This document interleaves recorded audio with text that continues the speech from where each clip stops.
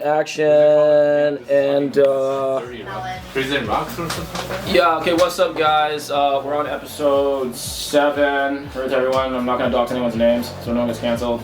Oh, I've already been canceled. I've already been canceled many times. Yeah. I'll never be cancelled. Go on. You never be canceled? I will never be I do not cancelled. want to be canceled. Oh yeah. No. Okay, good. Yeah, that's definitely I submit my story for the Midnight Society on Facebook. Okay, so we were talking about You know what's up? No. Go ahead. No, we were talking about how Asian clubbing has changed in Toronto in the last 10 years. Oh yeah. Yeah, so it's definitely shrunk because all the nightclubs and everything are gone. Yeah, have you guys been to like Wallen?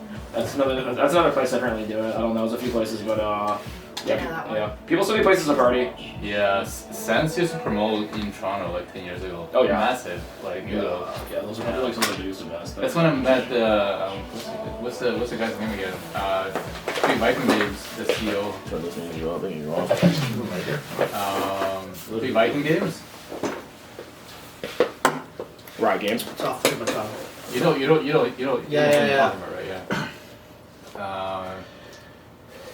Some really short Asian name. New Light? No. Albert Light. Oh, Yeah. Dude, can you not smoke? Dude, stop smoking weed in my fucking unit, man. What are you doing, bro? Zero it. Just zero it. People are into the Just blow weed in my fucking zero. smoke detector? Jesus Christ. Holy fuck. I'm going way too far here. I'm testing it. Testing 1, 2, 3. Yeah. Oh man, that's Background strong. video. Oh. Oh my god. Alright. Trying to burrito. Yeah, I met Albert and some other guys that obviously very rich, and Albert just picked up things by showing his phone of him and Bill Gates. Just showed his bank account? No, she's phone him and Bill Gates. He went to Bill Gates' home for an investment deal, and Bill Gates actually probably invested in some in his company, and he was just showing his phone a picture of him and Bill Gates. No way. Just Talk gonna about Bill Gates. getting late. Oh yeah? There's a lot there. Yeah, there's a lot about Bill Gates. What about Bill Gates? Yo, okay, Bill Gates versus Elon Musk in a fight. Who wins? Elon, because he's younger. Elon. Really? He's Yeah. younger. Like I'm seeing Yeah. Bill. like the 3 rounds MMA fully. Like, you can kick, you can punch. You think Bill? I think Yeah. Bill, because he No, seems like Elon, a bit for more psychopathic. He seems vicious. Oh, yeah, He yeah. seems I feel vicious, like Bill would Crazy. bite. Yeah, like Yeah, he'll like- go like he's got like ham on Elon. Like, he definitely has like a nerd mode. He just goes red, and he doesn't know what happens. Yeah, you know? yeah, he like yeah. blacks out. Yeah, you know, Yeah. yeah. You know, it's also kind of crazy that, like, even though the man became, like, one of the richest men in the world, he's a big-ass fucking nerd, he's still cheating on his wife. Yeah. Like, well, like, what, like, you got everything. You got everything, bro. You got everything. You literally top of the world, and you gave it all what? And he actually done quite a bit to build up his PR. Like, literally, he had a whole PR kit, like, marketing firm to, like, manage his image. Yet he still fucked it up. He Bro, still but why fucked you it up. Like, what happened, dude? But why have so much money? Like, what else do you do? He's a nerd. Like, how? Like, Fuck Why all is these there secretaries. shit? Yeah, he's a fuck. guy first, then he's a nerd. You know, it's just. I so much pussy don't, from you and I Bill don't Gates. think his wife had a problem until he started hanging out with the dude with the pedophile ring. Jeffrey Epstein? Yeah. Did he hang out with Jeffrey Epstein? Oh, I don't know if he hung out. No, Yeah. she actually said that. Like that's why, like that was part of the divorce. She was like, like this. I feel very comfortable about his relationship. It was one of the points. Yeah. Like she was like, "There's a lot Yeah. of reasons, but that's one of One the of the point- reasons." yeah. Actually, that's what she said. Yeah. Yeah, I saw an interview with Melissa Gates. Yeah. That's her name, and she's like, she was asked like whether or not like his relationship Melinda. with Yeah. Melinda, Yeah. with Jeffrey had to do with the divorce, and she's like, that's one of the reasons why. Yeah. Yeah. Fuck. Yeah. Yeah. I mean, fair. Yeah. 100%. Like Yeah. it's definitely not something to be doing. Yeah. You know. What do you think that like I don't want to get canceled? No, let's talk about it. If this is your first podcast, everyone's Five- gonna get canceled. 5 minutes No. into the podcast, and I'm like censoring myself. No, Yeah, everyone's nervous on camera the first time. Honestly, like, just Allegedly. you're not allowed to say hate speech. Don't say anything. No hate speech, and don't say any misinformation. Those are the only 2 things that you can't That's say. all I talk about. And then the third thing is Hate speech the third is don't mention anyone's personal name because then you don't dox anyone on camera. That, Okay, like, so- Yeah. just be like my friend did this. Don't do that. Well, you know yeah. that's interesting because Yeah. like that And you're comes from so Melinda comes from like she's operating from a point of her values, right? Like this is even though you're my partner, I don't want you to associate with him. I know lots of people who when they get into a relationship, they say, you cannot see your friends anymore because we're together now. That's so controlling. And well, it's not controlling. That's It's about, red flaggy. It is red well, flag. you could say that, but also it's also about respect, right? They're like, well, I don't respect the fact that you're spending so much time with them when we're trying to build a relationship together. We should stay together. You should cut them off. Stop hanging out with the boys club and come to mommy. And you're not allowed to hang out with your boys anymore. I've seen it both ways though. Guys who tell their Both girls ways, controlling, and like, but like also like isolating the partner so that they don't have any other opinions in their lives except their partner's opinion. It's like very part of like toxic, abusive role. Narcissistic personality disorder, like mental control. I don't want to, Here's a question. assume. Here's a question. I'm gonna assume because I'm just like, yo. Right, no, but I've heard of that many times. Yeah, if you're where doing it's like that, cut everyone off so that I'm the only person who can tell you like what it is. it's like, oh, okay. Have you seen that before? Personally, You don't have to admit that. You don't have to admit that. You can just say I've seen it in my life. You don't have to say Fred personally admitted that, or you can if you want. I mean, no, not personally. Okay. Allegedly. Good. I've seen it. I've seen the whole. I've seen some psycho shit in my life, bro. Have you? Oh yeah. Honestly, I've done it before. You've done it before? Of course, like when I was Wow. younger, Yeah. like in my 20s, all the guys and girls are just insecure. We're just we're very insecure. Like, see about like where we are now, right? Like we've got a lot of shit figured out. We have not got everything figured out, but we have a lot of shit figured out. We have a solid group of friends that we hang out with. We are pretty sure about who we are, at least by now. Yeah. Right. Good point. So we know that we know our worth. We know when we're in a relationship, this is how we're gonna be. This is the girl that we want. We're not concerned of our partners cheating on us. If you have gone through a couple and you really matured up, or you have been with your partner for a very long time. But when I was in my 20s, I have not done so many. I've not had so many experiences. I'm always worried about what if my girl saw some guys in the 30s, in the 40s, that's so mature, so dominant, so attractive in a way, like with wealth and fortune and everything combined. Then where am I gonna be? I'm just 25-year-old nobody, like in college or just graduated school. Did a master's. I don't even have a job. Like I'm just insecure. I don't know where I am in this universe. So I guess it makes sense. But when you mature up, you really forget about you find when certainly you have found a person that will respect you as who you are, you no longer have the doubt. This is how I feel. Okay, but I'm also saying that like I've seen this of people like in their 30s. Yes, I have too. There's not people in their 20s, like people in their 30s who do this. So they're like, Eric and Guy get into a relationship, and then like share your location with me on Google. Share location. Why are you Also, hiding from me? Share your location. Give me your phone password. We have one Facebook account now, Eric. Yeah. One Facebook account. Can you Facebook let you do that? They do let you do that, yeah. Like a shared, like a joint Or like they account. don't. People change their Facebook name to say like, oh, Tiffany and Evie in the Facebook name. Yeah, they that's change weird. it. I'm like, No, it's super I've common. never I've seen seen that. it happen a couple Yeah. times. You make a Yeah. new account completely, and it's like it's a couple accounts. Yeah. That's bizarre. I Honestly, think- there was such a period Yeah. for a long period of my life. I was in so many toxic relationships that was like normal to me, like all this kind of like because that's classic narcissistic traits, right? And like I had to go to a therapist to understand that because when you date a narcissist, they'll separate you from like your support system because they essentially wanted like your attention. Yeah, because they're saying Yeah. from an angle of transparency, they're like, well, if we have one account and everyone needs to contact you and me, they just contact the one account. Yeah. I'm like, Yeah, but Yeah. That's really weird. That's weird. I was so used to being around toxic relationships. I thought that was like the norm? other person Yeah. showing that they're loving me. Yeah. To go, I care about you so much. I just want to be around you. That's why I'm separating you from your friends. It's not because I'm. Like, It's like I'm not trying to like control you or anything, but I just think that guy's a really bad influence on you, and I think you should start hanging out with him. And I think this weekend we should hang out more, and I think you should stop talking to your family because I think it's toxic. When your friends at I school. think your mom's Yeah. like I think your mom's a narcissist. Your and mom's she's controlling you. sketchy. Yeah. She doesn't want the bad. Yeah. stop talking to that bitch. Yeah. But I think Your it- aunt's terrible. I think deep down you know that you're being controlled. You don't like that feeling. You're just finding excuses for yourself to accepting the other person. You know what I mean? Like You you don't know know. that. You know, like it's not like when people try to control you, you can feel that. You have like your instinct tells you that hey, like somebody, this doesn't feel right. I feel like I'm in a cascade. They might be really good, so you don't know. Yeah, well, hold on. There's charming aspects too. Yeah, Like they yeah. can charm you. They'll love bomb you. They'll love bomb you. I'll give you By better. That's gifts, an narky thing. by an iPhone day one. So Vibes. my therapist basically said sometimes you will be attracted to narcissistic types people because you have a narcissistic parent.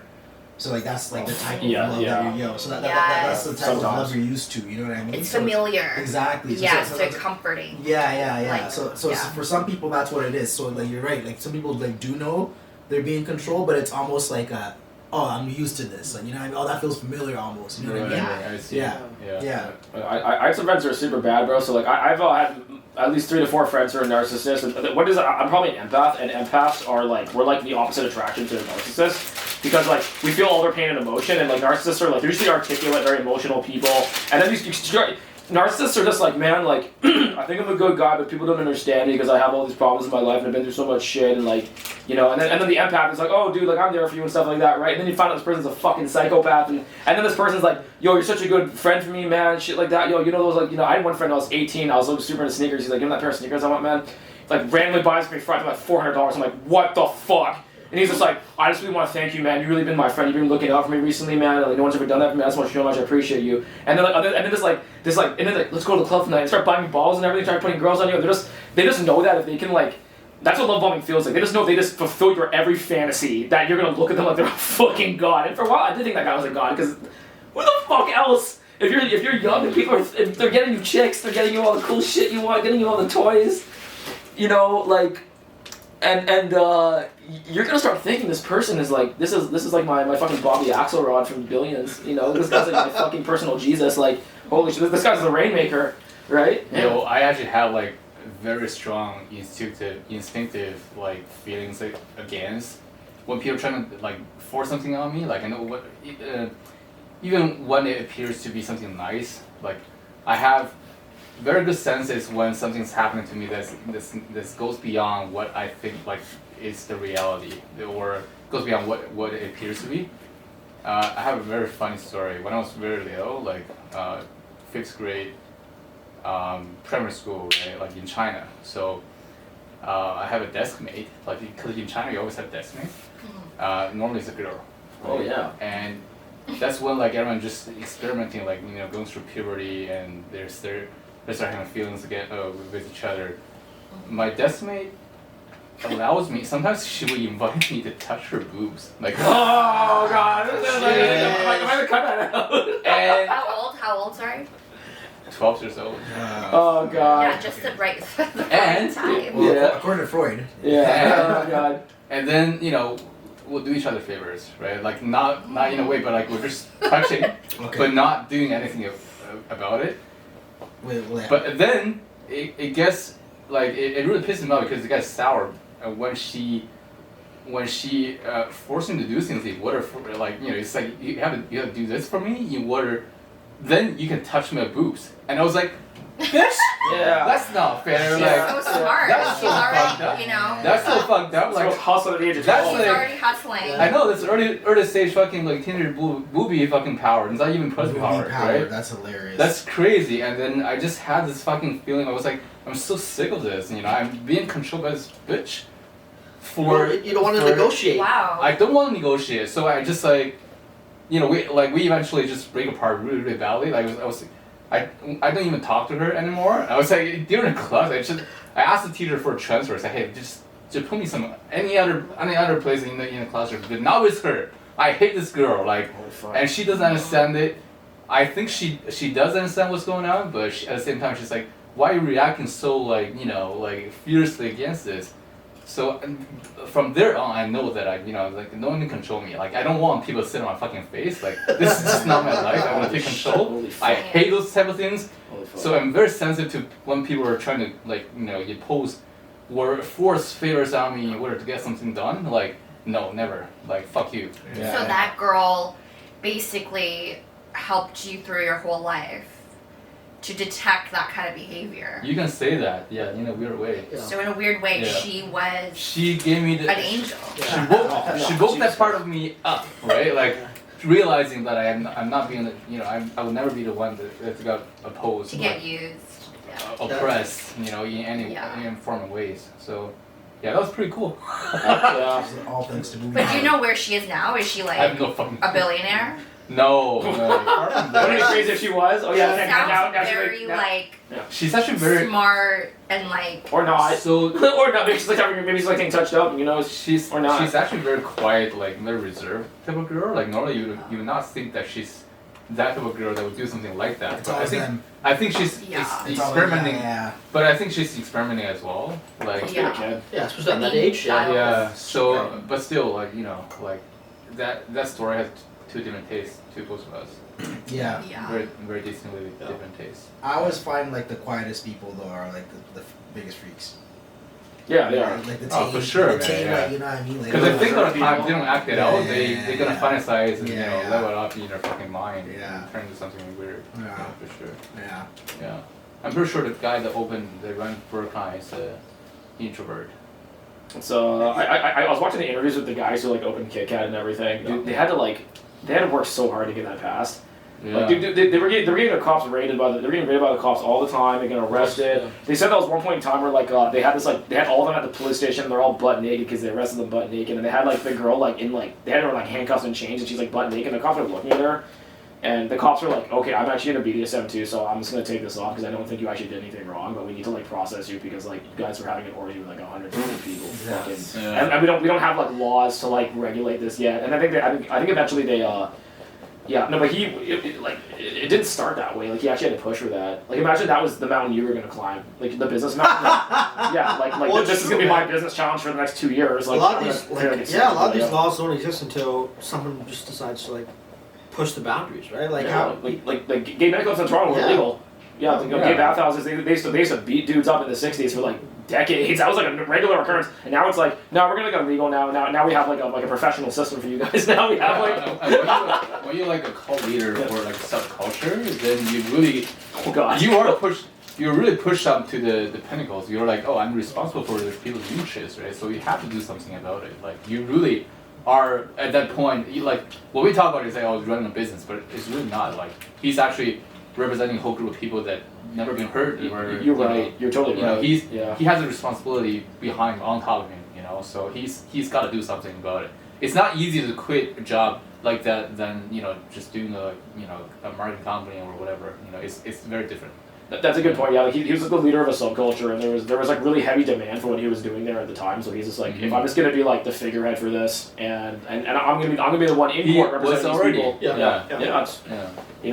But no, before that though, he was just he was filming porn. He was just filming mad porn and everything like that. And then they're just let's just have some crazy ass parties. But I was telling you guys later about that. There's another company that's soda Kit Kat, but they're running it in London. And the problem they had with that one is they're saying that the craziest thing about running sex parties and I think this is why in the West we don't have this type of shit is because it's really hard to police those type of events. They're saying they're saying we have you have to have so much security the amount of because it's almost like alcohol in nightclubs. Every now and then someone's gonna get drunk and make a mistake, and we're gonna have to kick someone out. And they're saying sex clubs. Every now and then someone gets sexually assaulted and No, I think it's actually two parts. It's probably both culture and just systemic, in terms of if you're raised to respect people's boundaries and women's bodies and all that.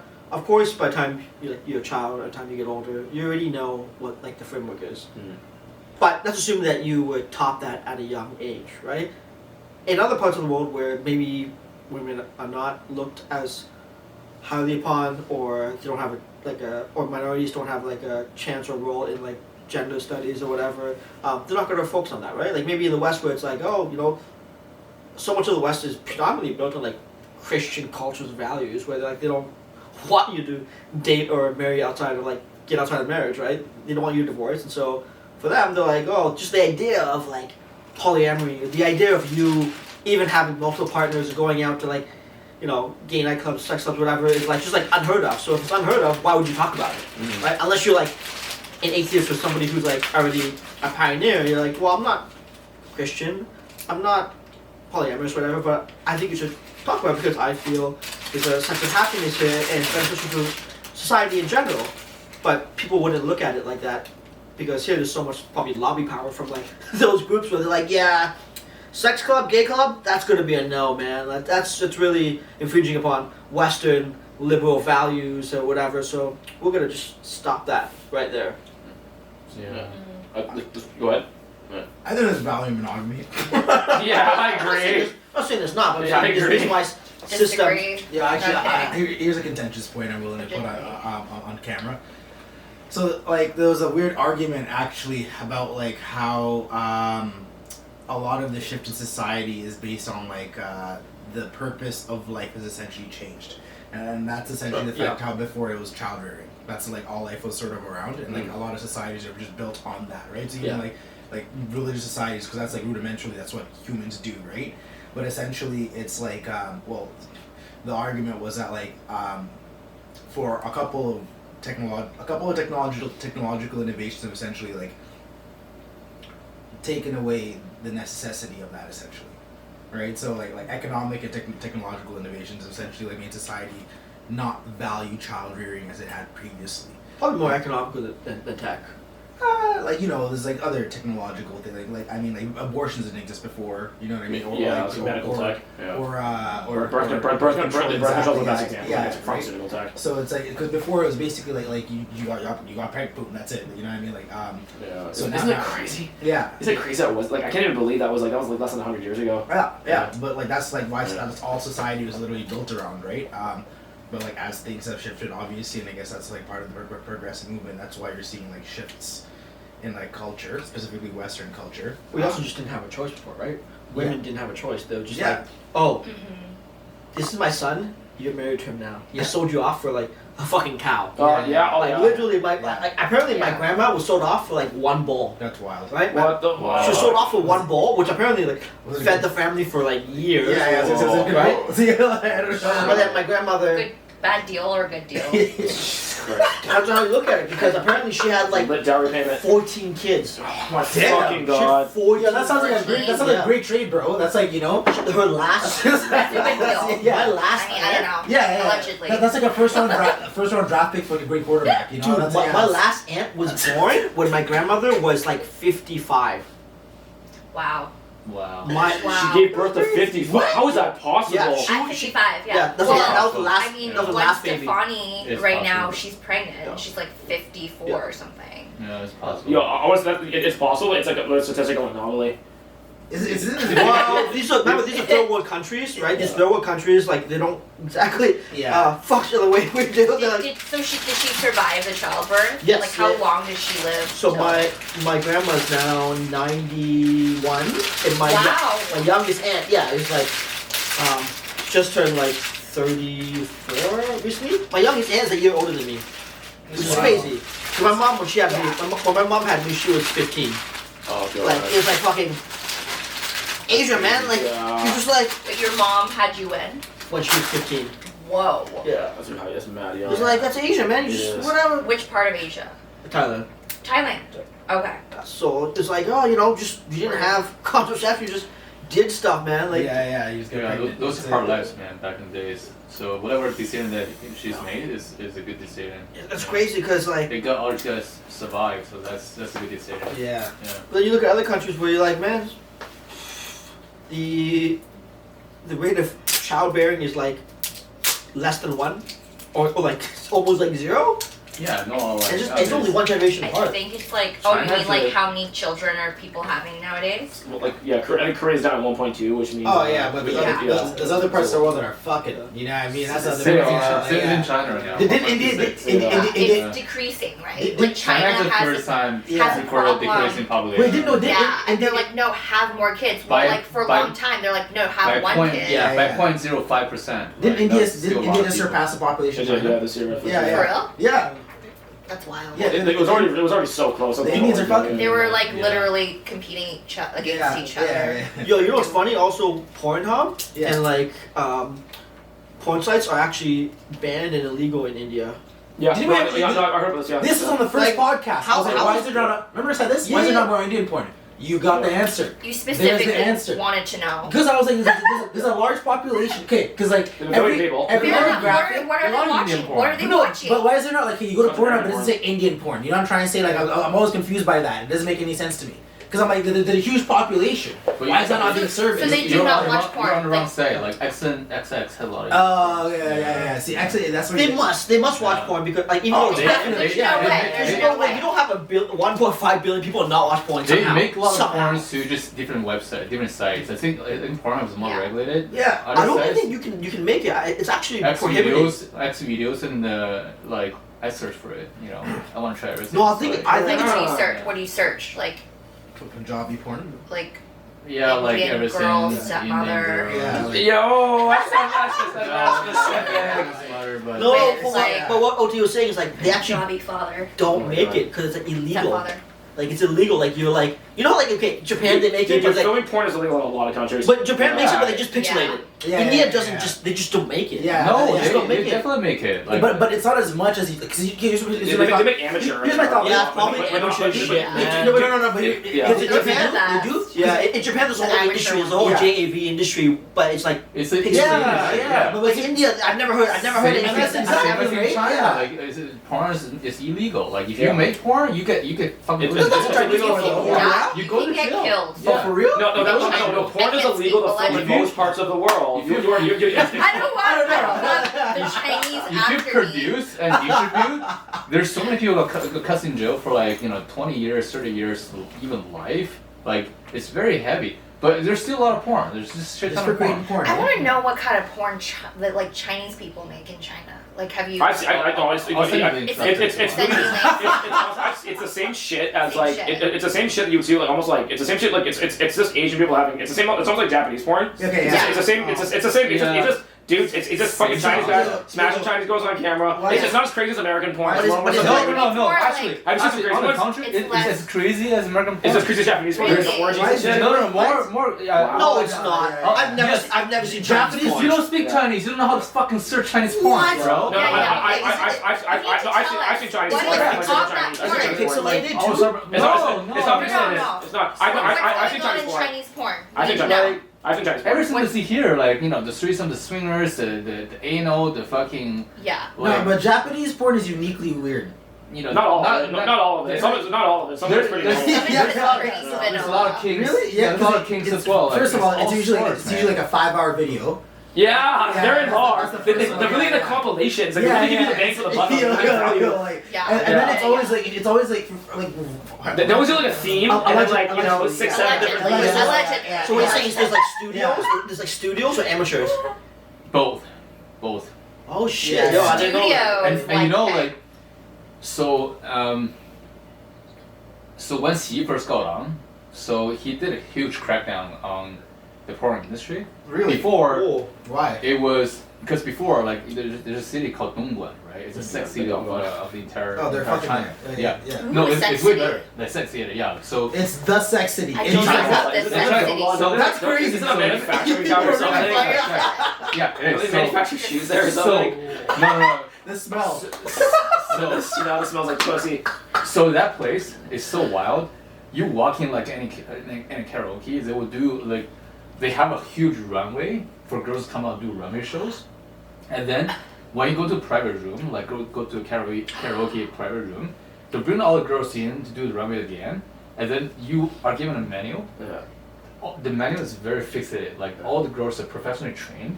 They have to fucking do, Professionally trained? Like, Yes. what's on the menu? though? And on the Like, menu? what's on the menu? On the menu are all the Where do you items. get trained for this? Yeah, where do you get I've seen the They shit have on professional China. trainers. They have people that trains them. Yeah. Are there. Like professional What's on the fucking sex menu? workers. What's on the menu? What's Yeah, on what's the on the menu? What's on the Any, What's on the menu? there are all sorts of service like if you want to fucking get there's this thing called 冰火两重天, right? So it's ice and fire. Yeah, I've seen right? that. So I've seen that. Wait, what is this? there's putting. The brothels are next level, bro. What's ice and fire? No, this sounds Like, amazing. They'll suck your dick with ice cubes in their mouth, and then they'll suck your dick with like hot water in their mouth and do it back and Exactly. forth.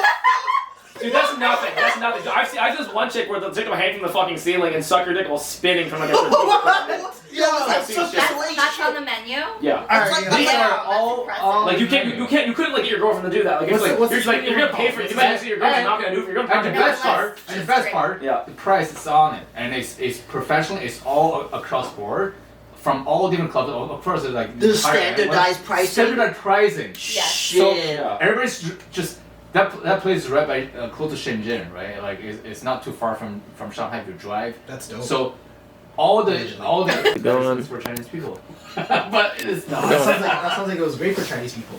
Yeah, It was awesome. I do want to say like Dongguan has that, but like across China, like almost every like I think that's kind of the system in China. Like every city will have karaoke's with like hookers and brothels, and like maybe Dongguan has like the most systems. Exactly. Every city. But every city in China, because like I've been in multiple cities in China, and like all of them that have it's usually the massage parlor or the hotel. Some of them have more sophisticated ones than others. Like some of them, like the whole building's dedicated to that, and then some of them might just be like, oh, we have a karaoke and we do have hookers available, but we actually like mostly just have like a nightclub, and like it's mostly about like not that, but we have that available if you want. Some places are like, no, we only do that here. We're like, that's all we serve here. We specialize in that. Yeah. Yeah. So that goes. Wow. So that goes to say that like we like extremely underestimated how people in Southeast Asia or in Asia functions, or like people in India functions. Like people are people. Like, we have sexual desire, and then we escalate our sexual desire when we suppress it, right? So it's the same thing across the board in everywhere. So have you been there yourself? No. To the sex city? Never. When it was taken away, I was probably in middle school. But that's probably gone, but they still have like that system still exists in China. It still exists now. They have it like there's still like any major hotel will have like a brothel attached, karaoke bars, nightclubs. Like the system still exists there. I haven't been there in a while, but like to my understanding of the way they set it up, all it is like if you have a hotel, it's like there might be like a karaoke in the basement, and businessmen are doing business there. Then you get the karaoke girls out, and then you can pick the girl that you want. And if you want to bang her, you just pay a bit more money. You can go upstairs and bang her in the hotel because you're in a hotel. Right, Yeah. and then they also have a restaurant, and like they have like, and if it's big, they might have a nightclub, but like, yeah, but definitely bare minimum the karaoke. And dude, the first like 3 months I was there, that's my friend who was like love bombing me. He's like, "Do you want to go see some crazy shit?" Yeah, I showed me some crazy shit, man. Yeah, I walked in, I'm like, there was like a wall of 10 bitches, and like pick the one that you want. I'm like, this is fucking crazy, bro. This is Rush Hour 2 shit.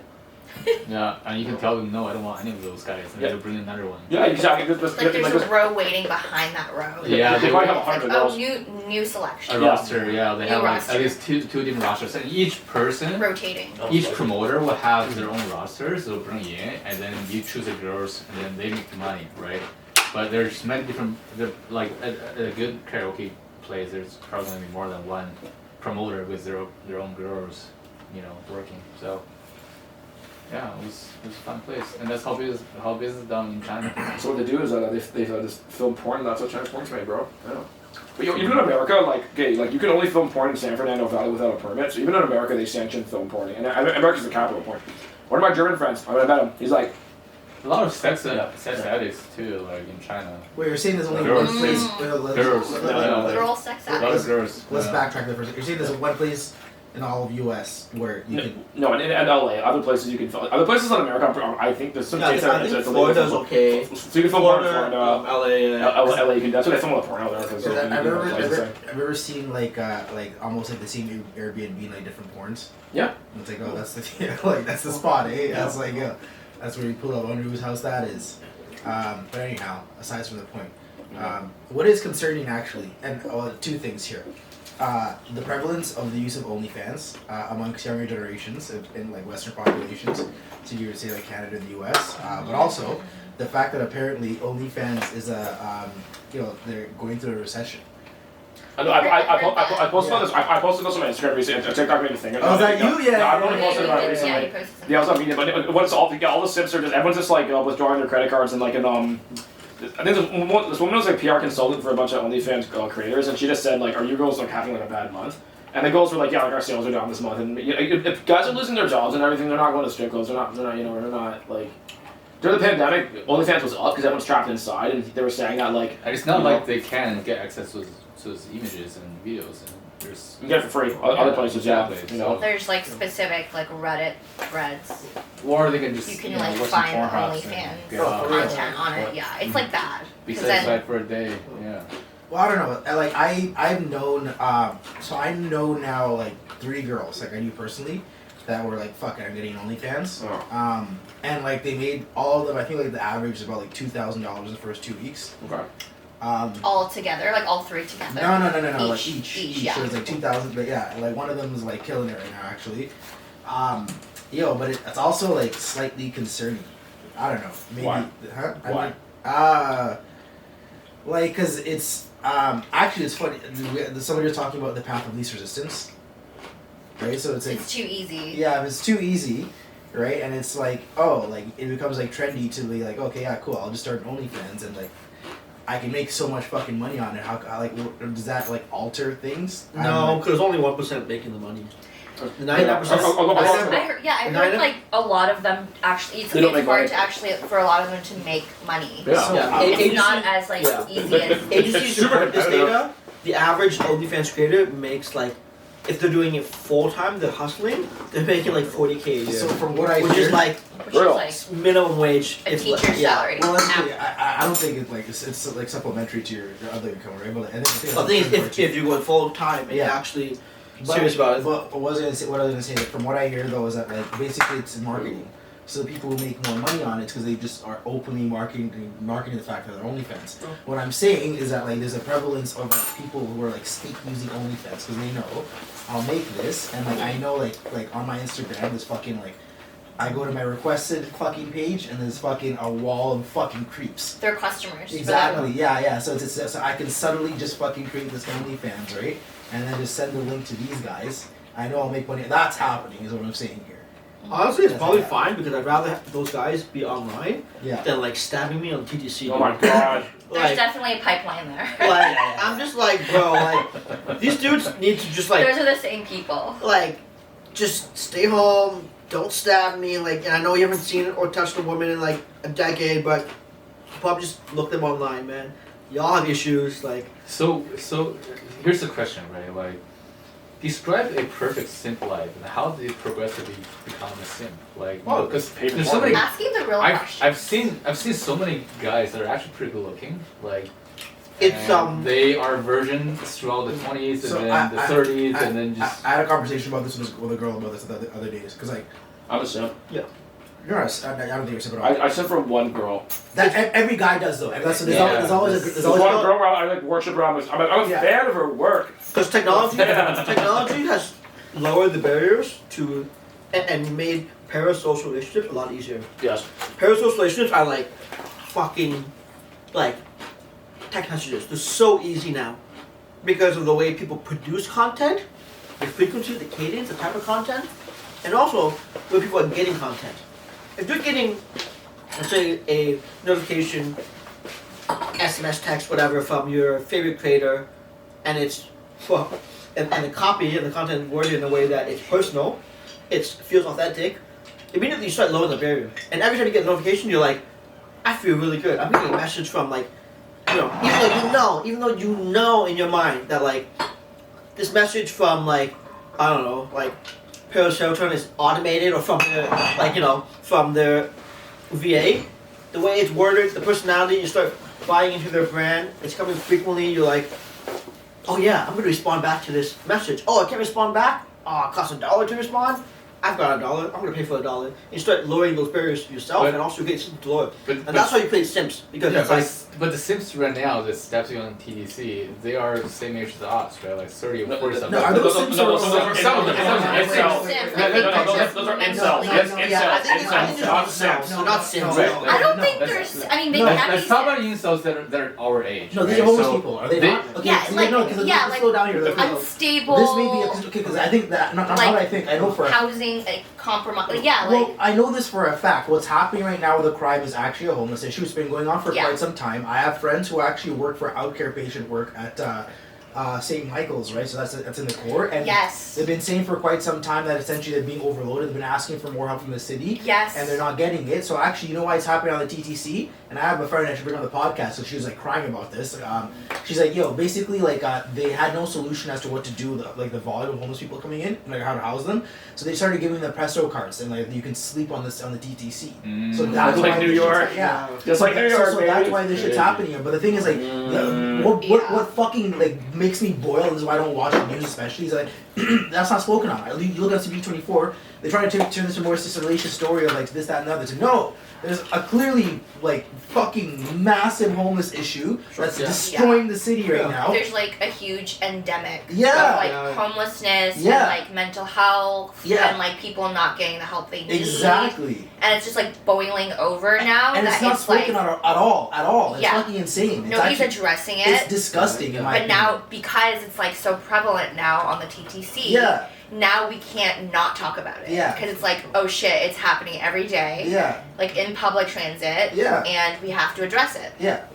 So Yeah. so how what's the solution to that? Like, what's a comprehensive, well-thought solution? Man, homeless, Without the help of ChatGPT, you know, how can you solve this homeless problem? man, here's the thing that like, no one really understands, right? Like, homelessness is a massive plight, and essentially, okay, in my opinion, it reaches this point of critical mass where there's no solution, right? And like, so this thing, no, seriously, because it's Bottom line, no, because it can't be solved. no, because okay, so I have a couple of solutions, but like it has to be, in my opinion, a comprehensive thing done not just provincially but also federally. What I would say on Toronto can do, and they have the potential to do this right now, is like we have essentially the Ring of Fire in Ontario. Essentially, is a place where we have a lot of mineral assets, resource assets, right? But we have not developed the infrastructure essentially to actually be able to pull it. I say you invest in fiscal policy, you fucking create jobs, and you get homeless people off these fucking streets, and you put them in bunkers where they go work. I feel like that's one thing you can fucking do. It's not gonna work, bro. Yeah. What do you mean They're not helping us to work, man. No, but that's the part you're talking about. So the other part, homeless people. The other part, I don't want to say my camera. I'll just say that shit. Wine. Get wine. I have some wine, yeah. I'll crack them all So for you. KMH actually did a report Yeah. in like 2015 that said like, and this was like when the homeless population was much lower in Toronto. Yeah. When KMH Alright, so we're talking about homeless people in Toronto. Well, in my opinion, the pandemic definitely 100% like not just accelerated it, but like fucking. I remember Compounded it. during the lockdown. I remember walking through Union Station, and I shit you not, filled with men. That was the craziest part. All look like men in their like 30s, 40s, just fucking sleeping down there. But it was the craziest thing I've ever seen in my life. But like just like a whole bunch of so like the lockdowns caused a whole bunch of more people to lose their jobs. That created a lot more homeless people. And I think what I've realized about Toronto with the homeless people is that like there's a migration. If you lose your job, like let's say in Calgary, you know what I mean, and like you're already somebody's inclined to do meth or something like that, right? I think you migrate to metropolises, right? Like at one point you end up in Toronto, because I actually got. they actually usually go to Vancouver. Yeah. For math. Too, yeah. I guess like Perhaps the worst homeless population I've ever seen. Yeah, I know. Vancouver also having. It's so extreme. So I think the other part though, and this is what you were talking about. There's no solution to it at some point. Basically, it's because there's actually a drug problem too, more than anything else. Oh, yeah. So it's a mental health and drug abuse problem, right? And it gets to a point where I hate to say it, but like some people are irredeemable. I'll give you an example. Yeah. There's this one lady who like basically lives around my street, right? And she's gone. Like no one knows what to do to her with her because like when you pick her up, they put her in a shelter, she's back out, right? But she's not Functional. Not functional anymore, bro. she's dissociated. You're not right? cognitive. So she basically walks into 7-Eleven, causes a chaos. Nobody can do anything about it, but it's like. This is, in my opinion, a microcosm of where this is going. Yeah. You're just basically gonna have a whole bunch of people who are like that's why I'm saying right now use fiscal policy. Get the people that because there are people essentially right now who are more so in economic disparity. Get those people off the fucking streets. Get those people jobs. The ones that you can get off the streets, get them off, and then we can start talking about other healthcare services to fix everybody else. But at the very least, you got to do things and just not just house. I heard like New York. Yeah. They're addressing this issue by literally like involuntarily like pulling like mentally ill and homeless people off the streets. Like they're actually like have to do that at this point because like It's that bad. Yeah. So New York shelters 100% their, I think 99% of their homeless population. SF does it. Yeah. SF does the opposite. SF builds Skid Rows.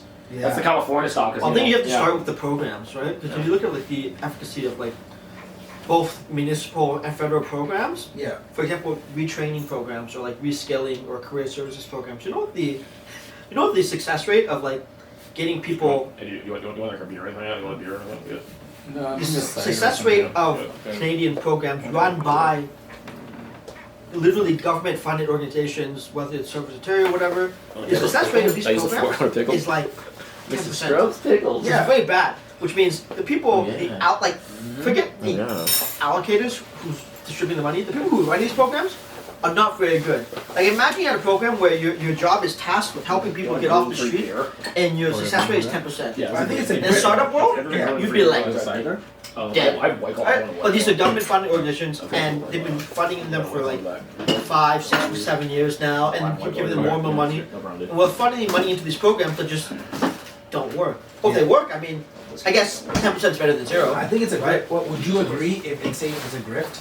So I think that right now a lot of the programs are like they are a grift, and what I mean by that is that like, I don't know. I don't agree with that. Like it depends on the program. Like, I'm agreeing with you and saying like because usually like if it was a startup that would be a terrible thing, and I think it's because you don't have anybody with business acumen working these roles, right? That's what I'm trying to say. I can see that. Yes. You don't have somebody. So and this is like a harsh statement, right? Like so even my friend, the one that's working like outcare patient work, right? Like she's actually a very compassionate, like loving person, and I think because of that she can't. Like she knows like hard decisions have to be made, but she's not gonna be the one to make them. Just to give you an example, she's not in like the senior position too. No, she is, but it's almost like you need to have somebody that's like a cold-blooded business guy. Be like, we need to do this. Yeah, like we don't have an option. Like no, we don't like. Yeah. There's no. It can't just be like compassion, because the compassion needs to be there. I'm not trying to say turn into like a fucking. Well, no. Compassion needs to be there, but I'm trying to say the other option, which is what's happening right now, is that you arm the police forces to deal with this, which is what's happening, which is worse, right? So what I'm saying, you need to have someone there to make hard decisions, like say, for example, okay, we've been given $1 billion by the city this year, we're not building more fucking housing, okay? Not like condos? No, not even that. I'm saying like it's not housing. We're not building another shelter where more people aren't going because they don't go in there overnight because of the drug issues, or they're getting beat up overnight. So like the shelter is obviously fucking problematic. We need to strategically figure out a fucking way then to like you know what I mean? Like, you can't just be we can't just be getting the same money each year and putting them into failing strategies, like you said, that only yield 10%. Like for example, I think it was 2018 where the Trudeau government introduced specifically a BIPOC fund to help BIPOC entrepreneurs, freelancers, etc. And it was like actually a very big fund. It was like 55 million. Entrepreneurs across the country. I went back and looked at like just kind of like the requirements of that program, and so one of my friends, for example, she got like $250,000. Yeah, the face application. Right. Yeah. Jesus. Yeah. Another friend of mine got like $100,000. But I was just asking like, yo, what are like they check in with you? Who's the people who are giving you the money? Like, what are the requirements? And she was just like, oh, we just sign up, we just apply for it. We do an interview. They give us the money. I was like, there's no like accountability. Like, how do they like measure the success of these programs? You're giving $55 million to like 100 entrepreneurs and startups across the country. You're trying to hit the dead one? And I'm like, which I'm totally for. I'm totally for giving money to like marginalized groups, whatever. I'm like, but how do you measure the efficacy of like that $55 million, which obviously came from taxpayer money, right? So how do you know that like that money went where it's supposed to go and it's successful? Two things to say that I definitely took advantage of the same thing. That specific fund. Because you don't know why. You don't know why. Because it was the most like political token. Basically, like Trudeau was saying, "I need votes." Mm-hmm. All right, niggas. Yo, here's fucking 55 fucking million. No, it's like, no, honest to God, that's why there is no fucking. It was like a little thing for people. Yeah, no, like it's like a dangling this. It's yeah. BIPOC. But like 100%. But like there's no efficacy being followed. But I think that's 100% that program actually for Black definitely take advantage of that. It's still available. 100% take advantage of that. Like still on. Take like that the fund is still on. Okay, but again, it goes back to who's guiding these folks. Once you get the money, what's the next step? I suppose just give me the money. I like you're trusting. Yeah, like there's no like fucked up. Follow up with it. Like what are you doing with the money? You're trusting that I know what to do with the money, which maybe if I'm a first time entrepreneur, I might not know. I might not have access to advisors, investors, VCs, whatever. Is there no program that's like, hey, we're gonna give you $100,000, but we should, hold your hand or help you along the way. Cause maybe you don't know how to deploy it properly. Evie, I'll ask you a better question. What's one thing the government's good at? This is gonna be nasty. Smooth and rich natural flavors. Successful. Yeah, name one service government offers that they're elite at. That they're the best at. What does the public sector do in any way better than the private sector? Collecting taxes? Yeah. Shaking man's down. No, that'll put you in jail. Pretty efficient, shakedown system for sure. Enforcing the laws. Fire department. Sending mail. Look. Yes, mail. Delivering mail. I don't know, my DHL's pretty fucking good. DHL will get your shit in 24 hours for anywhere in the world. It's a private DHL company, logistics is fucking good. All I'm trying to say is that the public sector sucks. It sucks at certain You things. can't rely on them to do crap. Well, even the healthcare system. Honestly, I went to public school, bro, and it was pretty good. Yeah. Yeah. No, I'm not uneducated. What? I went to public school, bro. I went to a regular public school. There are good and bad public schools, but like public school in Canada is public. Okay, there are things that are good public and there are things that are good private. Because it's probably not incentivized properly. It's like everyone thinks that like if you're going to go work in public, you might just be a drone and like you might just be coasting. They just need to rebrand the role, man. They need to rebrand the role so they have like ambitious people and like less red tape or bureaucratic processes. Like, why do we not have like our brightest people working in public roles? Vodka root beer. Like, why do we not have like the smartest people? You can't taste the root beer. Like, you can't taste the vodka. Just taste the root beer. This get you fucked up, bro. It would be more beneficial to us as a society if we have like the smartest like investors working or like software engineers working for the government than working for like Google. They're funneling them into like the STEM, like right to like Silicon Valley and being like. Yeah, like a lot of people I know who are like the best, like doing very well in STEM and like in uni, their whole like dream. It's like, oh my god, Amazon is gonna give me like 120K my first year or something. More, 300, 500, more. Like, is that really like the like pinnacle of your dreams is to work for like Google? Yes. And being one of their like one out of like 10,000 software developers. One out of 10,000 being paid $500,000 a year. Fuck yeah, bro. Right. Okay. So like that's the dream, and was like, okay. Yeah. But why aren't you saying, okay, I want to go make this country a better place? Dude, I don't want to. That's such a big task. I'm not qualified. It's not. You live here. You do. What am I gonna do? That's the thing. Like, I feel like these corporations. corporations. No one's born with that idea. You gotta be pushed to like position. No. Why? Actually, you gotta be like Pierre Poliveri now. You gotta be the subculture colony. Like, why are we not like encouraging? That's what they should aspire to. Why are we not encouraging people to go the be the best people for our country? It's because we have youth programs for people who want to join political parties who intern, and we have. Dude, I read the wiki of like Pierre Oliver, man. Well, not just political parties, but like he earned from high school age. He was very interested. He interned for the Conservative Party, and he worked his way through the ranks. And like he was essentially apprentice to become a politician. But it doesn't have to be political parties. Like, why do we not have better people in Service Canada, in like Health Canada, in Ministry of Education, in the CRA? Like, why do? No, we have plenty of smart people in the CRA, bro. No, they're not bad. Well, not bad. I mean, no, they're good. They're good. Okay. The CRA. I think part of it basically is also the fact that like North America it's created of countries that are non-homogenous, right? So, for example, Switzerland is full of people that are Swedish. It's a monoculture. Swiss. Yeah. It's a monoculture. Yeah. Wait, so here we're a whole bunch of different diasporas that came together to create a mosaic of a culture, right? Yeah. So that's why nobody really has any interest in like bettering the country. It's not your country. You came here to take advantage of it. In my opinion, North America is more so a corporation. You know, I question the whole like I question the whole like premise of this statement. I think there are people out there who are interested in doing politics, and there are plenty of people who have run and failed. I used to. So it's the system, man. It's the enforcement. They're not enforcing the frameworks of what this country is built on. They're not enforcing the bilingualism. They're not enforcing, the French. They enforce the bilingualism, man. We all do 5 years. No, they're not. In Ontario? If you don't do 5 years of French, you cannot graduate high school. I know, but dude, if you go outside there, if you go in Ontario, I'm not saying my French is good, but they made me learn it. I don't want to do that shit. There's more than 5 years. You were like enforced for like a lot more. No. It's great. It was grade. they don't do grade 3 to grade 9. So that's 6. Yeah. But whatever. Yeah. Like that's my French is still shit. It's like. That's one half, right? They don't do. It's a whole system where they're like, okay, yeah, you come in Ontario, you don't have to speak any French. You go to Manitoba. Of course. How the hell are you going to enforce speaking French in this English-speaking province? That's the problem. Is like they're not enforcing it. There's not enough language police. There's not enough. I don't want the language. Do you want the language police? I'm just saying this. Do you want the language police? This is why the culture. Tell you to speak French in 7-Eleven. This is why the culture. Speak French, goddammit. This is why the culture. You have to speak French. This is why the culture is failing. This is why the culture is failing because not enforcing and. Building out the culture of the country. That's part of the culture, man. I like the culture for it not having a fucking language police.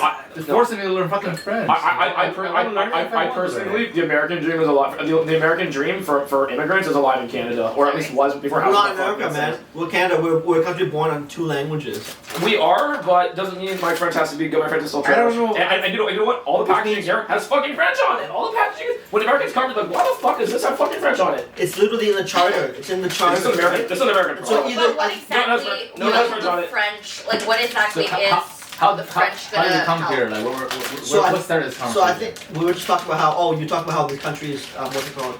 Not homogenous, Yeah. right?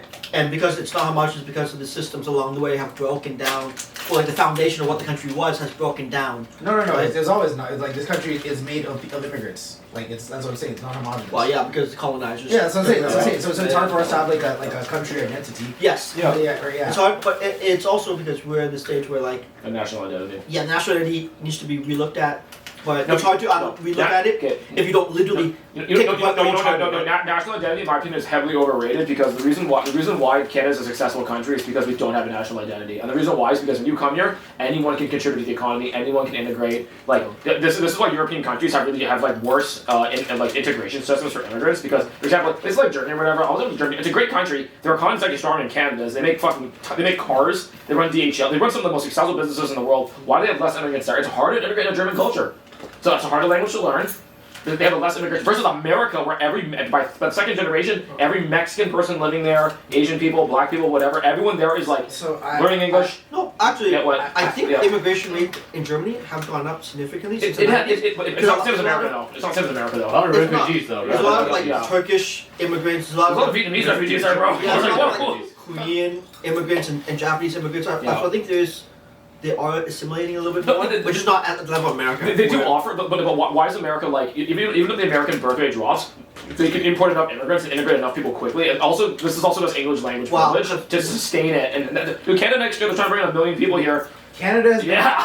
been at all-time highs of intaking immigrants since the pandemic. We actually need that for the economy because what's happening is that like this is actually really That's fucking. a terrible That's the business of Canada. No. That's the only reason. So this is the other thing with the Trudeau government. The only reason, right? So the definition of a recession essentially is declining GDP over 2 quarters, consecutive quarters, right?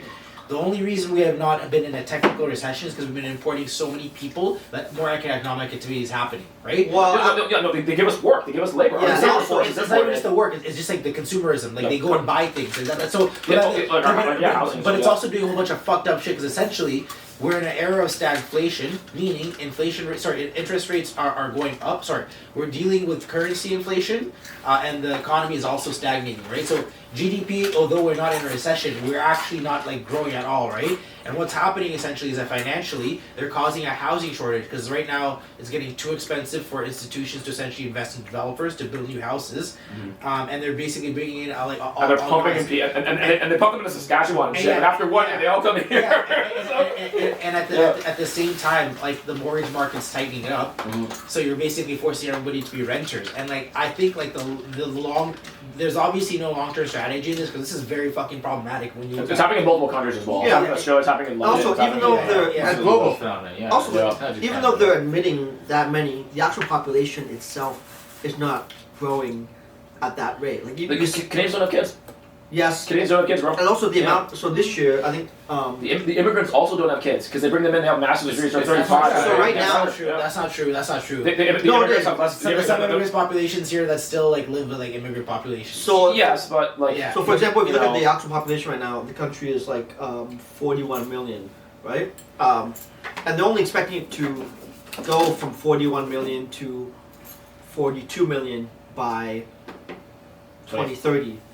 So okay, that's about 1 million people. There's just 1 million. But what you're not seeing is last year 320,000 people died, which is the first time we had that big of a number. Normally, on average, Canada about 200,000 people died. 1% of our population died last year. Yeah, 320,000. They're saying this year. Fuck. Our population They're is saying not- this year It's going to increase because of the baby boomers. baby boomers are dying at a faster rate, and this and It's not because of stroke season. it's not because of stroke, whatever. But the fact is, Is that a season? Yeah, apparently. more and more people are dying, right? Yikes. Because people are just getting Over the older last and 3 they're years, just like you think. not living as long. So this year they're expecting about 350,000 people to die. So if 350,000 people die, old age, whatever natural causes, and 500,000 people come in, that's like a net 150. It's like okay, net 150 spread across the country. It's actually I think Sure. it's no, but I think you also you have to look at demographics. So you're correct in saying that the baby boomers are dying off 100%. So that cohort is coming out, but it's also the fact. There's two things actually happening here that I'm saying. I was saying this other day at Spaces. A couple of things people aren't really cognizant of. right? The first thing is that there's actually a brain drain happening in Canada. Right? Dude, that's been happening forever. It's That's happening forever, man.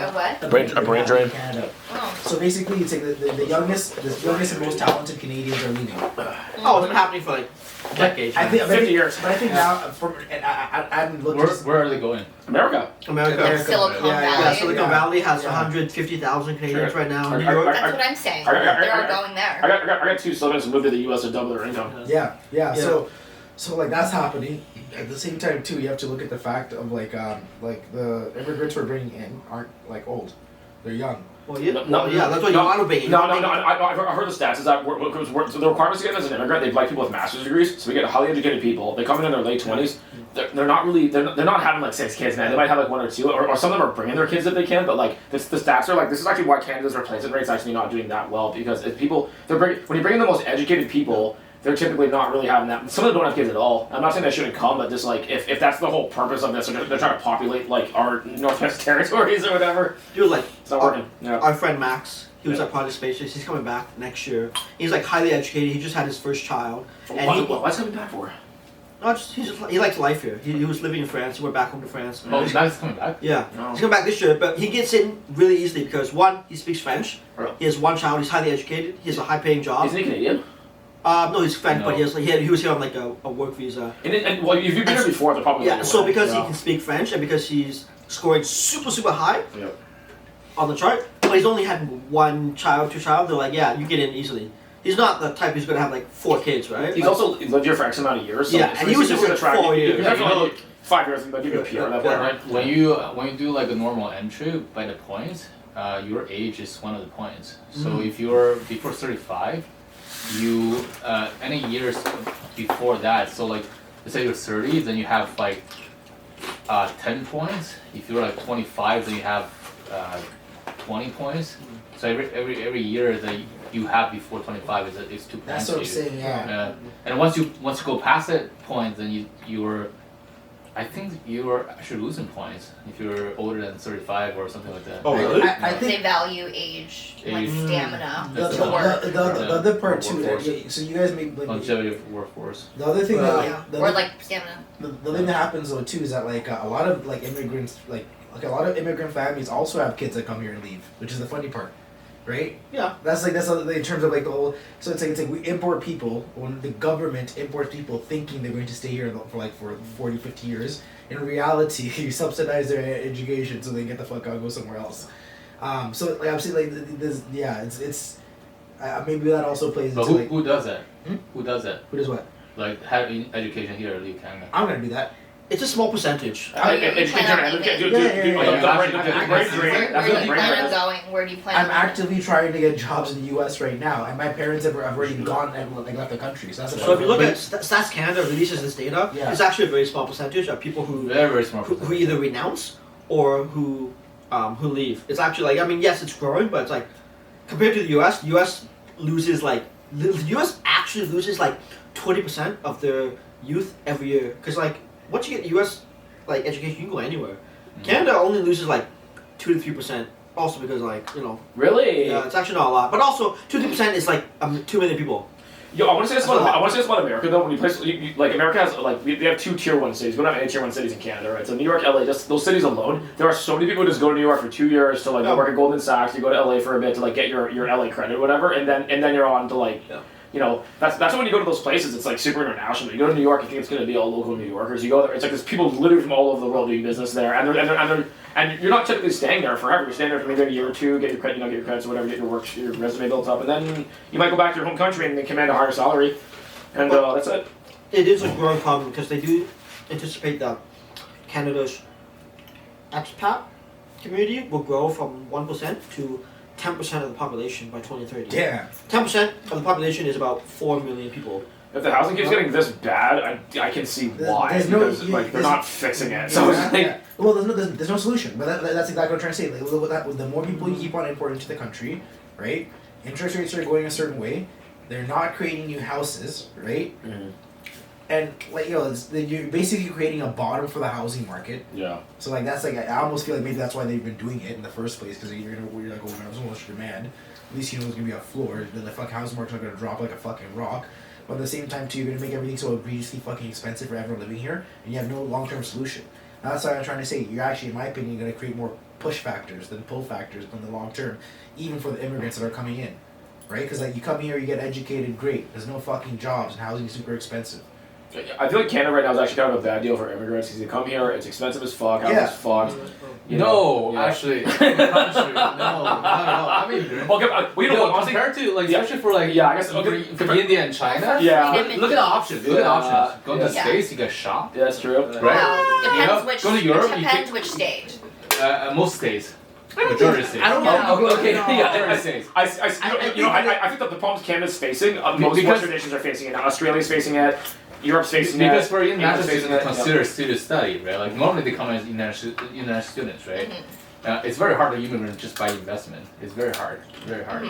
So for students to choose university, go to New York, LA, or public cities. They will never go to Nebraska.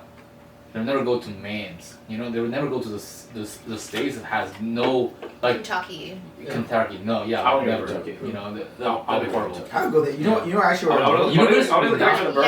Canada has like, regardless of like whether or not it is like expensive to live here, I think it holds like more value to like immigrants in their home country because of like the sheer like reputation of holding the Canadian passport is like in itself like valuable, and people actually like a lot of like the upper tier like rich kind of like folks in China, for example, they just basically want to attain the passport for like to flash. It's kind of like a luxury item. It's not purely for stats. It's for safety because if the country goes to shit, they can run.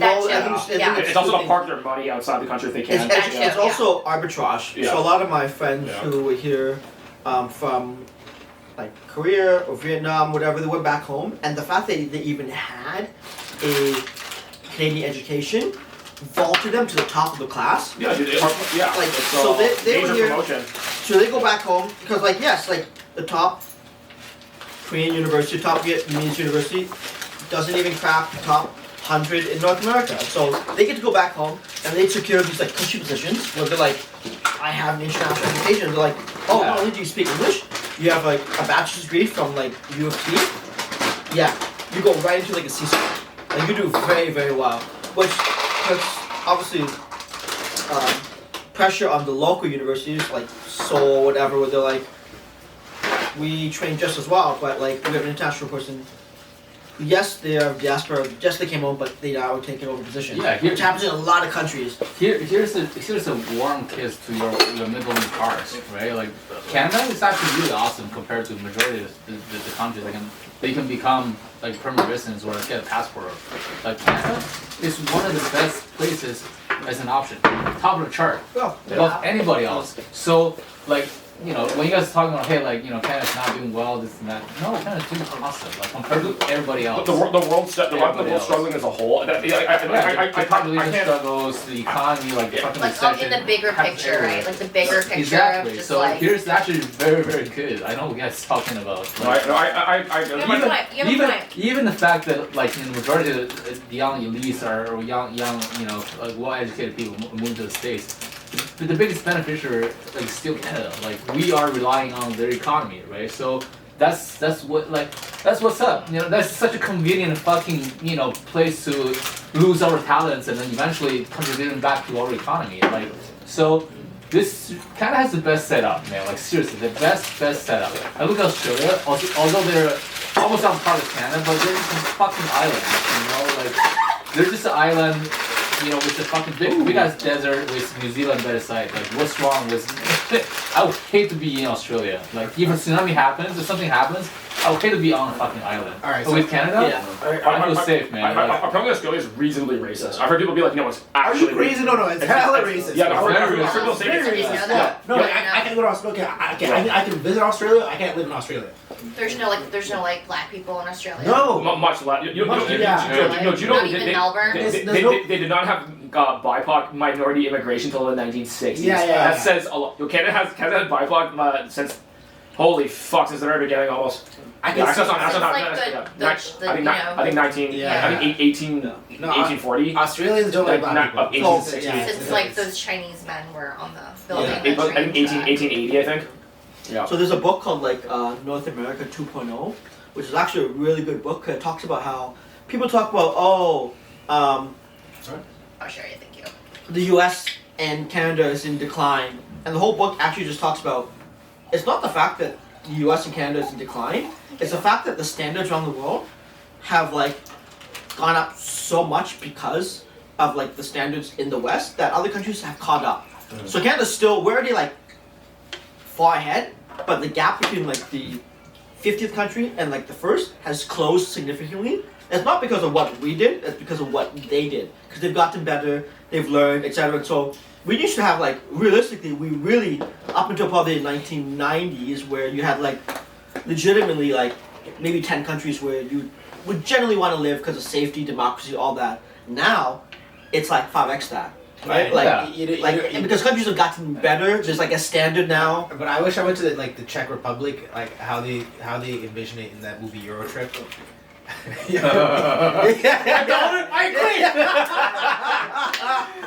I genuinely think though that do you genuinely believe in Canada's democracy? Like, do No, you have... this place is an autocracy.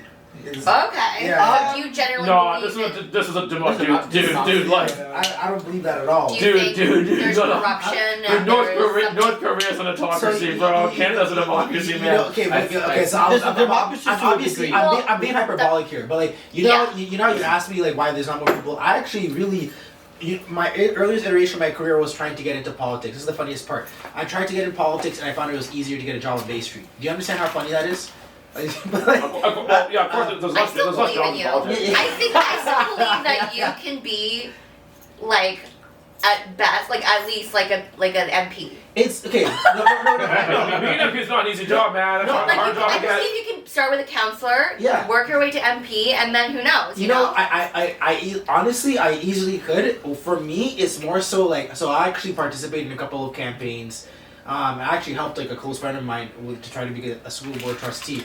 And the whole political game, man, is just like, it's like, people of merit don't end up winning. It's really it really is it's a favor system, right? It's not what you know, it's who you know. This is why it's very like family based. Yeah. So it's like for you to win votes. Legacy stuff. Exactly, right? So it's at the end of the day, you gotta win votes, right? And a huge part of that's marketing and advertising and like sort of putting on like an image that's not the real thing per se. You're a politician. Yeah. So I think that's why like in the long term. Everything's a percentage, man. Like you guys are like keeping ideologies around your mouth as if it's a pure like blood fucking like shit, but it's all muggles, man. Like it's all percentages. Like even in China, there's certain percentage of democracy. Sometimes they're even better than fucking like the society in the States.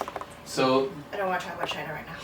That's a good topic too. It's a good topic. We can talk. No, I agree. I'm scared of China, to be honest. Really? Like I don't You- like.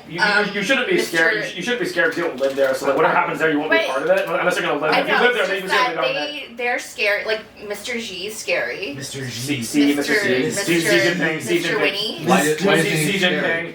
What? Why do you think he's scared? Xi Jinping. Oh no, I don't know. why is What Xi a crack open Why that. is he scared? Well, I mean, there's so much going on to begin with. Where do I begin? Just And he's actually really good at talking. I'm Chinese. I'm born and raised in China. And Well, reads I'm Chinese Chinese news. too. And he reads Chinese so we're the news. same blood. What about the Yeah, but Eddie reads Chinese fucking news, and Eddie gets the mainland Chinese perspective, which I always appreciate because Well, I you're realize Chinese too, right? I'm Chinese as well, but I can't read Okay. Chinese, so it's kind of like well, they still can.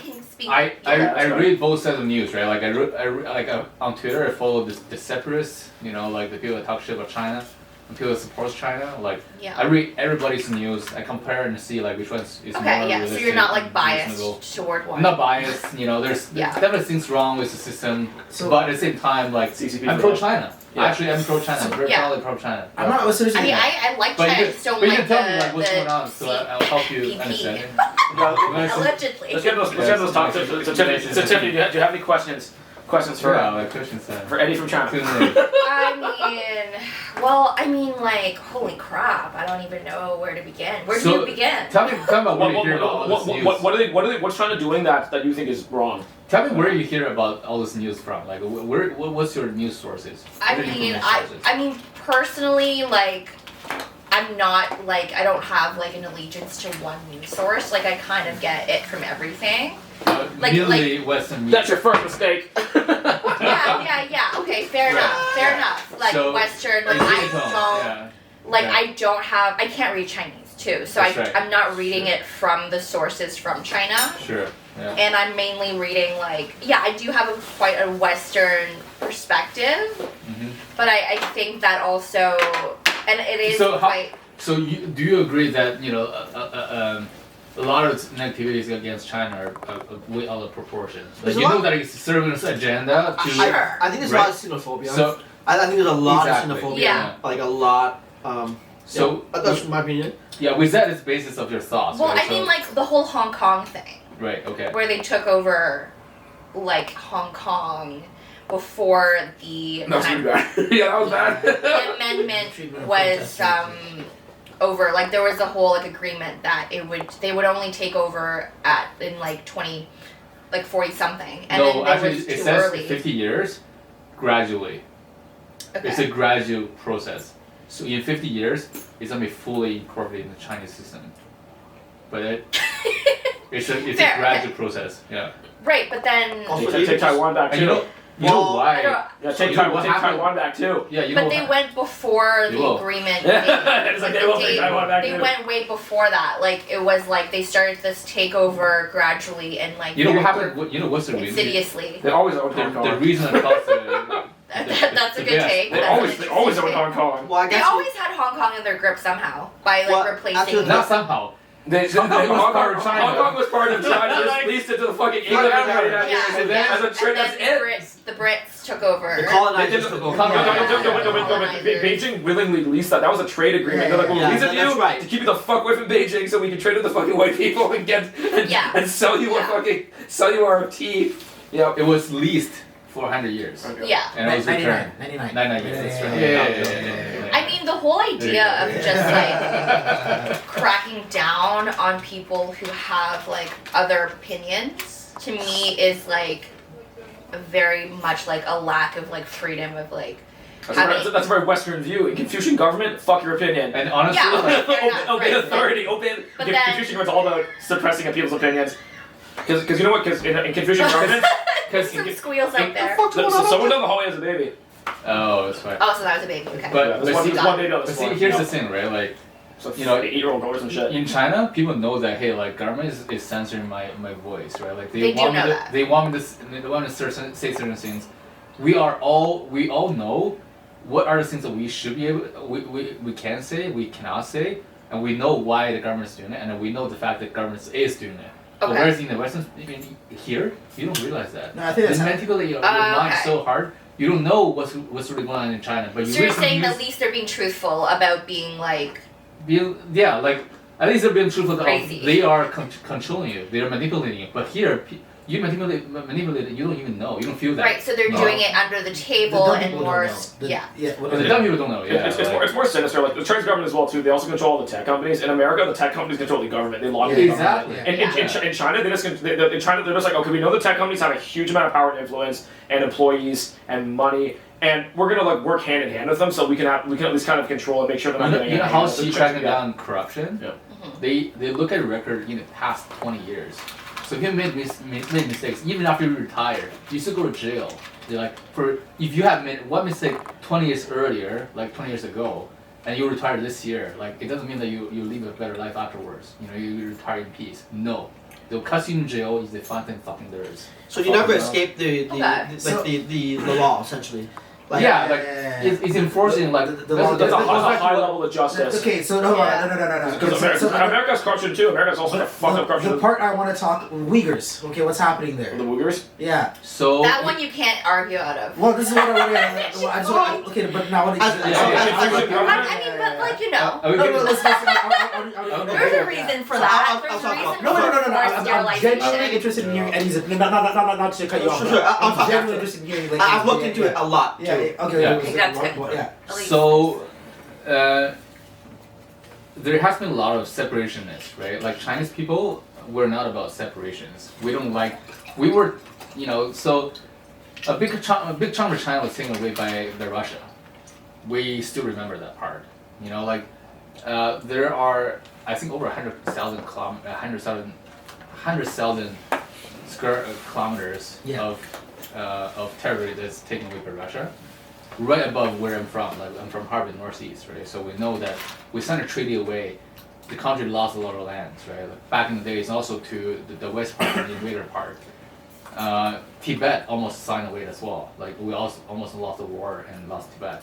So there are a lot of separationists that are, in the States, there's corporate, there's organizations that got sponsored by the U.S. government to just separate, to call it like the color revolutions, to send revolutions to different countries, to destabilize the region in favor of the U.S. The U.S. sponsoring destabilization efforts. Oh, yeah. That's news. Isn't the CIA's job? Why did they do that? The rain is wet. That's a Rain is wet, bro. prerequisite. Coup d'état.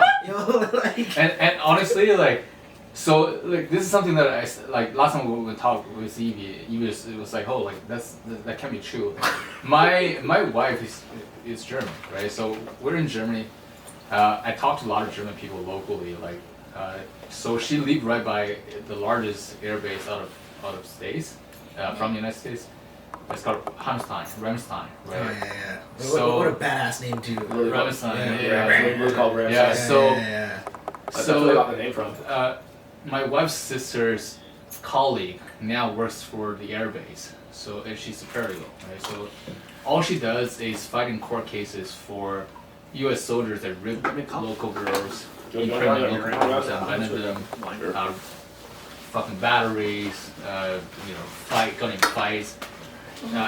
She got sent to settle those cases, and soldiers have immunity because they're fucking protecting the country, supposedly, right? So they will never get punished. Yeah. People in Europe actually has a better view of China than U.S. You ask anybody in Europe, majority of them say, hey, would you rather go to U.S. or China? They're like, I'd rather go to China. Okay, but how's this? We're getting away from the Uyghurs. Why are we talking about Uyghurs? He's not letting that go. You get off so easy. There are a lot of separationists and terrorists in the region because they were sponsored by the U.S. to destabilize the region. Okay. We have so many attacks. That's like Pakistan. That's like Osama. Osama and the fucking Pakistan. We have many attacks where it started with Uyghur people, the separation groups, the terrorists, right? Killing a lot of Han people in the region. A lot of Han people. Han's the ethnic minority. Yeah. Majority. You are Han Chinese. I mean, All of us are. Yeah. All of us are Han Chinese. So maybe you're not, but No, if you're Cantonese, I think I'm Han. If you're Cantonese, you're only 70%. Well, this I am Canto. Yeah, that's only I am you're Guangzhou. No, you're only 70%. I think this And then what's the 30? I think this they're called the UA 19 or minority. 20 ethnic minorities. 56.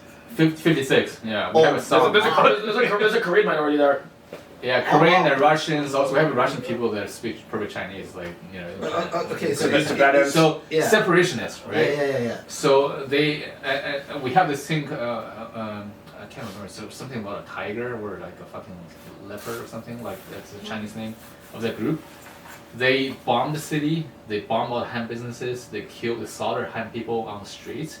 So the government had to send armies there to set it up right? Which, by the way, also these attacks didn't just happen in the West. They happened in Shanghai and other parts of China. The terrorist acts were not isolated to just one region in China. When was this?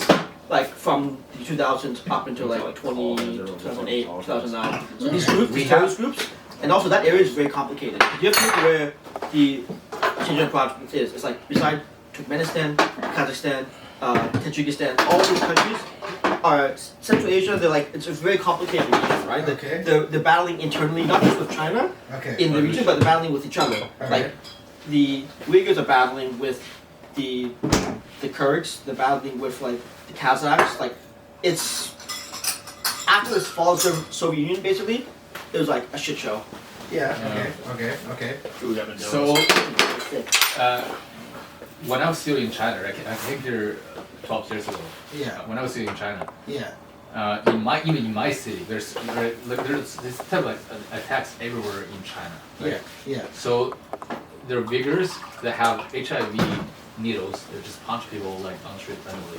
Like It's crazy. It's terrorism. Yeah, it's terrorism. Yeah. And they will. It's also very funny. They sell this fucking cake. It's in the middle with a lot of nuts on the street. They will That's ask. delicious. They're not delicious. You don't want to taste them because they would chop a little tiny piece and they charge you $200, and then you have to pay because they're fucking they're stacking their knives right for you. You have to pay or you die. So they're literally threatening to pay a huge amount of money for one little cake. So it's a very like we have the Han people are very scared of those people because they have. Basically, like the Quebecois, right? Like they have, what do they call it? Special treatment to them. They receive funds like from the government to develop the economy, etc. And their economy is very behind. They're very very very behind because they're 95% of people leaving from China live across one line that basically circles what 1/3 of China, like to the east coast, and then. The rest of the part of China is just all like barren. There's no one living there and everything. So that's the background of how this whole the what do they call it? The differences came from and how people perceive China as a whole, right? So China really spent a lot of time, a lot of money as well, like, to invest in the west part of China. Like to this we call 西部大开发, so the great development of the West. We sent electricity there. We did a lot of really good things developing economies there because there's really nothing. There's no industries there. The only things that they're famous in the bigger region are the reason, like the grapes, because they're so fucking hot and yeah, dry. I read it was from 2005 to 2015. It was like one of the poorest provinces in the world. Like there was like very very high unemployment, wages were really low because Western factories are not invested there. Because look at where Western factories are invested. Like Nike, a lot of Nike's factories are along the east coast in China, right? Like especially around like Shenzhen, like Shanghai and all that. A lot of the economic activity is like east, and so on the west it's like. It was desolate. Like it was like literally like they had less money than like Bolivia. Like that's how poor the western parts of like China was. I think the good thing is that we have to give quota to people from those regions to come study at the best universities. We do a standardized college entrance examination. I like here where you write an essay.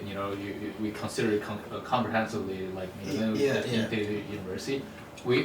All intakes happens with that one test, right?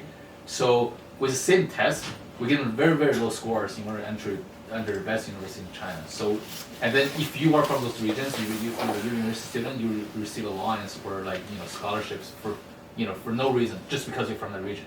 So we help people get education. But at the same time, people from those villages are still very poor. Majority of them are very not educated enough to get into universities, right? So it's a huge poverty, difference between the two regions. The Chinese government is trying to develop the regions, but the separations are against it. What about the genocide? So actually goes back to another point. So one of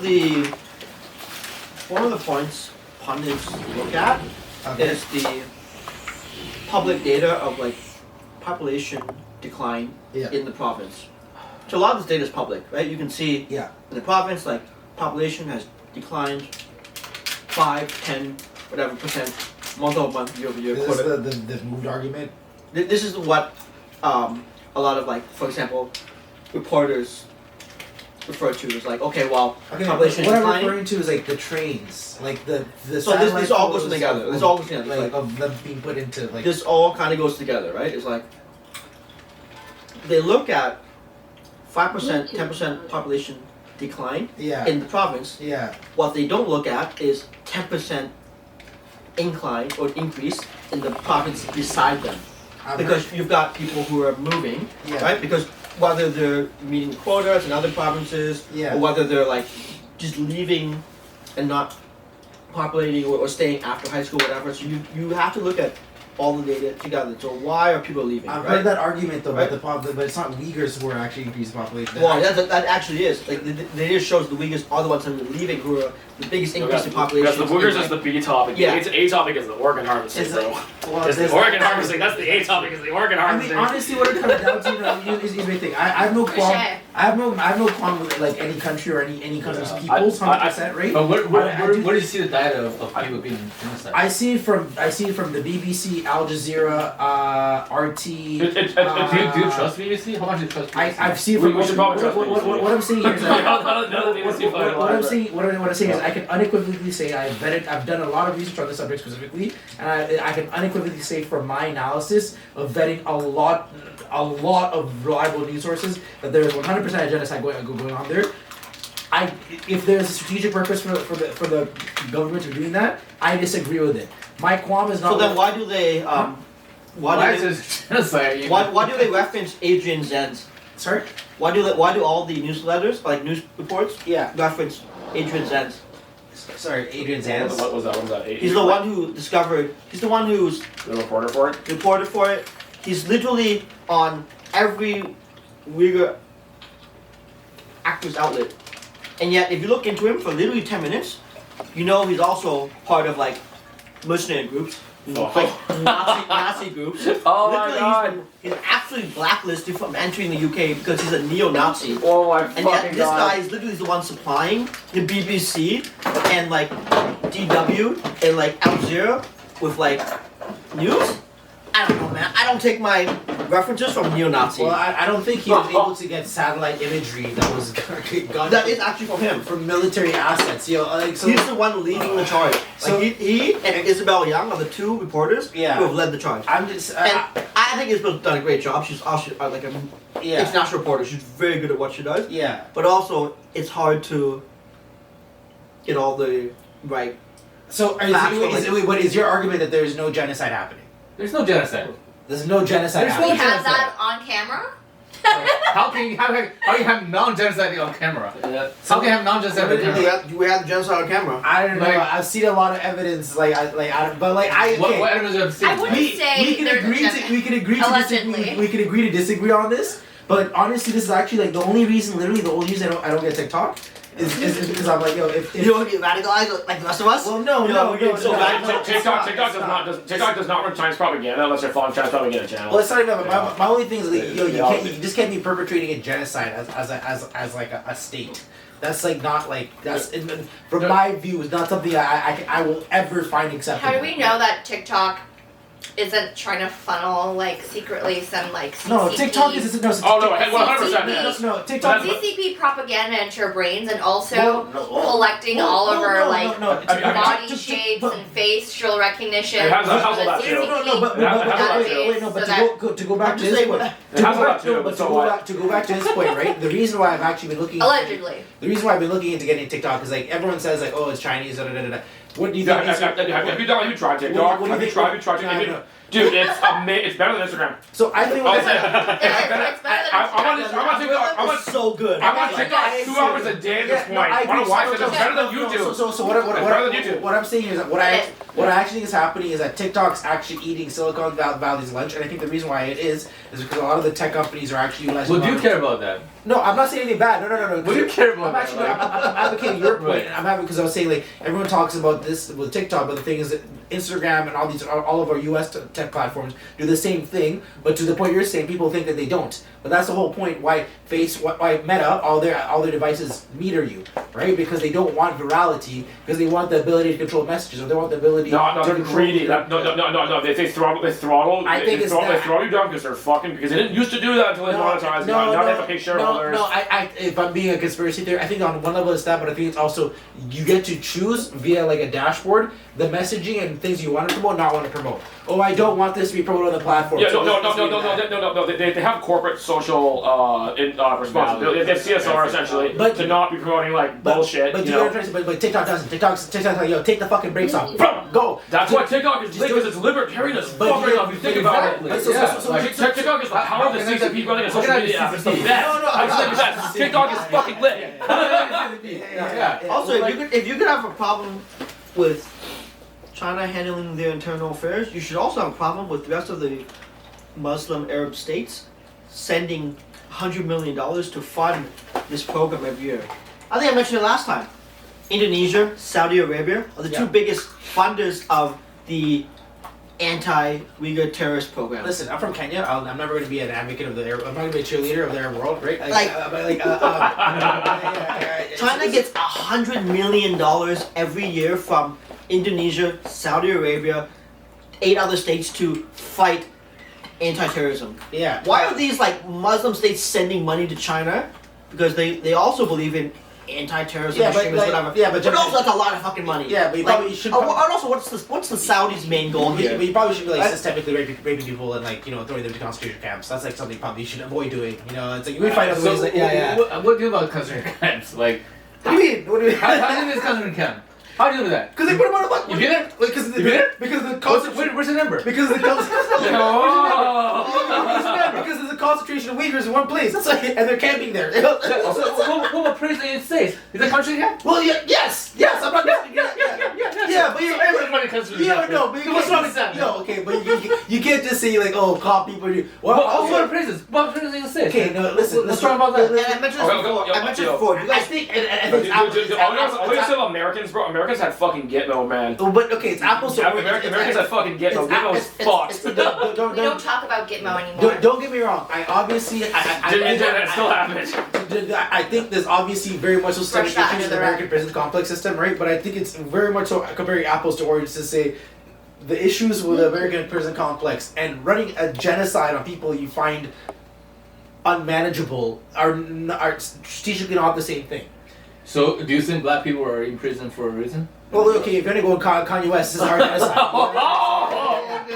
Let's go Kanye West. No, don't get me wrong. Here's the thing. I will call out injustices in all systems, and 100%. The American prison complex, in my opinion, initially was actually created after the abolition of slavery, that created a whole bunch of working class people who now had to compete. Because now the people who were slaves, you now basically giving them liberty, and now they're now essentially competitive employees, and you don't want that to happen. So what you do, you created basically a prison complex where essentially loitering is now a crime. So now you can recollect these people and put them away for labor again. Or just make like meat illegal. I think that's the nature of more than slavery. Yeah, it is 100%. So no, but here's the thing. I'm black. I will call out injustice everywhere. So here's the thing. If a genocide is happening in Germany, if a genocide is happening in the U.S., if a genocide is happening in fucking China, bro, I'm gonna call it out. Because that's me. So like just anywhere this shit happens, it's not good. Period. But genocide's bad. Genocide's bad. Yeah. Genocide's bad. Yeah. But you were seeing what's going on in the States, right? Like, it's bad. I agree. It's bad. It's terrible. What's going on in China? Yeah, it's all of it's bad, bro. You can't really see that. No, okay, but listen. Like you're saying that the source of information is debunked, bro. Like it's okay, but you're gonna tell me there's not literally a strategic technological wall to stop information leaving China, specifically the firewall, some that will be pertinent to a genocide that's occurring. So, so there's a firewall, right? Yeah. Certain agenda. Yeah. Right. Yeah. And the people in China are on board. Yeah. The people in China are on board. Yeah. Well, that's because they have no choice. No, it's not like we have no choice. We have choices. Most of the people in China, if you are like you have higher education. Yeah. You know how to use VPN. You can get around that very easily. Yeah. Ask him to be a podcast. Yeah, we're doing a podcast. Come on. Yeah, come on. Is there a baby? I don't know. There's a party. Or is No, I was watching Hot Chicks Lives Next Door or whatever. Yeah. Invite them. Yeah, the baddies. It's funny you say this, yet you haven't said anything about Toronto's 10 de-radicalization centers. Fam, I've said I hate everything about negative tyrannical I don't think governments. he's the problem. You know what I'm trying to say? All I'm saying I don't think, I think he's has a good... Why does Toronto have de-radicalization centers? 10 of them. That's a great fucking question. You gotta fight terrorism. What is it? You gotta fight terrorism. So why can't China have one? That are also set up. Why can't China have one? You shouldn't have those. What are you talking about? You think wait, we're can you just clear up what these de-radicalization Okay, so the Canadian centers are? Council of Muslims. Are they homeless shelters? No. So the Homeless people are not radicals. The Canadian Council of Homeless Muslims people are not radicals. have set up, led by the imams, to counter domestic Imam's working. Yo. That's actually pretty incredible. Who's Imams are Muslim. It's like the pastor. Okay. There are 50 in total across Canada. Yeah. Mostly to target, unfortunately, young Muslim youth.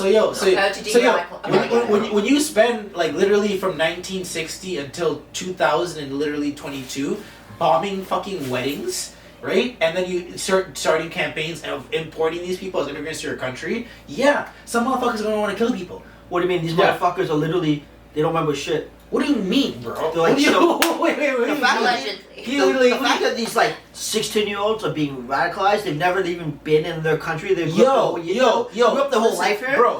Bro. It's like you never even stepped foot in Afghanistan. All of a sudden, you're like a martyr for Afghanistan. In your family, a wedding got drone bombed. Do you think motherfuckers are gonna forget that? Imagine your family. You're not even there. It happens somewhere in the world. It's a wedding. You're at a wedding. That's what happens. Your parents get killed by drones.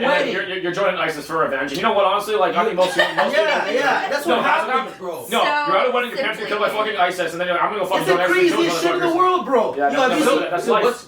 Who's wrong in this thing? No one's Bro, what's wrong? Genocide's still wrong. Genocide's still wrong. Who's wrong in this shit, bro? I think you can't convince us that genocide is right. There's no genocide going on, man. I'm kidding.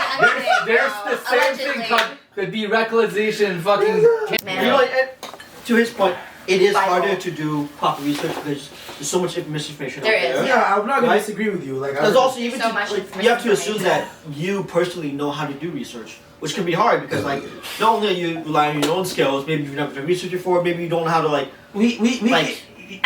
break down, assess articles, or do first my education is based on this, so it's hard to. So, but okay, we can disagree on this. Also, there's nuance to it, right? But my only point is that there is a large amount of like data, right? That some people could define as evidence of most definitely a genocide happening for the weeks. Okay, so do we have actual stats on like how many? Like, do we have like confirmed evidence? I'm gonna go right. I'm gonna go right. Also, just because you have the data, just go on Wikipedia right now. No. I want numbers. I want how many did we kill? Don't even go on Wikipedia. Go on Google Scholar. Go to BBC. Go to BBC. I'm just gonna type this in because it comes up first. Go on Google Scholar. Don't even go on. BBC. Go look at fucking like peer-reviewed articles. Also, do you know why I hire UX researchers? Because the data scientists look at the data, they don't know how to fucking interpret it, and actually mess with the data properly. The data scientists look at the numbers. The researchers, the behaviorologists, like anthropologists, they're the ones who actually know how to read it and apply it to history. That's why we need someone like Adrian here. He understands the data and he understands the history. I think Adrian would say definitely that the Uyghurs should be genocided. I think Adrian you can look. I think Adrian. So I think Adrian would definitely say I'm pretty sure he is, because his news sources, his information sources are all from here as well. So listen, guys. Here's what's going on, right? Yeah. So. You ask any Chinese person, what's the biggest goal in your lifetime? We'll tell you. To get over the firewall. No, we want to get Taiwan back. That's what it is. We'll take Taiwan back. Isn't Taiwan pretty much already Why do you want Taiwan back? Taiwan's part of China. They can't defend why though? Historically. It left already. You don't have it. You no, we want it back. Yeah, why? Because we have. China's lost, you're a Chinese person. They actually have the trading port in Hong Kong. The trading ports are the most important thing in military power, period. You need the trading port. The trading port is the most important thing, because without the trading port, you cannot power anything. You need, because it's actually mostly import petrol and gas. Without gas, you have no country. And that's what Russia's fucked right now. That's what Russia's invading Ukraine. It's actually just for oil. Because without the trading port in Ukraine, they have no power. Everyone will starve to death. Without power, you have no fertilizer. Without fertilizer, you have famine. I think they're also attacking Ukraine because of the encroachment of NATO. And also, but they mostly need the port. They mostly need the port. Yeah, but they mostly need the port. That's more like a trigger. Crimea? They need the port in Crimea. But that's where the Sevastopol's there, though. That's the Navy bases. Southern Ukraine has the port access, because without that, the other one next to Japan is actually blocked by the U.S. So I'm being a geopolitics book right now. Pretty much all of modern warfare is just all about port supply with oil, because without oil, we got no power. So I like you have no fertilizer either. Without you have no food, so you're fucked. I like how we're doing this. This is a nice, very random shift. Yeah, batteries are important too. So I heard but that's a stage 2 problem because of electric cars. I heard there's a lot of news news from Ukraine we're not getting. So what I've heard recently from Ukraine actually is that they're running out of battle experienced warriors or soldiers for the Ukraine. Now they're like getting teenagers from like the streets and like, all right, yo, you gotta come fight. Yeah, anybody. Yeah. So now they got like. And then maybe women will have to fight eventually. Yeah, at some point, yeah. All the men will die. Well, they already dipped. They work here now, so like I see all the Ukrainian women are in Canada now. Manitoba. Yeah. All the all the Chick-fil-A. All the Ukrainian women are replacing all the Canadians leaving, right? But yeah, so apparently shit down there is going crazy. Now, and actually, I hear something about like Yeah, keep going. I'm reading the BBC article about this right now, and like the Chinese government essentially denies everything, and they actually do not have concrete. They had 70 witnesses come forward, but they actually they don't have video evidence. They don't have satellite evidence. They have 70 witnesses in court testifying, which is like pretty good, but that's not enough to NATO strike anybody. So they have 70 witnesses. That's a lot. I agree, but like they actually have no video evidence of this happening. The Chinese government is. So I'm not saying it doesn't happen. We currently have no irrefutable proof in a Western court system that this is actually happening. That's why this is something right? They also redefine genocide. Genocide. They're saying abortion and sterilization is part of the genocide, and they're also saying 1 million people are detained. But the problem is that there's a severe lack of evidence that this is happening. There's only 70 witnesses. That's not enough. So the Holocaust wasn't like something that was known until like after. Like, let's not bring the H word into it. If they have evidence after, at the same time, people you flew over Germany and fucking video fucking footage of Auschwitz and shit like silent of Auschwitz. I think this is a great example because basically the whole thing about the Holocaust was the horror in it was that like these soldiers were already fighting a horrific war, right? And then they're like, yo, what the fuck? You're doing this shit? Yeah, it was much easier to do that before satellite technology. They didn't have satellite technology. They didn't have cell phones. They didn't have like the data leak right now. So Evie, I'm reading the BBC news right now, and they're saying that they had 70 witnesses come forth in the UK as witnesses, but the Falun Gong exists. So there was like huge organizations from China that exist to promote ideas. The Falun Gong could get 5,000 people to testify. So 70 people. That's not really enough in my opinion, and like they essentially don't have. Chinese government's definitely doing something. They definitely have de-radicalization camps. Have they killed 1 million people? They'd be burning bodies at that point. That's a lot of bodies, bro.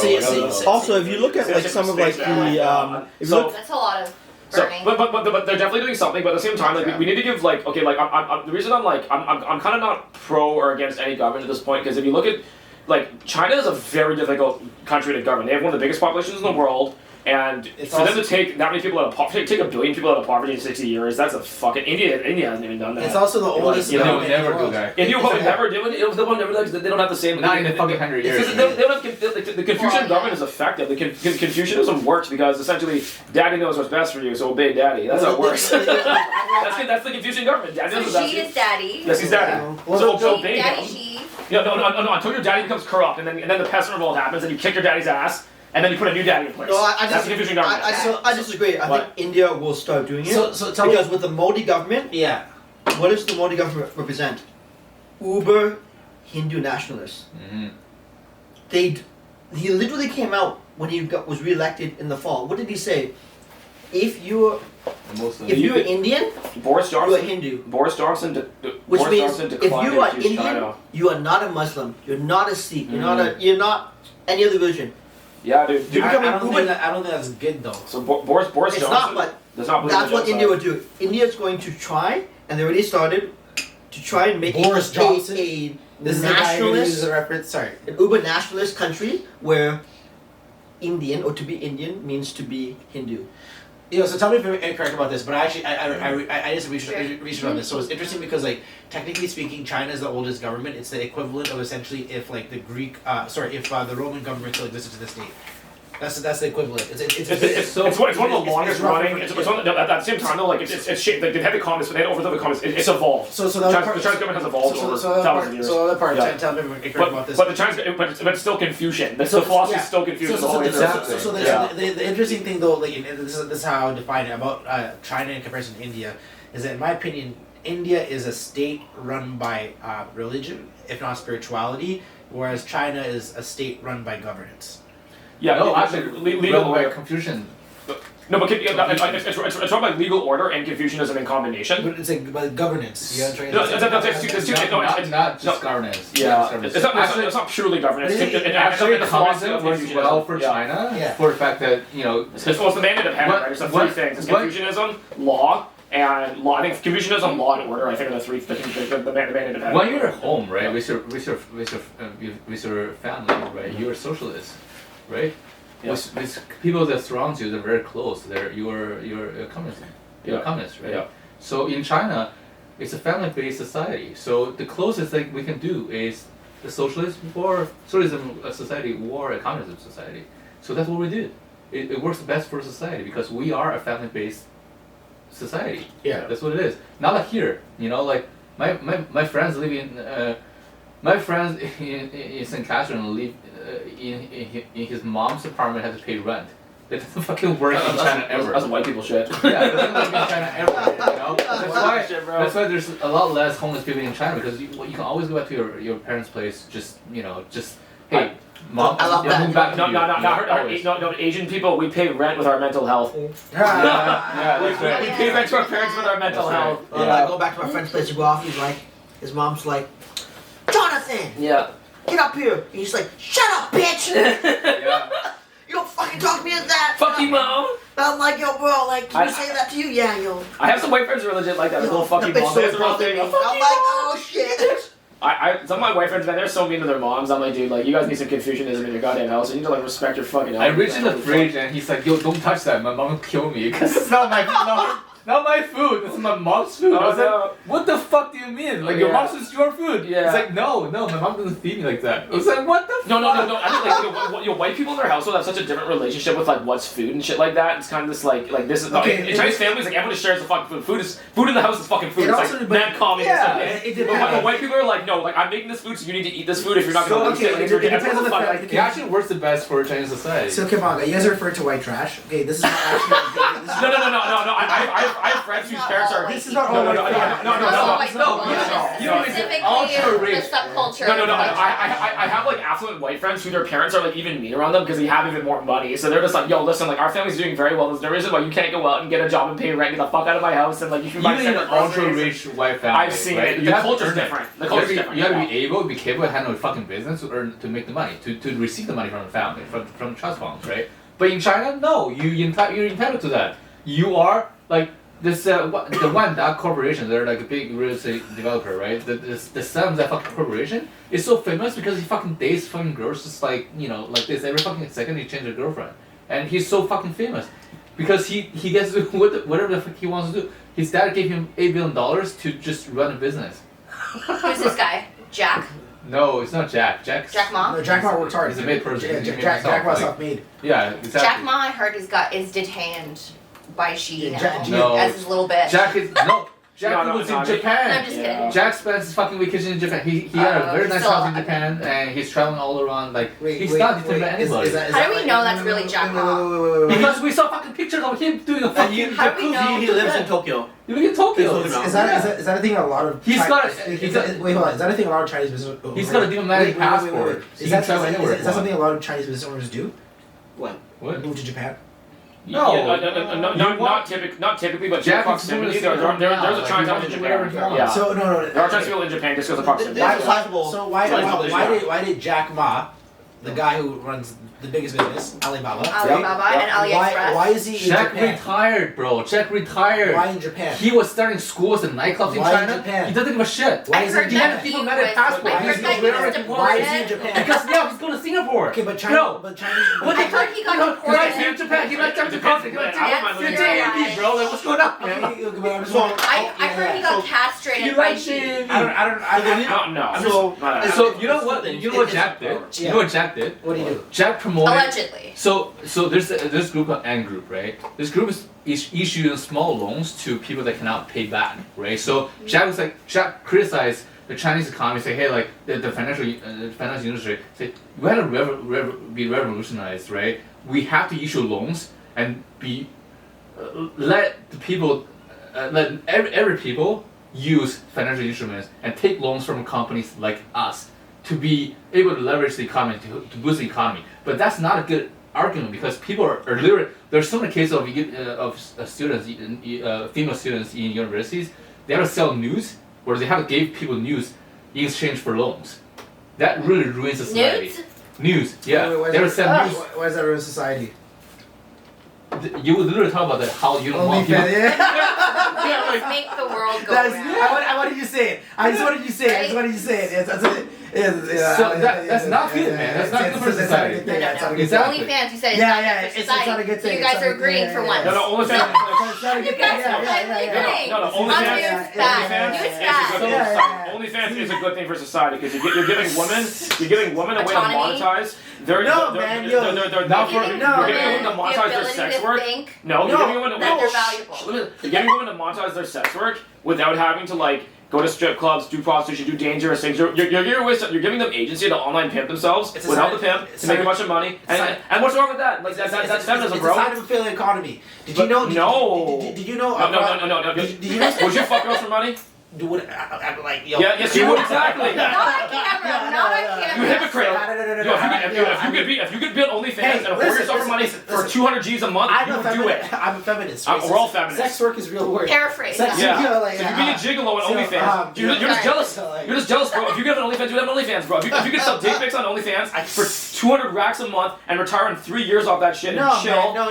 And fuck hot girls on camera for money. You're a whore. You would definitely do it. You would definitely love it. I am not. This is a job offer. It would be your favorite job. I'll film you, bro. Let's do it. I truly do think that there is a concerning element about the prevalence of what is essentially prostitution happening. Because essentially, if you look at what's happening in South America, what's prostitution? In South America, it's the oldest profession. In South America, something like feminism is prostitution. I'm not going to speak for something. I'll say for Cuba. Something in Cuba, it's like sell your body. You have the freedom to. Feminism is prostitution. If men can sell dicks for money, quote you on that. If men can sell cock for money, women can sell pussy for money. That's equal. That's fair. No, man. Just keep your money. It's not exploitation. It's not your own pussy. It's a side of failed economy. That's not prostitution. The life of prostitution is fucking terrible.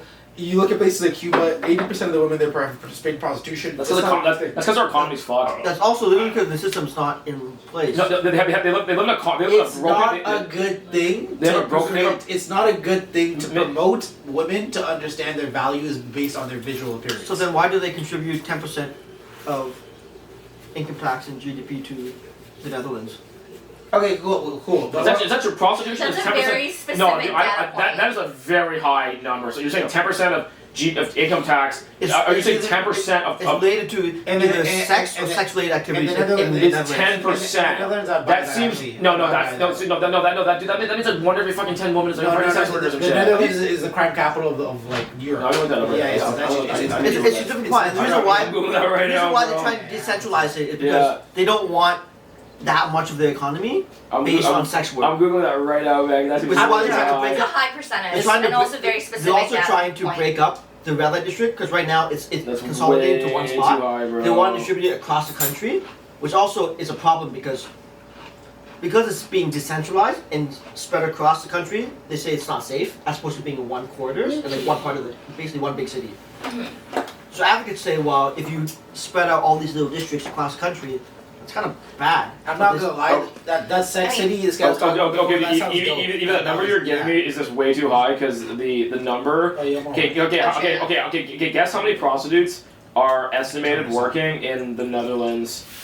So if you're saying 10% of the population of the Netherlands is in the millions. It would have to be 10,000. I mean, I will say that that number, the 10% is way too high. I believe it is a high percentage compared to other countries because they have legal prostitution there, but I don't think it's 10%. 10%, dude, 10% is probably like the fucking freaking oil in shit, dude, like telecom in that country is probably 10%. I mean, I will say that OnlyFans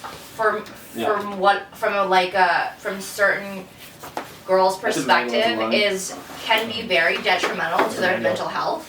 Yeah. Because I think a lot of younger girls don't have the skills of enforcing boundaries. Yeah. Yes. And when certain guys who are much older and maybe more manipulative or have, maybe more skill in just grooming. Yeah, grooming and stuff like that. Grooming the bitches. Yeah, come to them for a video, meeting up, they get they don't have the skills to actually be like, wait a minute, this is not what I want. To have boundaries. To have boundaries and like actually like take care of themselves because they've been thrusted into this world that they're actually not prepared for.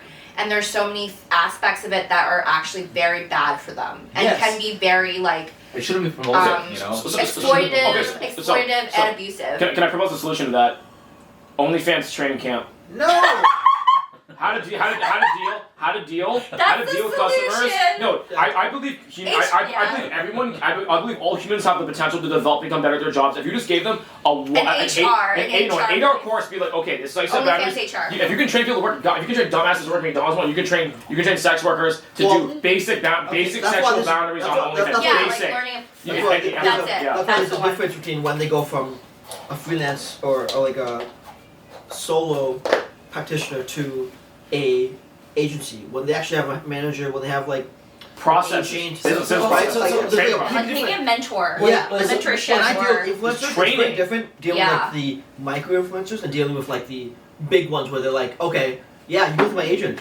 I don't do shit. So like, all right. Okay. I'll give Tiffany the floor for a second. So do you have topics that you want to discuss over in the heat? Do you have topics you want to get into? Because we're on camera right now. I mean, this is fine, really. Okay, that's good. Did you want to talk about simping? Did you want to talk about the simping? No. Because that was the one topic. You want to talk about the simping? No, give her the floor. Give her first day on. Give her the floor. What?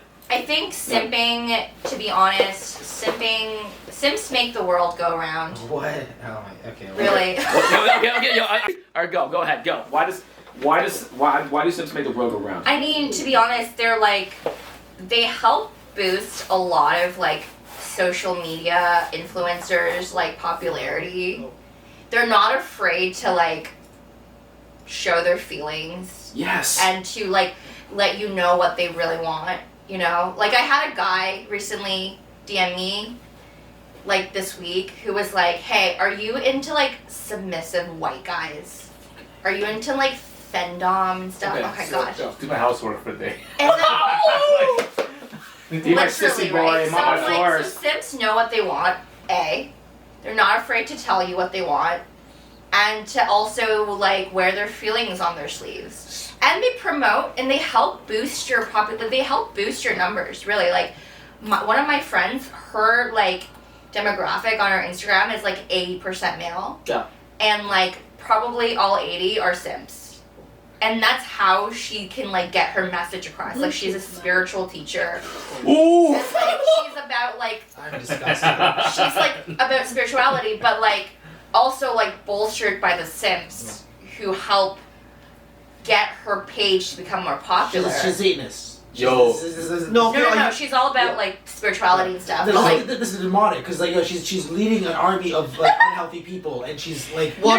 The Sims are actually helping boost her popularity. Yeah. So that her page can reach the people who needs to be reached by her message. She has a simp foundation. Yeah. So it's a foundation of a simp. I have two questions, right? Let's all be simp for a second, right? So do we care if the girl on OnlyFans used deepfake and deepfakes like the AI was just really good and we couldn't really tell that that's a deepfake?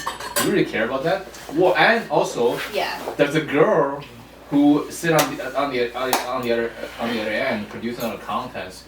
Does she really is she there for the money or for the fame?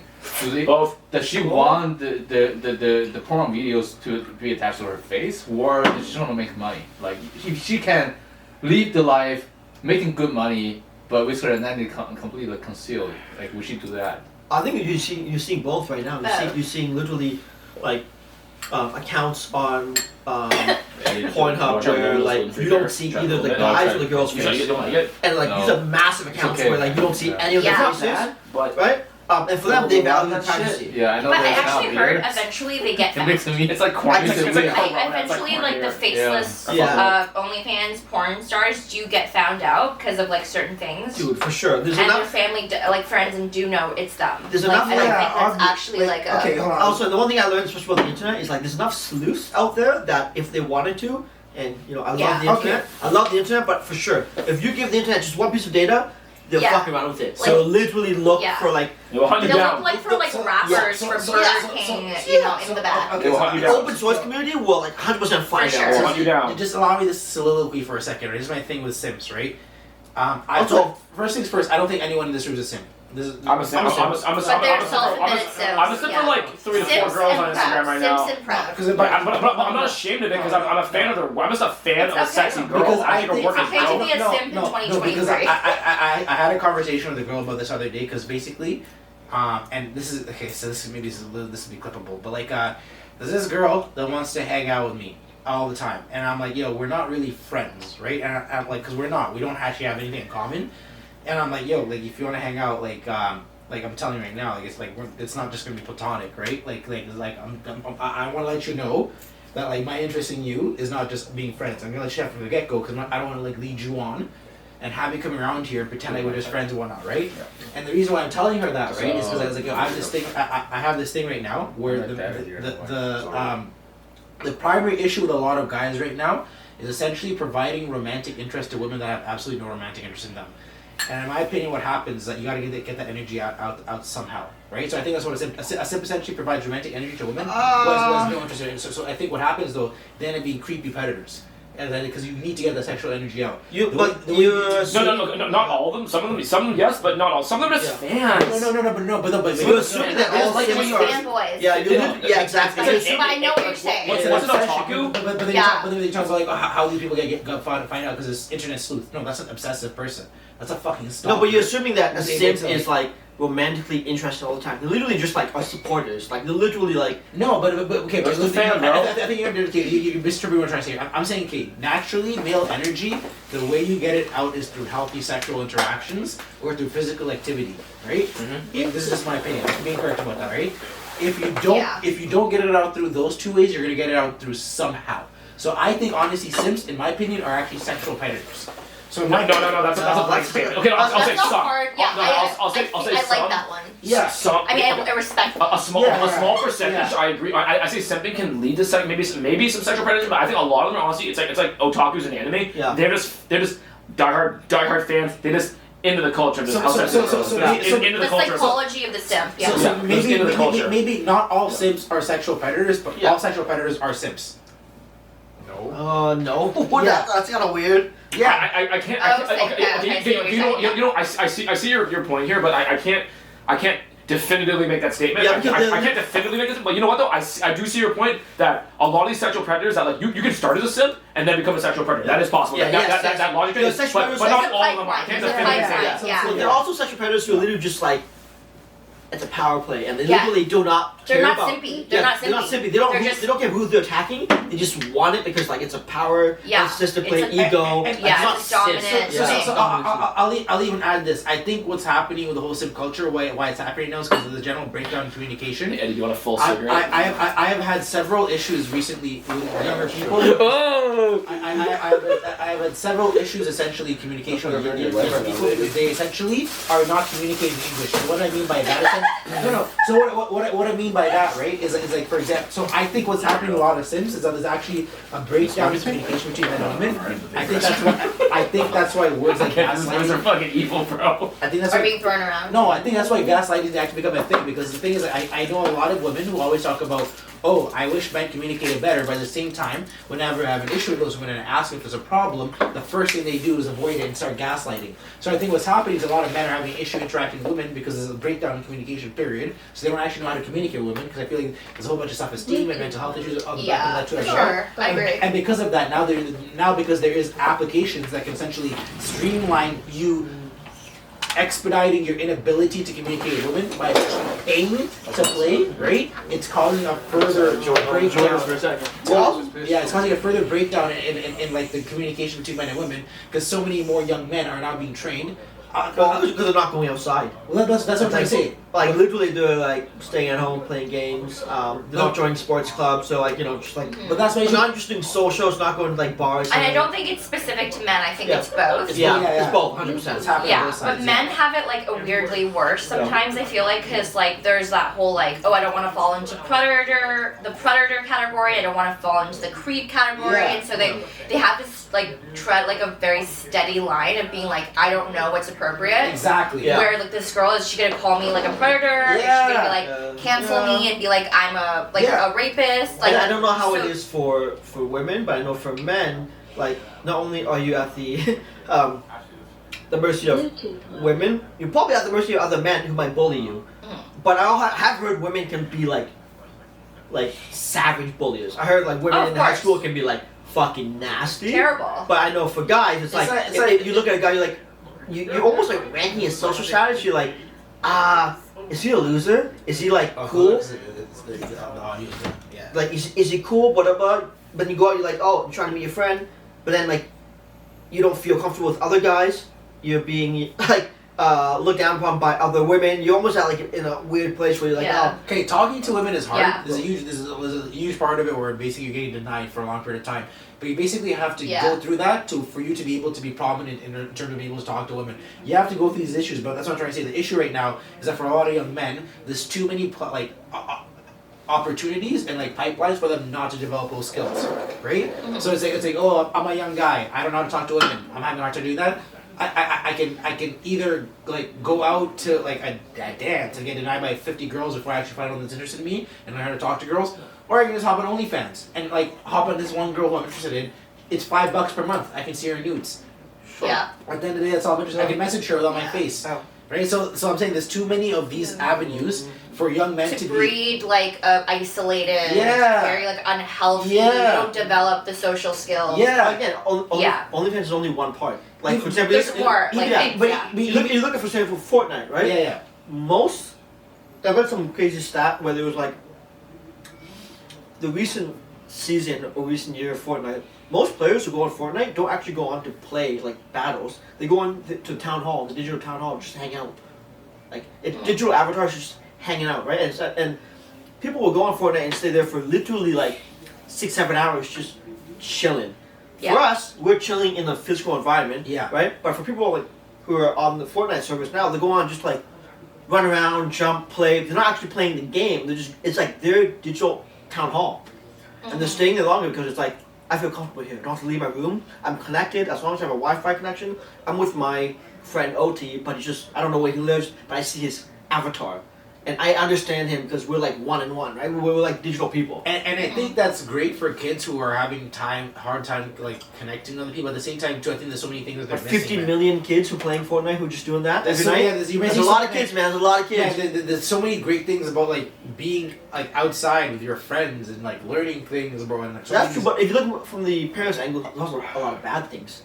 There's predators. Well, okay, but there's safety, there's crime, violence. But do you see the cyclical nature of what we're talking about? No, if I'm a parent, but you're gonna put your kid on TV right now. There's predators out there throwing women off this train tracks. Yes, there's homeless people who are talking about that too. But I think this is a cyclical nature we're saying. There's a whole like concept of helicopter parents, which I think are wholly bad for children in general. Yes, the latchkey generation had their issues because definitely you can't just like not monitor kids. Well, you also have to ask why the helicopter parents, right? Do they have trouble conceiving? Because they're bored. Well, I don't think so, man. Well, they have their own like mental health. They have their own mental health issues. You want to control something. Imagine it's your first child. You try to like 3-4 other children, you had a miscarriage, it's like the one that and they put all their hopes and dreams onto like that child, and it's like that's not healthy for the kid at all. That's not healthy. But they don't know that. Literally, every parent's a little bit different, right? That's what they learn. I could be incorrect, but just my opinion, helicopter parenting is terrible. Like just in my opinion, because you're getting in the way. You're getting in the way of the growth of the child, and this is what I'm trying to say. Yo, listen, like you cannot put. I'll give you a perfect example. This is actually great. Okay. I've been trying to play flag football, right? And for Jam Sports, and every time I go play, it's annoying because basically all these kids have an issue because I'm just generally faster and bigger than them. And I've realized, I just sit down and break it down. I'm like, oh, it's because these kids are basically growing up. I've always been put in environments where their parents were like, okay, I want you to put you in an environment that's fair for you to compete in. So now it's like you're in an environment where you're playing me, you can't compete with me. So your result for that is not the thing is they're not trying to compete with you. No, they're trying to have fun. No, but listen. I think the thing is like they don't want to compete. I know what you mean. I'm having fun too, but you're trying to say, but you're having fun on a competition level. But you're being driven. But you're trying to say, but it's because basically they're not. How do I explain this? Because they've been raised in an environment where their parents have basically said, I constantly just want you to do this dream. They have not been able to actually have any real life interaction of like real challenge. Yeah, I see what you mean. So I'm saying, see, even in the fact that this guy can just like run faster, that's a problem now. Or maybe they just never seen a big black dude before. That too. Maybe are you talking playing football? Yeah. We should get the story on camera. So like, Odie's just a terrorist, bro. Odie's a football terrorist. He's bigger, he's faster, he plays varsity.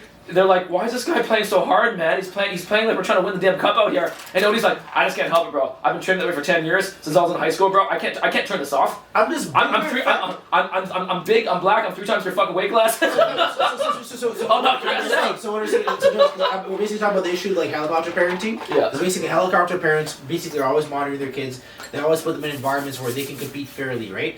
So environments where you compete fairly are ones where people can't outcompete you. So what I'm trying to say, no one's trying to compete. It's like in my hockey league. Yeah. There's like dudes who are like late 20s to 40s, right? I was in this like shinny league up north, and like motherfuckers like they're skating like they're gonna be drafted. Dude, you're fucking 30. Oh, We're literally, it's a beer league after work. We're just trying to chill, play hockey. Like, why are you checking me? Like, why are you like going out there? You're like fucking competitive. I know you can watch because I didn't make it, bro. That's why. I know. That's why. Yeah, I play defense, and so I know you have the testosterone. I know you're excited. You get off work, but bro, I'm just here to fucking skate around. They're not.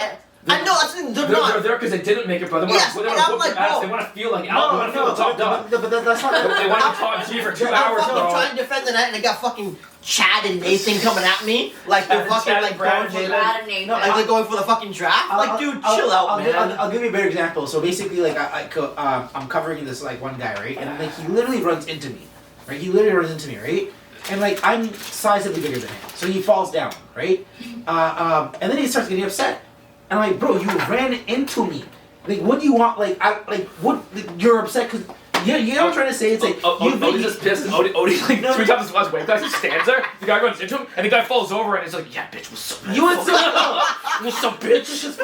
For me, it's I'm 2 times your weight class, bro. Because for me, it's like you've been put in so many environments where essentially you always win. That like this scenario, you're just so unused to having. But that's you bringing that into the game, bro. Yeah, that's you bringing. That's your fault, bro. It's not my fault. I've been trained to be a fucking killer. It's not my fault. I've been trained to fucking like hitmans with 150% intensity. What I'm saying. You know what the thing is about if you go to boxing class and they say spar 50% intensity and you're competitive and they say I don't know how to spar 50%, I don't know how to spar at 100, you get kicked out of class for sure. No, that's all I'm gonna say. They'll kick you out of class for sparring. I spar regularly and like I know how to do. My thing is, did you tell me recently like I don't want to spar with man because I don't know how to not do 100? No, you can do it. You told me that recently. Like I don't want to spar with people because I don't know how to not do 100, and I was like, that's. It depends. I saw Andrew Tate recently. He was sparring with a guy at like 25%. He was still fucking the guy up. But if Andrew Tate, who's like a world champ, can knock motherfuckers out and not hit dudes in sparring class at less than 25%, I'm sure you cannot. I can check dudes at 100%. I've seen him too for catching balls and everything. I get it. Like you're actually just. The muscle memory is a thing. It's more than that. This is what I'm trying to say. There's people right now, essentially, that have been put in so many simulated environments of them winning that they now become aggressive people. They don't know what aggression is. So that's what I'm trying to say. No. That's a hot take. So essentially, it's like they do acts of aggression, and when they don't work out, they get even more upset. So it's like people are aggressing me. You know what I'm trying to say? And now they get upset because your aggression is not fucking working in the real world. And I'm saying there's so many examples of this. And like it's because I've seen. So you're saying they're trying to be top G to prove that they're top G, but then they come to a real top G who actually played varsity and they're getting knocked the fuck out. Now I'll show you who's the big swinging dick now. It sounds like an isolated incident, but. I said that. I've heard that always. Is there something to be said though about like men's nature to like be top G, and once they find out they're not top G, like it does a number on their ego and like yes, absolutely their testosterone levels, and they feel your balls shrivel. Yeah, your balls shrivel back up. into your body. I don't think guys start getting a vagina. And you become like. So here's the thing. I think like the top G thing is top masculinity. As a guy, yes, absolutely. As a guy, it's always. I mean, even to say you're top G is the most like narcissistic. I am top G. But it was also make that always statement. part of like Darwinianism, like Darwinism. Actually, I have a perfect example, right? So I'm walking here. I walk here today, right? Like just this is actually probably just like in front of Cam H, right? And these two guys, and this guy's walking with a soccer ball. He's like, kicking around. And he's walking towards me, right? And in my mind, I'm like, yo, this guy's gonna fucking try to nutmeg me. I just know he's, why? Nutmeg is? What teabag you? So no. And they try to basically get the ball between your legs and keep going, right? It's like you can nutmeg someone, right? Sure. So I was, so he tried doing it. Yeah. I fucking just booted the fucking ball, bro, and I kept walking. He respected it. He's like, yeah, okay, alright, cool. Yo, you just need the deal. It was like, No, that's cool though. Because you didn't check the guy. No, but you didn't tackle him. You tackled him. But I respected him because it was like, yo, he checked me, I checked him, and we just walked away. There was no problem, there was no beef. Yeah. Men are good at that. That was exactly. That's the shit. They're good this like mutual silent understanding. Yeah. Dude, one time my friends got into a fucking street fight and they beat the fuck out of each other. The guy pulled out a fucking knife. He's like, okay, I don't want to fucking get stabbed. The guy put the knife on the ground. He's like, okay, bro, that was a good fight. Shook his hand and walked. Yeah. That's it. That's men, bro. That's real. He shook his hand. He's like, that was a good fight, dude. I'm just gonna go home. And that was it. Whenever I walked away, I was like, I once got into a scrap coming out of government. oh god. The guy, right? Oh god. Yeah. The guy went to put me in a headlock. I pushed him away, and he tried to kick me. He tried to do some Muay Thai. He actually broke his leg when he kicked my head. But the thing is, you know what? Dude, you have a hard ass head. I respect He kicked me on one of his and he fucking kicked me, and his fucking leg just like snapped, right? What? But you know what? His leg It snapped, and he went limp. This son don't even from fucking Thailand. Some man kicked his leg and he broke his fucking leg on his face, bro. my time, bro. I broke his fucking leg with my face. I broke his leg with my head. We got an iron head, bro. I broke his leg with my head, but you know what? I respect him because he got up and he's like, yo, that was good, man. Like, where are you? Where are you? Good shit, bro. You know the crazy shit is, literally, there's the stupidest thing because I had like bumped into him inside government, just like at the bar, and he got upset and he waited for me after the club. Oh, and he's that's like, fucked up. No, that's fucked up. And he's like, That's fucked up. I'm gonna fuck you up, right? I'm gonna fuck you up. And he got out and he's like, okay, like. Here's shining a light to the future of Canadian education, man. Like, it's actually getting very soft. My professor at university, like I did my master's in education, right? So the professor came to talk to class, right? It's like, hey, we're talking about this game called Fair Play, which means that we're playing soccer, but without balls. Oh my god. We're gonna make sure that this play is all about fun and play, but no competition. So you're playing with invisible ball. You run across the court. You kick the ball. Everybody has a chance to kick the ball, as long as you believe there's a ball. You know, like. So that's what's going on in Canada. You fuck that shit. Oh, okay, I see what you're saying. So the eighth We're place trophy. teaching Like everybody, no competition. This is where Sims come from. It's win-win for everyone. No, seriously, no, okay, I gotta put this together. Imagine you're raised by a helicopter parent who puts you in bullshit shit like that, where you're fucking playing soccer without a fucking ball, no one's scoring. Next thing you know, you're in high school, there's a girl you're interested in, she says no to you, you're broken. You're fucking broken. Sure. Because you've never been told no in your fucking life. Men need adversity. So you have two options. Yeah. Either you nut up and fucking go figure out how to talk to her again, right? Or you go to OnlyFans, find a girl that looks like her, and pay for her fucking nudes for $5. Yo, dude, do you see that Connect 1-2? Yeah. That was an OD 1-2 Connect. That was an OD 1-2 This is the Connect. issue. And then women are complaining about why motherfuckers like Andrew Tate getting popular, because motherfuckers out here getting detrained to be a man. Yeah. Right? Yeah. And then you go on the internet and look up like how to be a man, Andrew Tate with his fucking sunglasses on. He's like, I'll tell you how to be in the motherfucking top G. You gotta call women bitches. It's not a woman's job to handle a man's ego, dude. I don't think a woman And it's on a man to understand that, because you don't know what you think. The thing about being a man is not about getting a lot of bitches. It's actually about getting denied by enough bitches where you're actually getting like a ratio where it works out for you. But you gotta have a thick skin as a man. It's about getting denied by enough bitches where you like David Goggins fucking callous your dick. Exactly. And you don't give a fuck anymore. Yeah. Dude, I just said it on camera. That's fucking. Yo, David Goggins like callous your fucking mind. See, I need to callous my hands. I need to callous my mind like how I callous my hands. Callous your fucking dick like I'm talking to bitches. There's the whole thing about like you've gotten so denied so much that you become like the pipeline of like becoming angry at women and then starting. And then that's the incel pipeline where you're like bitches aren't shit. Like why are they like denying me? The secret about being a guy is you can never get mad about being denied by women.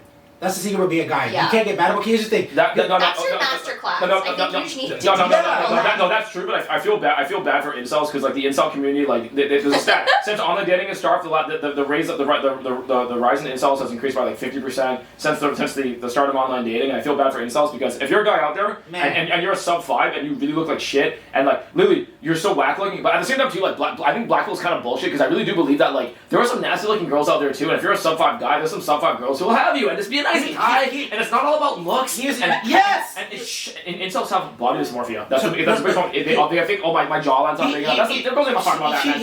Yeah, you need a Chad jawline. Here's another thing. You get a Chad with a beard. The fucking first man beard. Here's another secret for the incels. Dog exercises. There's somebody for everyone. No. It's for everyone. The midget TV show on Discovery Channel. There's something for everyone. It's not even that. Midgets get married to kids. I don't think. Midget children. You watching that Discovery Channel? No, watch it on Dwarf Channel. It's like my TV life. Yes. No, but that is amazing. I love Gang life, yo. That's a plug for TLC. Yo, It has nothing to do, and you can confirm this or not. Here's the thing: a lot of guys don't understand this. Looks are a lot more important for men than women. The hottest woman in the world cares a lot less about looks than you fucking think. Yes, does she appreciate the Chad? Don't get me wrong. She's sexually attractive. She wants a fuck Chad. But not necessarily. But no. Chad is just hot. Every girl wants a fuck Chad because he's hot, but like Chad is usually shit for brains. Men care way more about looks than women. You know what I'm trying to say? Yeah. A lot of women want someone they can emotionally connect to more than anything else. So that's a part a lot of guys don't understand. More like open and like emotionally available. Intimacy. That's the thing. Yeah, emotional intimacy. I saw this video recently that the video was titled "It Ain't Easy Being Chad." It ain't easy. Okay, do you know why? It's hard. Chad is the guy who got bitches since he was in middle school. This guy has probably no sense of humor, no personality. He's just very fucking dumb. He's a specimen. Chad never had to develop any emotional emotional availability. He doesn't even know how to treat women well. So what happens is that when Chad gets dumped when he's 28 because he's a fucking loser or some shit like that, when he comes onto the dating market, this dating coach is like, do you know how many fucking? He's like, you'd be shocked at how many Chads. He's like, 30% of our business is Chads. And I said, how is that even possible? He said, because they don't have dating skills. Because these guys are getting bitches off being good looking since they were 12. They never had to develop personality. Yeah, they never did. And he said, Chads have the most amount of problems because, like, first of all, you're good looking, so you're probably going to date a good looking girl. And if you want to date a good looking girl, you should probably not only be good looking, but also be successful, have a sense of fucking humor, know how to take a girl on a date, be good with their parents, be good with fucking children. You should know how to do, like, you gotta have, like, many skills, be able to fight, be able to take care of the baby. You gotta have, like, many skills. And it's just like, these Chads, it's like, if you're like a regular, he's like, most of the regular guys have less of a trouble, because if you're a regular guy and you have a sense of humor, you know how to treat girls well, you know how to, like, kind of, like, compete in the dating space and be nicer to women, you're gonna have, like, less problems transitioning. If you've been like the fucking 12-inch dick guy your whole life, and you get dumped at 28 because you're a good for nothing piece of shit, and you haven't worked on yourself because you've always just had bitches that crawl up your fucking. It's gonna be a hard, jarringly, like it's gonna be a fall from grace. It's almost like being like it's almost like losing your superpower. It's like losing your superpower. It's like the magic of your superpower doesn't work anymore. It's like my charm doesn't work it's anymore. It's like when Superman just lost. Then he has to learn how to be. Yeah. When girls turn 30 and they stop like buying like stupid shit. Yeah, that's what happens when they grow up. And People don't want to hit the wall at 30. Whatever. I think Black Bill's talking about women hit the wall at 30. Women never hit the wall. Women only like get fat. That's not true. Yeah. That's not true. I think women are looking better well into their 30s and 40s now. It's actually really good at, through TikTok culture. Yeah. Just a lot more social media, right? Like Korean makeup, Korean skincare. Like we're just taking care of ourselves. Like, oh man, I see some of these people on TikTok and they're like, oh, I'm like 45, 50. I'm like, you see that good. MILF? 50 they see a Korean MILF who's 45. She's dating like she's dating like guys who are like 23, but she looks 23. I love MILFs. Say that on the camera. Say that into the camera. What do you mean? We didn't ask. They're saying people are taking care of themselves a little bit longer, drinking a little bit less. Hey, yo, Mills, if you're looking for some, they're not just looking like. If you're looking for a 6 foot black boy, we got one on camera right now. We got Gigolo service, yo. Call us. Hit us on Skybunker podcast. We have a service. I think women of all types are beautiful. Yeah, that's. I think you just like the intelligence and experience of an older woman. Older women is way more. It's actually they appreciate you. You know what's they appreciate you. You know what's weird? Dating. Older women have older women. Yeah. Older women essentially it's interesting because it's weird. It's almost like it's like a return back to like dating when you're younger because they're just like I don't know how to explain it. They're nicer. So one of my friends was really into banging MILFs, and he says like, dog, they appreciate you take your shirt off, your fucking rip. They look at you, they're just like, I haven't had a flat stomach in 20 years. I haven't had a flat. She's like, they're like licking your abs, like I haven't had this. She's like, oh man, you make me feel young again. And she's like, baby, I'm gonna drink from your fountain of youth. Yeah. You know what I'm saying? And they just appreciate you. It's because they have a long resume of failure too. Yeah, especially if they're like really old, like 50. Oh god. But yeah, older women are great. Outside of the menopause, you know, it's like. They can't get pregnant. Yeah, At least they're not gonna like randomly have kids with her. So Tiffany, this is actually why we like I ask girls on the podcast every week if we just females in general because we need a female perspective because when it's all guys we get in these like sometimes we just have like full on like red pill black pill discussions and it's like so outrageous and like we need like at least like every week we invite whoever we can. It's like, you know, gender diverse, but like when girls are on, the conversations are usually like I'd say like even if we say misogynistic shit, some people balance it out. There's actually supposed to be somebody else that can come on today. I don't mind a misogynistic point of view as long as you can back it up with logic and reason. Do you have any examples of that? Of things you've heard of misogynist, and like that's kind of true. Okay, here's a good one. Like, do you want to work in a coal mine? No. Exactly. Is that misogynistic? Actually, no, but it's saying that men and women want to do different jobs. Yeah. Want to do different jobs, and maybe are good at different jobs. Well, also, should anyone work in a coal mine? Yes. Right? Men who are strong and who are strong and why does it need to be people? Clean coal. Come on. Right now we have to, but when we get robots, we can get robots. But until that point, we still need coal. Coal's in demand. Men need to make a living. It's a stable job. It'll pay their bills. Yeah. My friend Elliot. Yep. He runs a vertical farm. Yep. You know how fast that machine goes up to collect the tomatoes? We need coal mining. Coal mining right now is actually. Coal mining. We have machines for coal mining too. This fucking engineer. Yep. This little robot goes up. Collects tomatoes. I'm not denying that. I'm not denying that. Vertical farms statistically have lower yields. It's unsustainable. Yeah, but he also has. True. So we don't do more of it. Yeah, but he also has like one worker. It's too expensive, right? He's got one worker. You're probably like the fourth or the fifth. Yeah, no, we've only had like 8 episodes. It started off with just me and like the dudes and everything, but then like I invite on like anyone who wants to be on and like just have topics and it's actually not really about gender. It's more just about. But when you have females on though and we start talking about dating, it's actually better to have a female perspective. Or else it just becomes a bunch of guys talking shit about the dating scene, which is not great. I worked at Maple Leaf Farms for a summer. It was like 4 months, I think, first year university. And literally my only job was to take the marker and just like stand there at the end of the factory line and just like mark the hog that went by. It was like $20 an hour. So people at CRA do pretty good. It was like $20 an hour, but also it's like the most like just like useless job because they probably could have just like maybe now they have it's machines. Probably automated now. Yeah, but also I'm just like, does somebody really need to be standing there just like marking every paper? They probably could have now.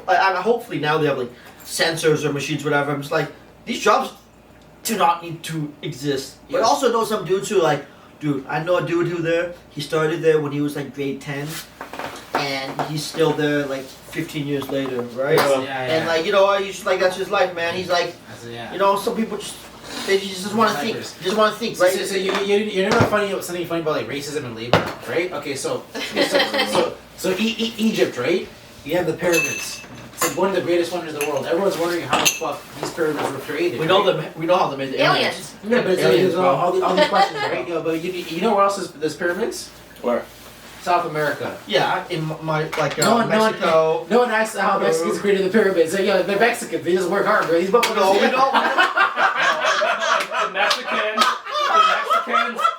The Mexicans are descendants of the Mexicans are descendants of I think the Incan Empire, so that's why they have pyramids in Mexico. I went to the fucking museum. Tell me it's not true. Tell me it's not true, bro. Yeah, the Mayans worked hard, bro. No one thinks twice. All modern Mexicans are descendants of the Incans and the Mayans and the Aztecs. I went to the fucking Mexican. I went to the Teotihuacan Museum in Mexico City to see that shit. Also, the reason why we believe that for the Mexicans is because of the geography and nature of the actual environment. In Egypt, it's all fucking deserts. They literally brought tombs from like 200 kilometers away literally 200 kilometers down south. So, what are your slave labor, bro. It's not a big deal. It's not hard. Soft. What are your thoughts on Graham Hancock? Who's that? He's no longer allowed in Egypt. It's hilarious. Yeah. I mean, so basically he's like he's a conspiracy theorist. He's got like interesting. I watched a couple of episodes. He's probably the strongest proponent of the youngest drives theory. God damn it! I fucking hate this theory, bro. That's stupid fucking theory. Youngest drives theory. Yeah. So this is like I think on every podcast. Oh, you bring this up at least once. This is like the reoccurring joke. Of this goddamn podcast. The fact that they gave that man, the fact that they gave him a Netflix special. Yeah. I mean, whatever. But yes, so it's kind of fucking dumb. His whole thing is like humanity is way older than we actually believe it is. We've been wiped out by at least like 5 destructions. That's his whole theory. Oh. Right. So he's like we're actually like this, and he's like there's like significant signs of older civilizations building things, and like that's like the evidence of humans being older. For example.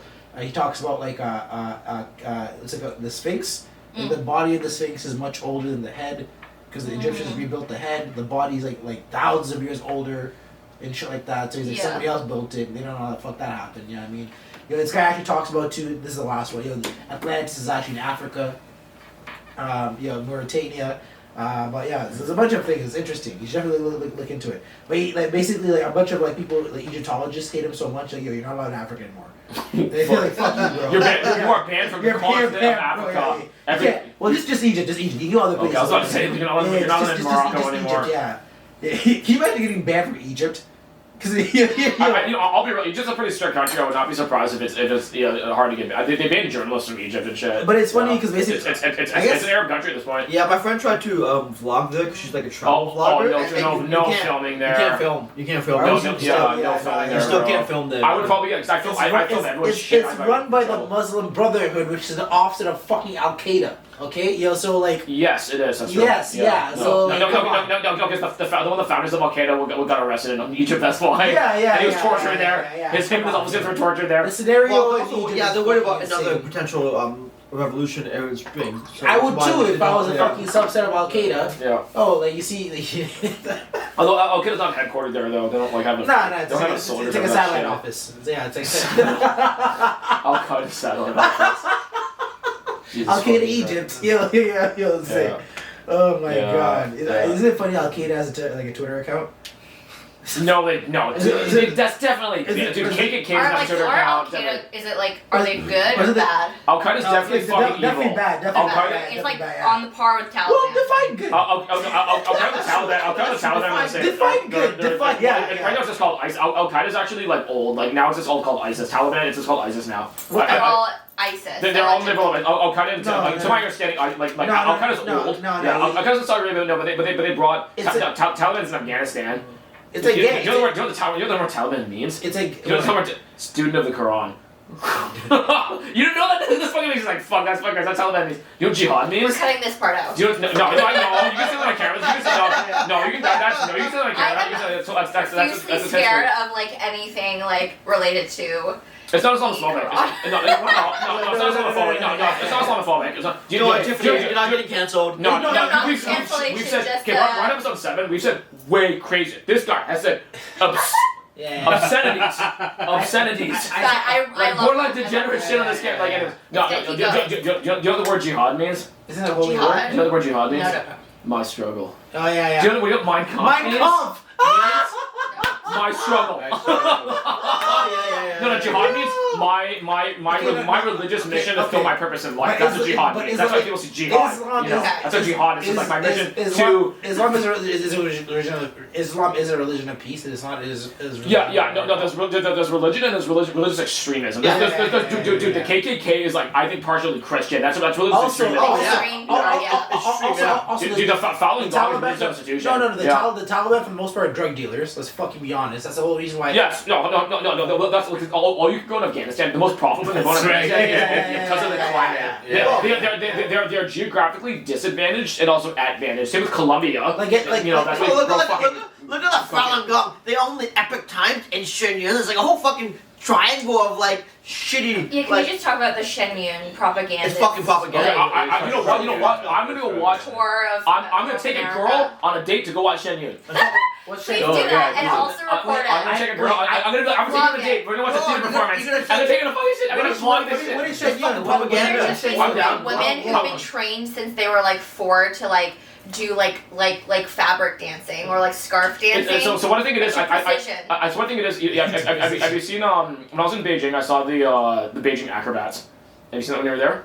So it's like these. It's just like it's like honestly peak Chinese Yeah, I've seen that, acrobats. yeah, There's one yeah. chick riding with 35 girls on her back on a bicycle. Damn. Just like all these. It's Chinese acrobatics. It's Chinese Cirque du Soleil. That's right. Well, it was yeah. incredible. It was incredible. It's But, like, pretty much Chinese Cirque du Soleil. But Yeah. predominantly they dance with like a little like scarf accessory. I guess that's the theme. I like that at my house, you know. Just, Just to, Rhythmic but their whole like rhythmic dancing. message, but their whole message is CCP corrupt. And so behind the whole like Oh, for scarf and like S- chiffon stuff is like They're sponsored by bad the U.S. government, CCP actually. bad. Yeah. Fuck yeah. So they try to like Thank you, instill Joe that Biden. in your brain through the like the scarf So dancing. how do they do that? I don't know. So They put a I've U.S. never flag. seen They it. put a U.S. flag in the US scarf. government. Yeah. Oh, So God. Yeah. The founder start the Star Spangled Banner and like in the background and be The like founder of Shen Yun is also the founder of Epoch Times, right? Like, which is a news organization, right? Based in Chicago. So Chinese dude doesn't even live in China. He lives in Chicago, right? And they get What's wrong with a that? What's wrong with and they that? get a shit ton of funding What's wrong with By the that? U.S. Right. government. What's wrong with that? from the fucking Yo, government. this guy, that's a strategic play. That's a Sigma male player right there, bro. There's one segment. Say There's that one shit. segment of Shen Yun where Okay. he talks about how No. science is fake Oh, and fuck that. evolution doesn't exist. Thank you. You know That's a part of Falun Shen Yun. Gong? Yeah. What it promotes? What? So I can turn water into oil. Oh, for real? Yeah, I can burn that shit and make generate fucking energy. Well, that's Through useful. meditation. And then all they promote is meditation, and then you can turn fucking water into energy. Yo, we need to get this Shen Yun bot. Somebody that can make Shen Yun bot to come into our fucking Twitter, bro. sponsored by Shen Yun.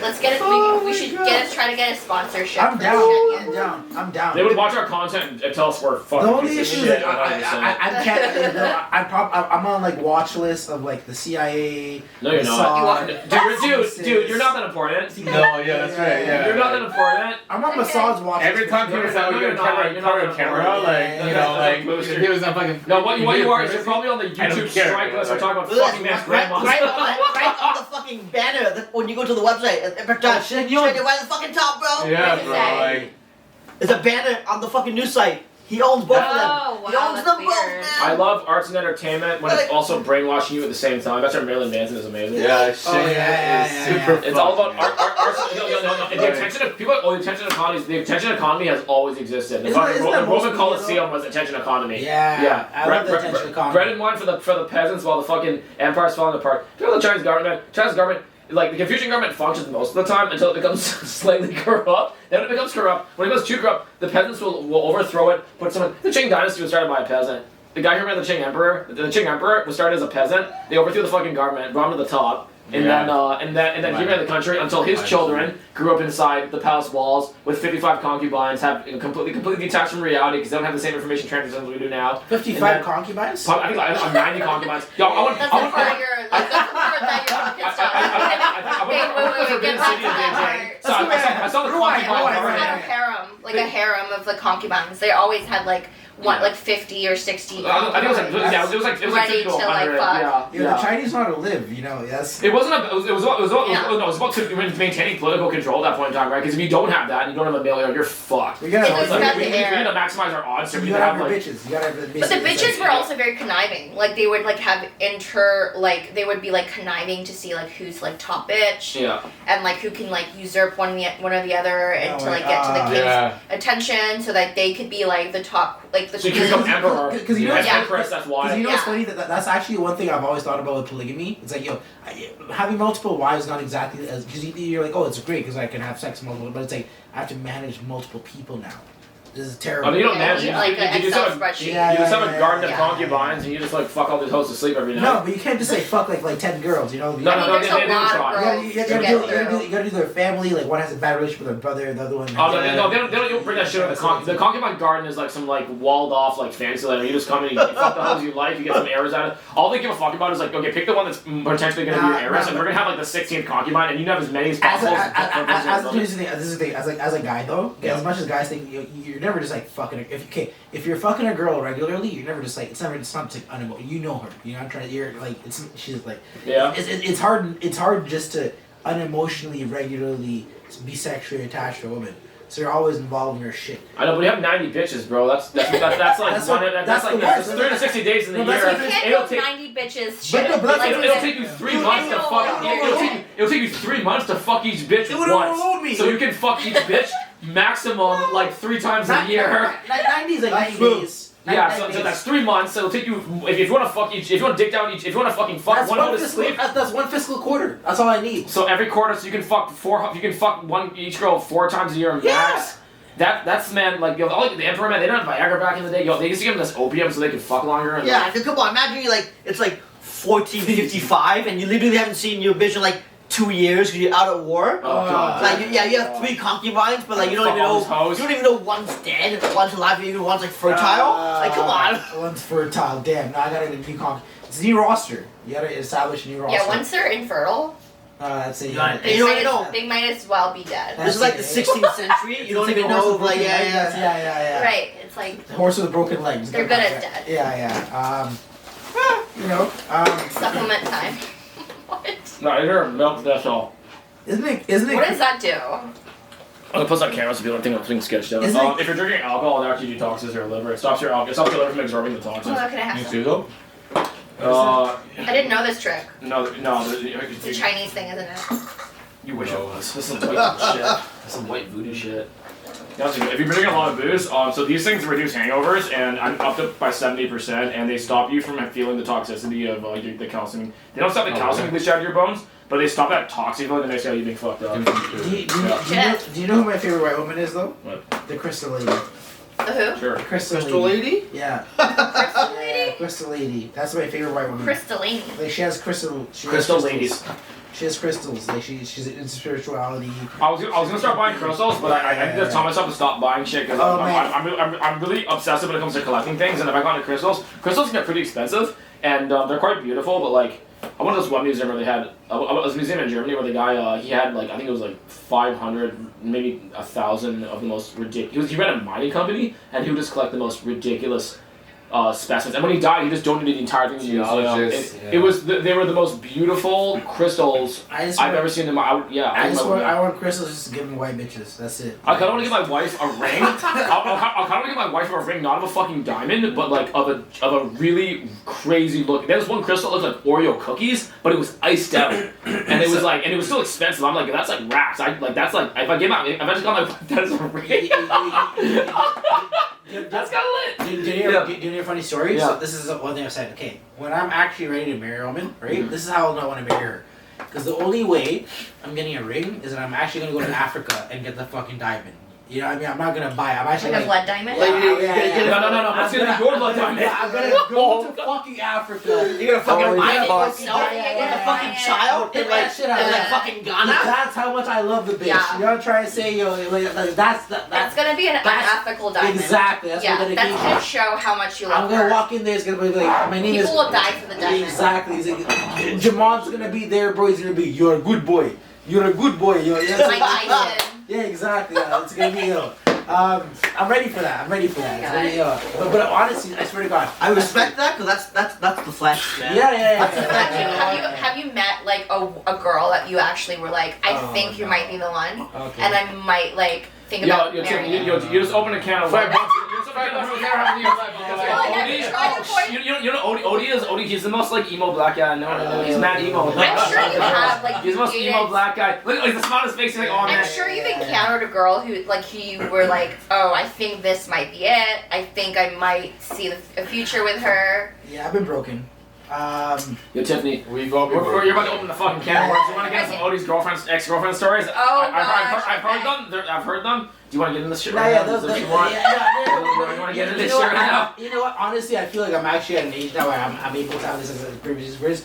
But yeah, I dated one girl, and like we actually we dated for like quite a amount of time. We lived together, and like she was definitely somebody I was honestly before we broke up. Probably in the next year, I was gonna propose to her.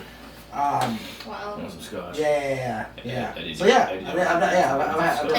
No. She broke it Straight from off. Scotland, baby. I'm trying to sober up now. No, I There's water going on. Oh, Yeah, okay. that's But you were Was that planning to Scotch? like marry Christmas her. cup? Yeah. Yes, it's Okay. Pass me a cup. Yeah. I'm gonna finish this one. And I've been very much so sad after that because like This is from Ren.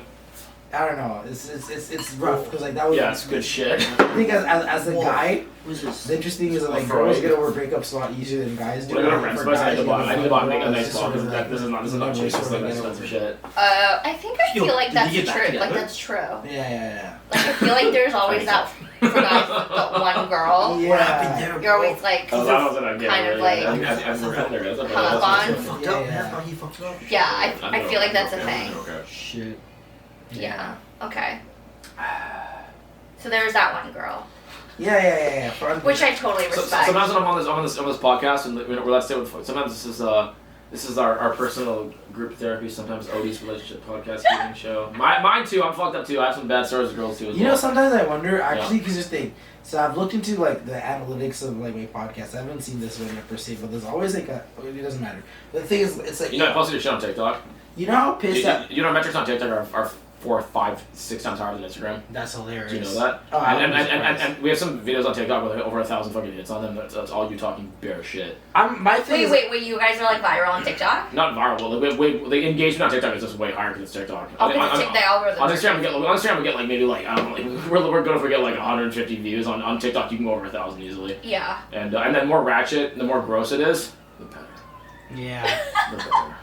Yeah, but I've been in love. It was great, and I'm happy that I was in love because honestly, I've realized that a lot of people have not, and like it's very clear to see. Because you know, it's good knowing you had a good like it's good knowing what's good basically. You know what I mean? Like how understanding value, because there's a lot of shit out there. There's a lot of fucking trash. Yeah. Trash women. No, it's not even that. I feel like even like there's a lot of like even women. Sometimes there's good women too, but not all of them are good. But some of them Mostly are they're bad. trash. I have a lot of- No, I don't want to say I'd say a lot of them are actually good, but like in the dating market, when girls are perpetually single, there's usually a reason. Well, no, Some of the guys too. Yeah. Guys are trash. Yeah. Too. I don't know, Guys are trash too, though. but you're saying I would hope for her too if she had the same thing as I do. It's like, yo, I mean, trash. We're just incompatible sometimes. you understand when like somebody's interested in you. That's what I get. Like for example, now it's like I fully understand like what an intention a woman has in me because it's like I've been in like a long term relationship and I've slept with girls who also have like a very short term interest in me. So you can see it easily now. You know, it's like Okay. Yeah. you can tell the girls are actually. And I think Like that's, which ones really want you for you. Yeah, and that's what I'm trying to say. Yeah. I feel like that's what a lot of guys lack right now because they don't really understand when you talk to a girl and she's like, it's like, oh, this one's not interested in me, or this one's supposed to fuck, or that one actually wants to date. Like I've actually had all those experiences, so now I can understand how to like accurately like treat a woman in those contexts, and I feel like unfortunately for men and women, because they have not had all those contexts that they because hookup culture is so prevalent, they don't understand sometimes value when they see it. You know what I mean? Value in what? Value when they see it. You know, it's like you don't understand when someone actually like loves you versus someone who's Can we hear? Let's hear your perspective on this. Like, what's your opinion on like sort of like how people present value, like when they're dating? Like, how do people present like when you meet somebody like, yo, this person is like. That's hard to say though. Yeah. It's all Like, depends. what's like the female perspective on that? You speak for all females right now. Speak for 50% of the population of the humans right now. Yeah. Speak for. Yeah. Oh, me? No. No. But I've heard the male perspective. You spoke 50% of males. No, or go Tiffany. Go. Wait, what's the thing? What's the question? Fuck. What? It's all good. I'll get it. Anyways, we're gonna let the camera. No. Okay, no. Keep going with the podcast. The question is, how do people, when you see the value, how do you know? How do you know what it is? Don't worry, I got a broom. Like, Stop moving. I mean, I feel like with dudes, it's like very obvious because they tell you exactly what they want. You just kind of have to listen. Oh, is that like dangerous? No, it's not. You weren't sorry. So yeah, I mean, like with guys, it's like they actually kind of just tell you with their actions. You know, like if like they're not that interested and they're like kind of like not willing to really put effort, then you know where you stand. That's actually legit. Yeah, guys are very intentional. I feel if they're not putting in the work, don't give a fuck. I don't think that's Yeah. true. I don't think guys are intentional at all. No, I disagree. But I think guys can't a help. lot of guys are confused as well, just because it's part of their nature Yeah. to be confused. in like I feel like also they have like a really like hard time opening up emotionally just because of like toxic masculinity and like okay, well, I don't want to bring that term into it, but it's you like can if you want. but in order to actually like be part of like a committed relationship where like two people are like emotionally intimate, you do have to do it with a degree of like opening up and being emotional and being vulnerable. And like most dudes find that very I think scary. Yeah. Scary for them. it is, but like I don't And it also takes time. Like Yeah. it's for very sure. important to take the time to get to know somebody, to give it time, to give it space to know Yeah. somebody. But most of the time, that's why sometimes long distance relationship works, because you don't get to see each other, very soon, right? So you really have to go through the period of time of keeping engagement, and also really like exposing yourself to each other and elevating the relationship to the point where you actually have like real feelings about each other. Also- Instead of having this just sexual attraction. Yeah, you know? and depending on dudes like background, culture, whatever, being vulnerable might not be easy because maybe For like, sure, and yeah, I like- recognize that as well. I know Culturally, it's people a who just thing. had like either a single parent or they had two parents, but the parents were not really like parents. They just hated each other, right? So Yeah. that and some women brings are up like the ruthless. things that have injury. I No, know. I agree. Women are terrible. So no, some women are, Allegedly. yeah, some women are like very Vicious. Yeah. Oh, I don't I absolutely agree with that. Like women can be very terrible, malicious, manipulative, evil, and vile. And that's like not something that I disagree It with. depends though, because like sometimes like there's some girls actually. There's like one girl who like Yes, Daddy. I've had a very toxic relationship with, but it's interesting because like recently It we looks were like to a reestablish prolapsed relationship. anus. Prolapsed anus. But it's because like we're both like Wait. So there was a toxic girl, and yeah you reestablished a relationship with her. yeah.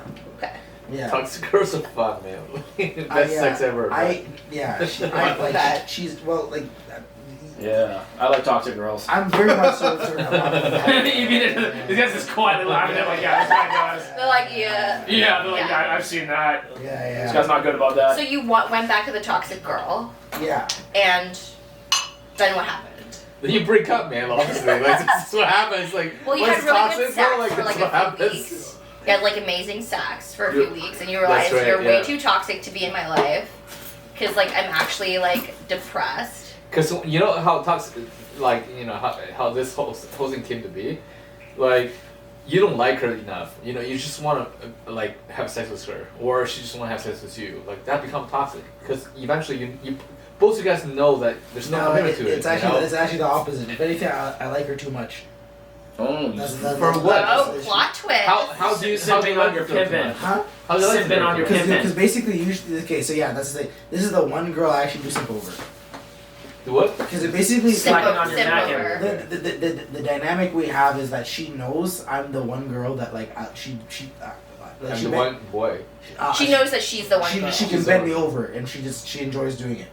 Okay. She enjoys like. I this girl recently keep threatening. She's like, she's like, she used to be a lesbian and she's really into like, she's really into like, dominating girls and finger banging girls. So she kind of took that same attitude towards dating guys because she stopped having sex with girls and started having sex with guys. And now her whole thing is like about finger banging guys' assholes. And she's just like, I'm gonna take your asshole. Oh, okay. She's like, I'm gonna suck your dick. I and, like, like finger her, bang your Oh, I ass. like And that. then she says like she starts saying shit like your asshole virginity is not safe anymore. Like I'm Bro, I gonna like take it that. She's from looking at you like you're prey. Like No, she's it's fucking coming for you. masculine energy. It's just Bro. like it's like when guys want to bang girls in the ass. It's like I'm gonna come take that from you, and then like this girl's like, no, I'm gonna take that So from you you. You should try you that. feel emasculated, right? You feel like Maybe you'll like it. I don't necessarily feel emasculated. I definitely feel more like violated. Like this girl's just violating. It's not violating, man. Like and like you know. you should try to explore that too. I don't want to know that. I don't want. I mean, don't think I would Eric, like right? that. It's Eddie. I'm Eric. Jesus Christ. Eric. Oh, thank God we don't have two Erics on the podcast. I'm very confused. Eddie. So Eddie's had personal experience with being finger banged by a dom girl. You can sit on the camera. No, actually, I requested that from my wife. Like, Oh, you sit on the camera, you nasty hoe. So I want to try what's like Shout out I wanna to his feel wife on what's camera. like, I want to try everything once in my entire life. So I tried a lot of different things, right? So that's just one of it. I didn't like it, but I just tried it. There was like a. You never know. Just once is not enough. Apparently, there was like a study that said like 90% of men have considered it, but like less than like 5% have actually done it. Okay, so all I'm gonna say is, if you want to be a 0.1%er in the freak category, you gotta be down to your finger bang. So most dudes have thought about it, they just have never actually done and gone through with it. I tried to do it myself in the shower, bro. Like it didn't work out, man. Don't on camera. Okay, you're done, bro. You're canceled. You're done. You're done, Eddie. You're done. Right away. Sit on the camera. You're done. It's sexuality, bro. Like good. I respect that. I respect that, Eddie. I respect that. It's fine, man. He's being so honest. I respect that. Really. I've had my asshole eaten now, but I've never actually really had it like, you know. Oh, you guys are all done this week on camera, bro. You guys are all done. On camera, you're all done. Well, you know, it's 2023, man. You've never had your asshole? Yes. People have been doing shit. In for men. it's sexuality. It's great. It's great. Don't, Anal oh lingus god. for men. I feel like I can't even clip this now It's because levels of varieties of sexuality. They want experience. So you're telling me you never done like an orgy, threesome, gangbang? You have one life. with some dude like my asshole? No.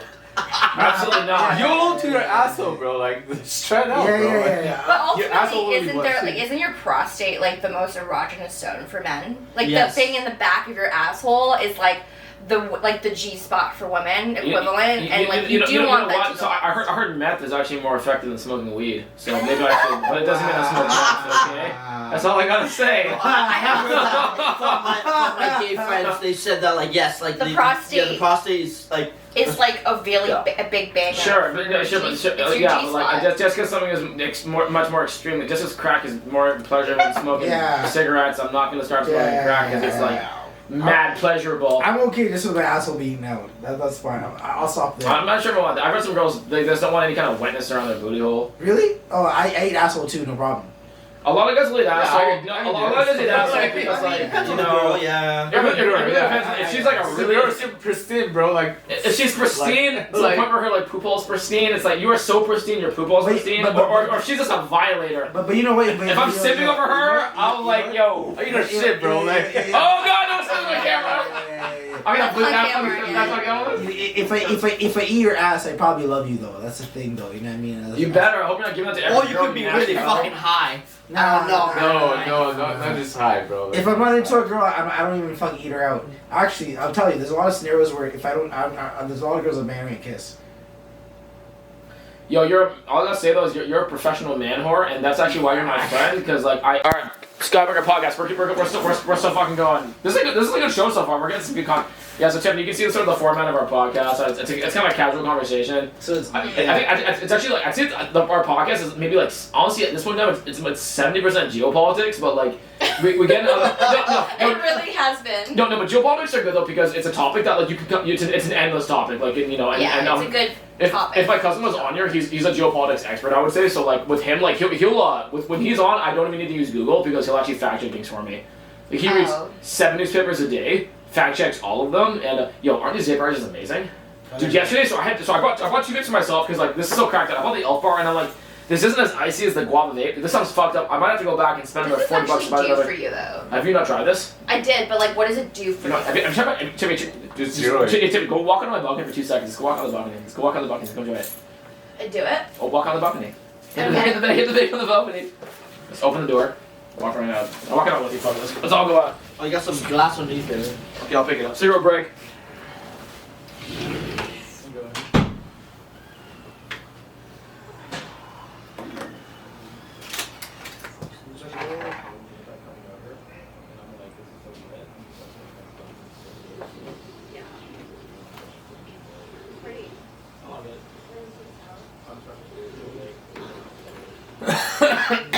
oh my god. What's Zach up to tonight? It's on Main Street somewhere. Yeah? Like a birthday party or something Would you like Coda or something? Or? like that. Maybe next week. Yeah? For this week. Yeah. So Haley's friend's birthday. Could do Coda Friday, Saturday, something like that. Yeah. Coda. Haven't been in a while. No. Me neither. In a while. Yeah, I don't know what else is good there for this week. I think I have a pretty good lineup for the month. Really? Yeah, I think I'm back in. I thought Yoto is playing, but next week, like before. Is Yato playing at Kona? No, Yoto next week. Yo, cause like Yato, I listen to him a lot, bro. He's like, he's awesome, famous. man. Yeah, I saw him at February 10th. Okay, maybe we should. Yeah, we should probably buy advance tickets for that. I saw him at Tomorrowland. It's fucking dope, man. He's one of the best artists on the Finnish whatever theater, like Finnish whatever theater. It's He's one of the best artists on Juno. yeah, Yoto is awesome.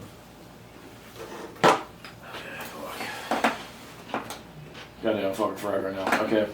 Alright. Yoto. Pretty good Every podcast. time I go to raves, Yep. I meet like top tier. The girls at raves are really hot on average. I don't know. Girls Yeah. are cokeheads. But It is. Girls, Yeah. they'll look, they'll skinny, they'll like model bitches look like they do fucking coke. Rave, That's right. Coda. I took one of my friends. I don't want to say his name. But I took my friend to Coda one time for the first time. He's like, the girls here, like on average, are like even hotter than like the King Street nightclubs. It's because the girls here like they all have breast implants, they all have mods, and they look not even just that, but they're very like. Coda is almost like the extreme sports of clubbing. It's like when you go there, it's like I'm done with King Street. We're ready to pop bottles, never going to the after hours to go even harder. And those girls are typically they're very like image conscious, very Well, sexy. they have a room you go do drugs in.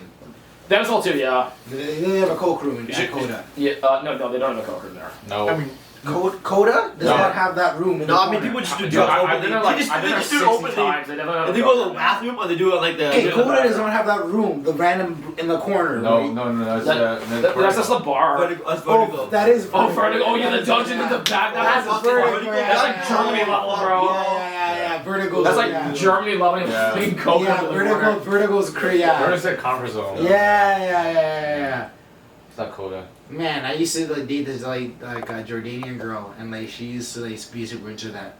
I just always remember seeing. Middle Eastern people are really into house music for some reason. I think it's because like it's just in the Middle East. They like electronic music out there. I think it's also like a lot of them when they come here, it's like a chance to get away from like the fucking strictness of like back there. So That's actually Coda was the first place I actually went, and I met some girls. It's the first time in my life I actually met like Iranian girls. So I went there, and there was this very pretty girl, and she came up to me, and she was just like, "Oh, where are you from?" She's like, "Oh, I moved here from Iran, and I'm studying at Ryerson." And then she's talking to me. I'm like, she's like, "Where are you from?" And the way she looked at me was like, you know, girls like white girls in the club, they look at you too is they kind of ignore you, or if they're actually kind of in you, they kind of like give you like the kind of your cute look. They're kind of like looking really closely at your face. They might even like look at your lips and everything. They kind of like analyze your face a bit, but study your face a little bit, right? I'm looking, and their boyfriend comes over and he's like, yeah, and then he's like, "What's up, bro?" He's like, "Cool, we're both Oriental," and he high fives me. I'm like, "I guess we are, bro." Yo, Yeah. what happened to Yo, don't say no, we can't say it on camera. what happened to Don't say no. what happened to P? I think she's on vacation right now. Shut up, she watched she's on the podcast, but I think she's on vacation in Jamaica right now or some shit. Oh in the Caribbean shit, somewhere. eh? Yo, So she's yeah. on some Caribbean vacation right now, so she's down south. She's cool. Haven't seen her in a while. She can come back when she wants. I'll invite her on. I'll be like, yo, you got mentioned in our podcast, you can come on. She come through. She's dope. I like her. She's crazy. She's come through. Ordered us $200 of the sushi last time she was here. That was fucking lit. Goddamn. It's a good Yo, she ordered so much sushi. I had sushi for like, I think I ate sushi for almost 3 days straight afterwards. Oh, what's her name again? I can't. I'm not saying her name. I can't. I'm not gonna dox her. Oh, yeah, but she right, was. I think she was here. So I moved into the condo probably like in August, and then I think I started throwing parts. So I started messaging girls to come over, and then surprisingly she responded because she had a boyfriend. But I think she was fighting with her boyfriend at the time, so she came on. And yeah, I hadn't seen her like senior was like seeing a ghost because like some girls you might date them. And then you might not see them for like a couple of years after because you just have like, you know, she might have a boyfriend following up. But the senior was like seeing a ghost because I'm like, I thought I would probably never see you ever again.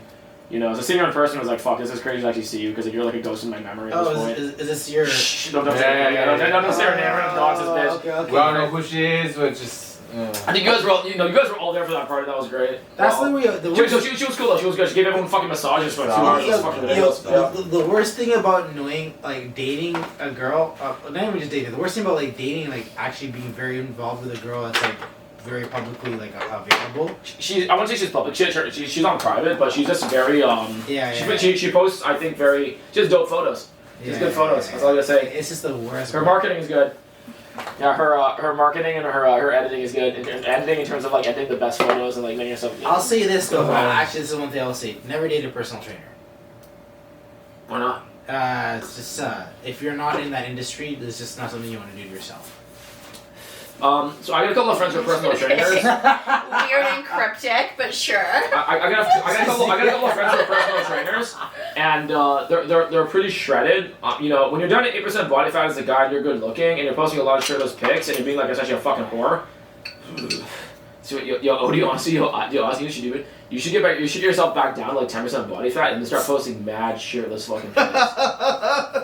Like not stories, posts, like, what's up? You just right? 10%. From like a guy's perspective, like who are the most like Entertaining. what's like No. who's like the most optimal like kind of like eligible guy to date right now, like As a statistics guy? wise. As a guy? I don't know. As celebrities. Like, yeah, like what age range, like what ethnicity, what like job Yo, title. I've never thought about that. This is a good topic. I've actually, as a guy, I've never thought about that because that's gay. But I've never actually spent the energy being like, if I was to fuck a guy, yeah. what? Like if you type of guy would I advise fuck? me about like who to like look for to like potentially be in a relationship if I was gay, I would actually probably date other Asian guys, and the reason why is because I'm third generation, I'm fourth generation Canadian Chinese, but like I think I would just get along better with the type of vibe, and it would just be easier because if this person's gonna be my because as an Asian guy, I mostly date Asian girls, so it's kind of just like. If I was gay, I'd probably be dating Asian guys who kind of just get the culture a bit and kind of would get along with my family. And like, realistically speaking, like I think if I was gay, I'd probably be fucking everything. But like, if I was to have like my partner, I think I'd probably mostly be dating those other guys. Asian guy? If I was gay, and the reason why is because I was like Asian guy, like I've dated other ethnicities, but like I'm mostly dating those type of chicks because like it's just a bit easier. Honestly, it's not like there's things I have to explain in like life, right? Not from a gay perspective, but I hear a lot of girls say great things about dating Jewish guys in finance. Sure. So are you saying? Are you saying if you were gay? No, it's good. I very much appreciate that. But why that though? Well, I know a lot of girls date Jewish guys in This finance. is Prism Rock. Opportunities And for the changing banana lifestyle. Prism cock. And Yeah, like more upper. Or do both like at once. well off. Yeah. Start one of the other. Or do both at the I've same heard time. that. Like I've heard. Oh, Prison cock, baby. Prison cock. That's not that bad. You didn't take them. It's not that bad. You didn't take them. Together It's not in the bad. nose. I've never done it twice before, but that's cool. It's two dicks at once, bro. He's Dual fine. fisting. That's fine, bro. He's DP'd. That's fine. Mad respect. Been there, done that. Yeah, I'll do it more calmly. So Don't be coughing. I can't. Ready one? That's true. I've heard that. That was great. Jewish guys are like mad loyal because of like partly religion. All they care about is their jobs. They're not going to cheat on you. Well, religion also how they're brought up, etc. How they view the role of a woman. The How they upbringing, the view. culture itself is very like loyal and like one woman. Also, it's just like Singular. the wealth. Let's be honest. That's just really what it comes down to. Well, it's a loyalty. Like I know for some. I think Jewish people tend to be rich because Jewish it's guys a are not very that loyal. educated, it's a very educated focused So culture. if they're actually practicing, No, they're not. hard Jewish work. guys Yeah, are they not do, that- No, man. I know. yes, dude, I Are know. you fuck, bro? I know. Yes, What are you talking about Jewish people practicing their religion? Fam, Actually Oh, practitioners, dude, bro. they do Jewish people are acting Hanukkah. Jewish men are the horniest motherfuckers. like, Yo, go ask any prostitute. Yo, I'll tell you right now. Listen, Dude, I Jewish know guys- Jewish dudes, and Jewish guys literally get around, bro. Don't do. Yo, I'm telling you right now, man. the pub. Yeah, they fuck, but they fuck a lot. They fuck what do you They fuck halal. No, it's not halal. No, they fuck kosher. They fuck kosher, bro. The Yeah. Jews I know, they're like. My Muslim boys fuck a lot Yeah, too. No. It's almost like, it's like the Muslim dudes I know. They're like, okay, I drink, but also I fuck, but also I don't eat pork though. No, I'm like, no. Alright, you're on the line. Yo, my Muslim friends are so gross. It's like I Hey, fuck you on the prostitutes, line. You on I the drink line. alcohol, smoke cigarettes. I don't fucking pray, but I won't eat pork. And around my mom, I'll smoke cigarettes inside some of my guy Muslim friends, honestly, like I'm not gonna clip this. My guy friends who are being Muslim these days, like, okay, like I've hung out with some hardcore Muslims who are praying 5 times a day and speak Arabic. So they're doing the Quran in Arabic, singing. I don't want to out these guys, but like I went on a trip with these guys, and dude, they were scheduling. They pray 5 times a day. They were scheduling it into the day, and I want to say, guys, I'll be right now. If all of us are Muslim and all of us are praying 5 times a day, as guys together. Excuse me, it's gonna be gross. Anyways, it would unite us. Okay. Because if I'm praying with you, And if I'm praying with you, and then every time we take turns doing the Quran, doing the actual prayer in Arabic, so I can hear how good your Arabic is, I can hear how good your Arabic is, and we're all taking turns reading it, and then afterwards we all have a cigarette break. It's like it's kind of lit. No. So it's kind of lit. Like it's a religious, but I understand like the solidarity is like the sense of community, and then when you go to the massive one where there's like. You go to Mecca where there's like 60,000 people doing it at once, and you all get down on your knee, and you all pray, and then the guy doing the verse is doing it like in the most articulate, professional, like this guy's a professional sermon leader. It's like, I don't know, man, like, all I gotta say is, I'm not religious, man, but I've been to EDC with Martin Garrix. All I gotta say, I've been to a sermon, Martin Garrix, strong enough bass line, bro. It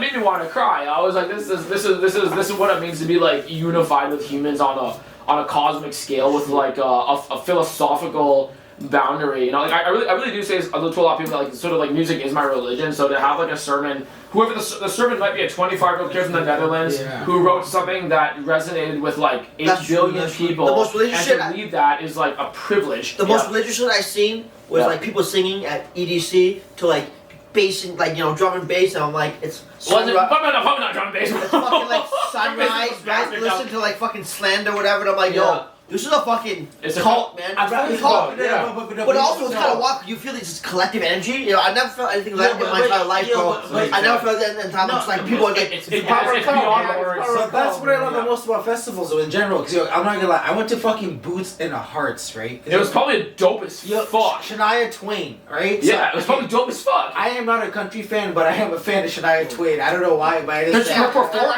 fucking love Shania Twain. Was her performance still pretty good? Yo, was her performance still pretty good? She's like 50. She looks like she's fucking 30. No, was her performance? It was amazing. Okay, so coming on stage, everyone just felt so unified with the universe for a second. We're all feeling the good vibes together with like thousands of people, and that's it's a very human experience. Good time. So you can either get that through music, probably the military, maybe religion, or maybe sports. I'll give you another one. Yeah. Also, why they're not getting that at say an orgy? You can't fuck 1,000 people at once. Yeah, maybe. Maybe like 100, like. But still, like a communal. I know the problem with the orgy is that like if you stick your dick in 100 pussies, you're probably gonna get at least like every STD in the book. I will give you. I'll give you. Assuming COVID. I'll definitely COVID. You're gonna walk out and be like, I fucked 100 bitches. Everyone is clean though. I'll give you a unique one. I'll give you a very unique one, right? Yo, getting a sack in a college football game, right? Because that's the best. Yo, basically because it's a conflation of things. You hit the quarterback, you sort of have a bit of a concussion, you get up, you have a concussion, and you see the crowd, and everyone's like everyone's screaming, and I have a concussion. It's there's no. This I started talking to you because you did pro sports. So talking is interesting because like I've never done pros. I've never done the Friday Night Lights experience where it's like I fucking tackle some motherfucker and then I get up after and like I probably have a concussion. I probably just got brain damage. But I look around and everyone is like, you're the fucking shit. You're like, you're the fucking shit. Everyone's screaming. You just saved the day. You just saved the day. Like your coach comes out after you puts his arm around you. He's like. It's like even harder. It's like the first couple OVO fests I went to, they're fucking dope. But now it's taken over by hooligans, man. Like the shooting. Hooligans. I don't know, man. I feel like they're getting a bad rap now, man. They're getting a bad rap now. There's people who are not taking the festival experience seriously, man. Like I went to OVO fest 2 years ago. It's a rap. I know it's not rave, but also like people are just like showing up, like they're popping off. I'm like, yo, like what is this? Like. The first couple of years were really good, man. There's like a community of Drake fans there, but now lately it's like, I don't know, man. It's more like Instagram. Yeah. People want like they want the clout. No. I kind of like that because when I go to EDC, it's not about the club. When I went to do the craziest dress festival, I went to my own day in Vegas, and was pretty much like a rap festival equivalent. It's Coachella's rap festival. I went there. It was the craziest dress outfits. Like, dude, after we left, we were walking through the Las Vegas Strip, so all the people were just everywhere you look. There was everyone just taking like Instagram photos. It was like the internet in real life manifested. It was like literally like hundreds of people in the crazy outfits you've ever seen in your life. Outfit, like and like team outfit, but not like EDC where everyone's like rocking the Canada flag. It's like everyone had like sick outfit as a team, sick outfit, and it went on for like. I walked out of the parking lot for 3 hours. I saw that. I was just like, okay, so like, and honestly, from a fashion standpoint, it was like the highest level I think for the U.S. I've seen. It was crazy with New York Fashion Week. Like the people showing up for the shows and everyone's wearing their craziest shit, but like. The rap festival, there's a lot of people dressed like shit too, but when the people coming out and taking photos, like I'm just like, this is why the fashion industry exists. It's actually to like support the people who are really participating. Have you heard of the Players Ball? Actually, yeah. Yeah. So I actually heard that was a thing for. Okay, so is this the pimp fucking? Yes. Yeah.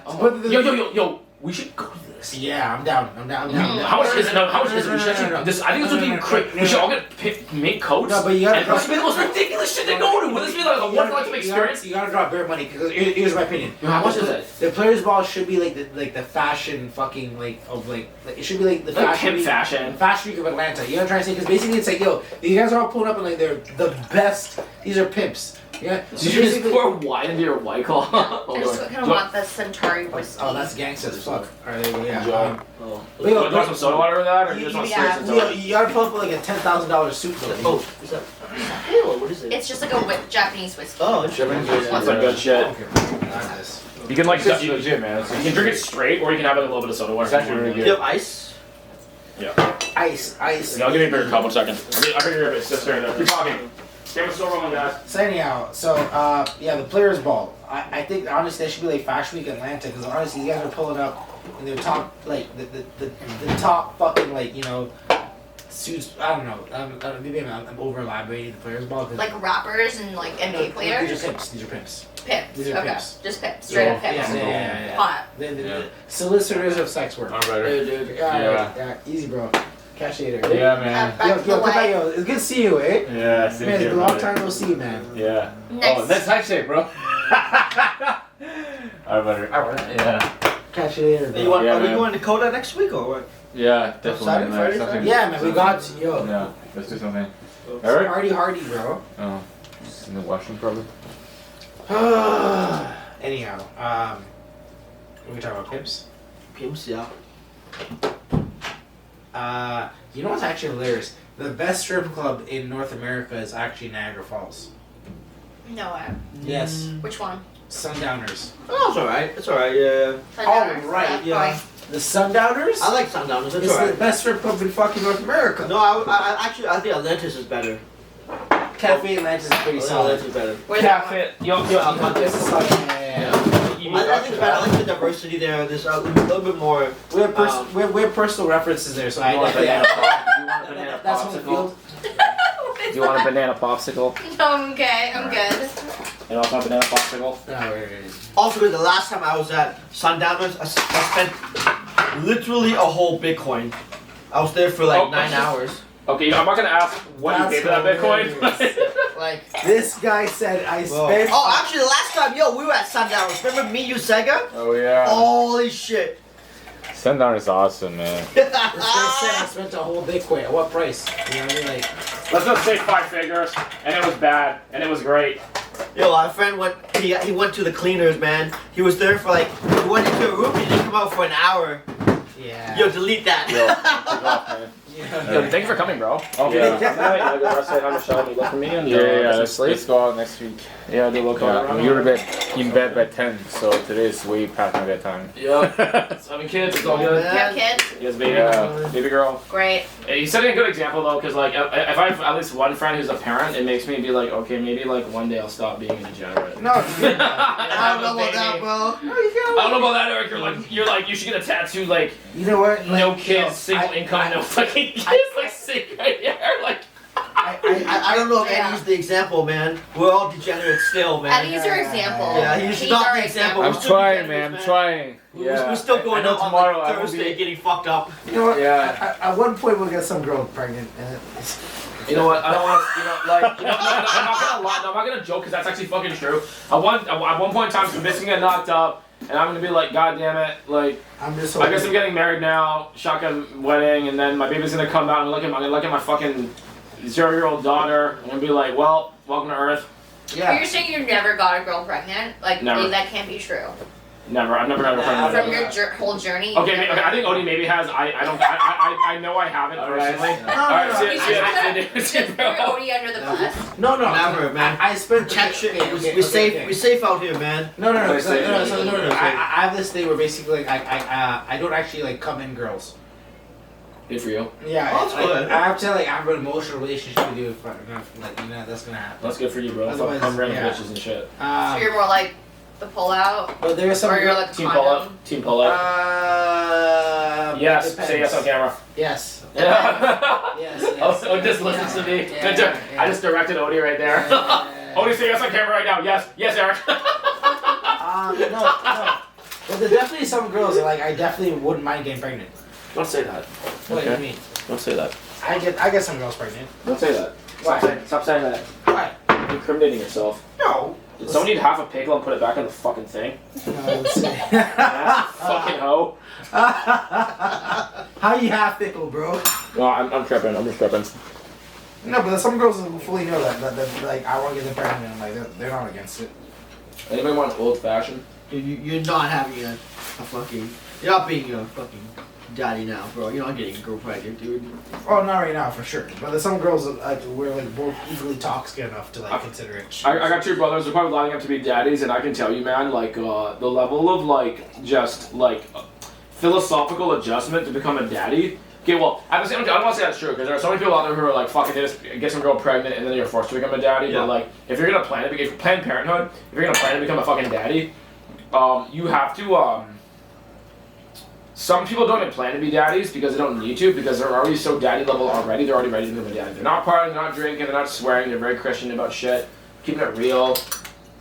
And because of that, when they become a daddy, it's not that much of a lifestyle adjustment because it's not like they're out being a fucking fuckboy every weekend. Yeah. I had some girl tell me recently that you are a fuckboy. She's like, you are a I'm not, I actually don't think I'm a fuckboy, but she says like, no, the way she said it was so funny, she's like, you are a fuckboy. She said it so definitively, she's like, you are a fuckboy. And I was like, no, I actually don't think I am. But to her, I was. I don't know. But it was just funny because she just labeled me. She labeled me. She's like, you live in this lifestyle, you are a fuckboy. And then, but all my friends who actually know me, I said to her, yo, I think I'm really bad at my own PR because I think I promote this crazy party lifestyle. But if you actually, every girl who gets to know me, is like, Eric's actually not like that. If you get to know fucking Eric, he's not like that. Like this guy, like he works on a computer every fucking day, and I live like a goddamn software engineer, and then I have my guy friends, and there's maybe some chicks around, but it's not like I'm out like fucking licking booty every fucking day of the week. I'm not like that, and like, and some girls are like, maybe they're projecting or whatever, but like it's the bad PR, and it's fucking funny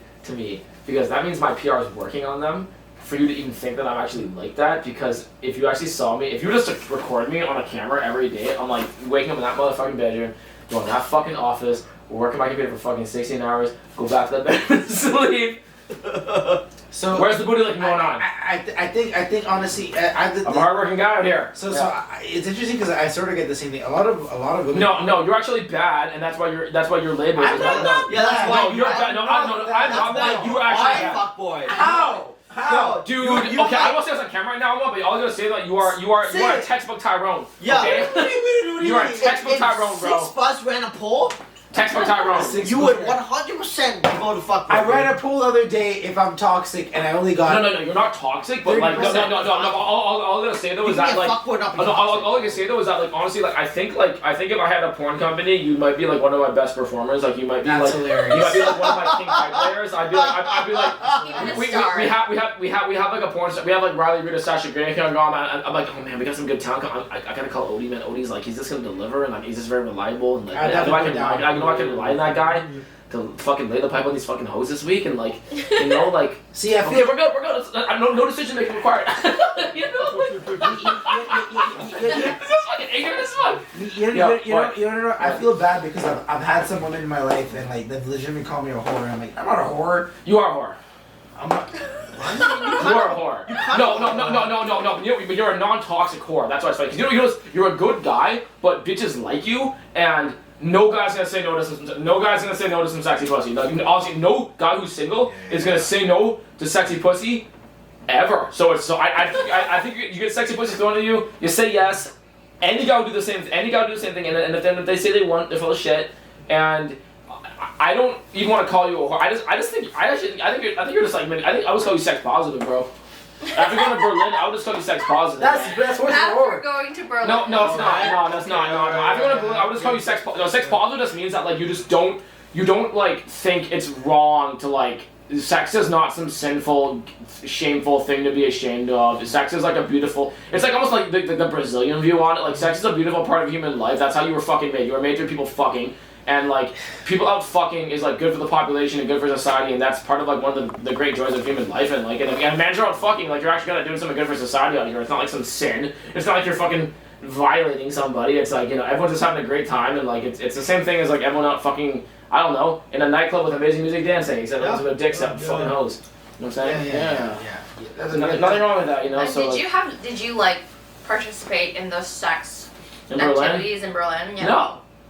No? Absolutely not. Because most of those clubs are fucking full of gay dudes, but I'm not gay. Yeah. And then secondly, if I was to smash a girl in those clubs, I'd probably bring like a girl to go do that.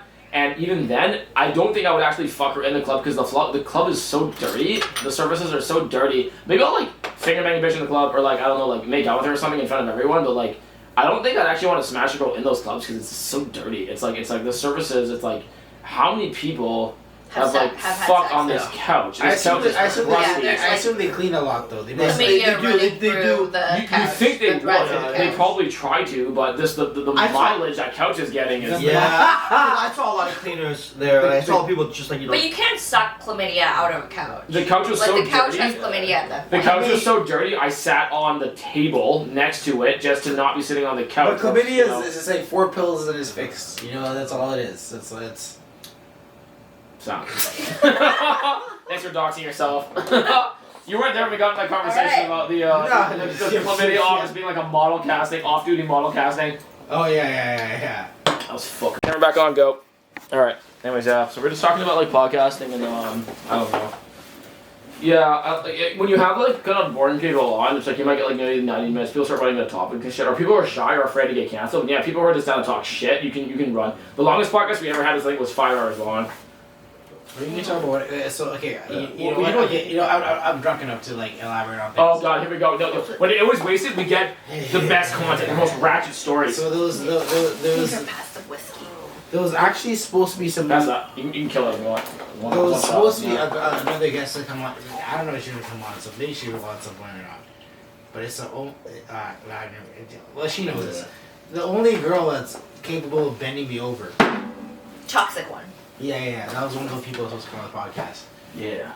She's gonna come on at some point. Yeah. But part of the I don't know. I even feel like part of the reason why she come on tonight is like, she just like continuously just like fucking me. It's the only girl that has the ability to essentially just like continuously like. So what is it about her that you can't get enough of? Like, what is it about her that you're like, oh, she's that one. She's the girl. Like she's that. She's pretty. She's beautiful and chaotic. Best combo for podcasting. Yeah. Beautiful physically or everything, like spiritually, like she's just beautiful physically. Oh wow, well, that's a great question. Pretty hot. I think she's pretty hot. And is that because a lot of your life has been chaotic, so you look for the chaos? No, so we actually, or because you kind of like have more stability. I think you're very damaged like me, where like I don't know, man. I think we both had like pretty aggro moms, and because of that, if the woman ain't spicy, she can't do it. Okay, but now what's happening now is that I have to date. Fuck, I hope the girls I'm fucking, like, in my life don't fucking see this shit, but I feel like now, like, because I know that about myself, I have to date much more, I borderline target, like, really boring girls, because I know I have a problem with dating really crazy bitches, so it's like, now it's like, if you're crazy, I can kind of see how it's gonna play out, so now I target really normal girls who have, like, really healthy relationships with their parents, that way, like, I know I'm eliminating the possibility of her going psycho on me. But see, my issue, so it's conflation of things, so here's the thing. The thing about her is that I've probably talked to her. There's a couple of girls I've talked to a lot, but I talked to her a lot. So like I know her. Like before she got too like spicy. So like I actually like have like a really good like personal relationship with her. And something one of my friends told me was that like, oh, the reason you like her is because she's chaotic. If she was normal, you'd be interested in it. And it's like you probably get into a lot of relationships that are very normal and you have no interest in them. And I was like, oh shit, that's true. Because there are actually there's a large volume of women that are very normal. For one reason or another, they just have zero interest. But this one, because she had like, she's crazy, as crazy as I am. Mm-hmm. But like we just get along. Well, we don't get along. That's actually the funniest part. We fight all the time. But is that sexual? Like that leads to this better sex? Like the fighting is sexual? Our fighting is based on like she likes spanking me. And what I mean by that, You a sub, bro? You a sub? what the fuck, bro? Sub 5 fucking Let beta me male? have that. Yeah. Oh, Okay. right, okay. You Sub have five- it on there. Sub 5 beta Yeah, I male? respect that. I respect Sub that. 5 beta male, bro? I respect Sub that. 5 beta male? No, because basically this thing. Okay, so she's a very, very beautiful woman, and she knows like a lot of women. She knows a lot of men like bend over to her, right? So the thing is like, she's like, I know you don't bend over to a lot of girls, but like, you bend over to me. So she enjoys that. So even like for example, I got that. even, it's a power play. even for example, like me recently getting back in contact with her was sort of just like, yo, I said some shit to you that I didn't feel correct about. Really, you pissed me off, and like, I felt bad about that. So I'm gonna talk to Ben. It's also me realizing that I just always create a lane for you. Like no matter what, I always like just create a lane for you because like there's an interest there, and she understands that. But it's weird because she has this weird like play where like she plays within it, where she knows that like she can spank me, but she also just sort of at the same time provides me some romantic interest where she sort of keeps me going at the same time. Mm-hmm. So it's a very toxic relationship. But it's like yeah. So she gives you what you need sexually, which is you want like that kind of dominance from her, and then she also gives you like the romantic part, and then you really also admire her like chaotic personality. It's like a catch and release. She basically she gives enough and then she drops off. Emotionally unavailable. Yeah. But that's also kind of like Dude, you got mom issues, bro. yeah. Yeah. It's like she gives You you got a bit. you got when mom you're issues, attached, bro. and then she takes it away from you. Yeah. You got mommy issues, bro. But That's then what they. is she aware of that? Is she do Oh, it yeah, purposely? she's Like very she'll much- give you a little bit and then take it back and then give you another like a You bit got mommy more. issues, man. Yeah. Classic Okay. mommy issues. Yeah. Yeah. So she's kind of like giving you a little bit and then like taking Breadcrumber, it's breadcrumber breadcrumber. ass. Yeah, it's a little bit like Breadcrumber tackling. ass. It's super toxic. Don't get me wrong. We understand. No, this. but But it's intoxicating to you because it's like, I love that. no, Like, because that's so it sexual to registers. you. Because it registers in your brain. No, and because it It's registers. very sexy to you. No, but somehow. because the worst part is like when because she knows when sometimes obviously she pushes me over the edge and I get really angry, and then I'm like I'm not gonna talk to you. But then she's like tries to redeem it, and she's like like I'm sorry I didn't mean to like do that like No, she's got you like in her palm. Like she's got you in her palm. You put you on that put you on that seesaw roller coaster of emotions. Yeah. Validation and then emotionally She's unavailable, and like then you got chase you that. in her like. It's some fucking B-22 Yeah, like type shit. Yeah. Yo, dude, you're too old for this type of shit. When you get in your 30s, you gotta know how to like psychologically manipulate these women so they fucking can't do that shit to you no more, or ignore it straight up. No, if they're trying to chess game you, or you're responding to it, you either don't respond or you chess game them back. If they will respond, if they do respond, then you can't chess game them back. If they don't give a fuck, if they do this to every guy, then you can chess game them. Yeah. See, recently she started. Game. Recently she's like on medication. Okay. So this is- okay. Oh Jesus Christ. Okay. So she's a sociopath. So no, this is her play recently. She's like, oh well, you know what now? Like I'm on antidepressants, so I'm not exactly like as fucked up as I was before. So like, you want to give me like a chance now because I feel like I'm actually like better for you. But at the same time, it's also just like like I know you. I know you're so. I mean, people don't change that quickly just because they're on antidepressants.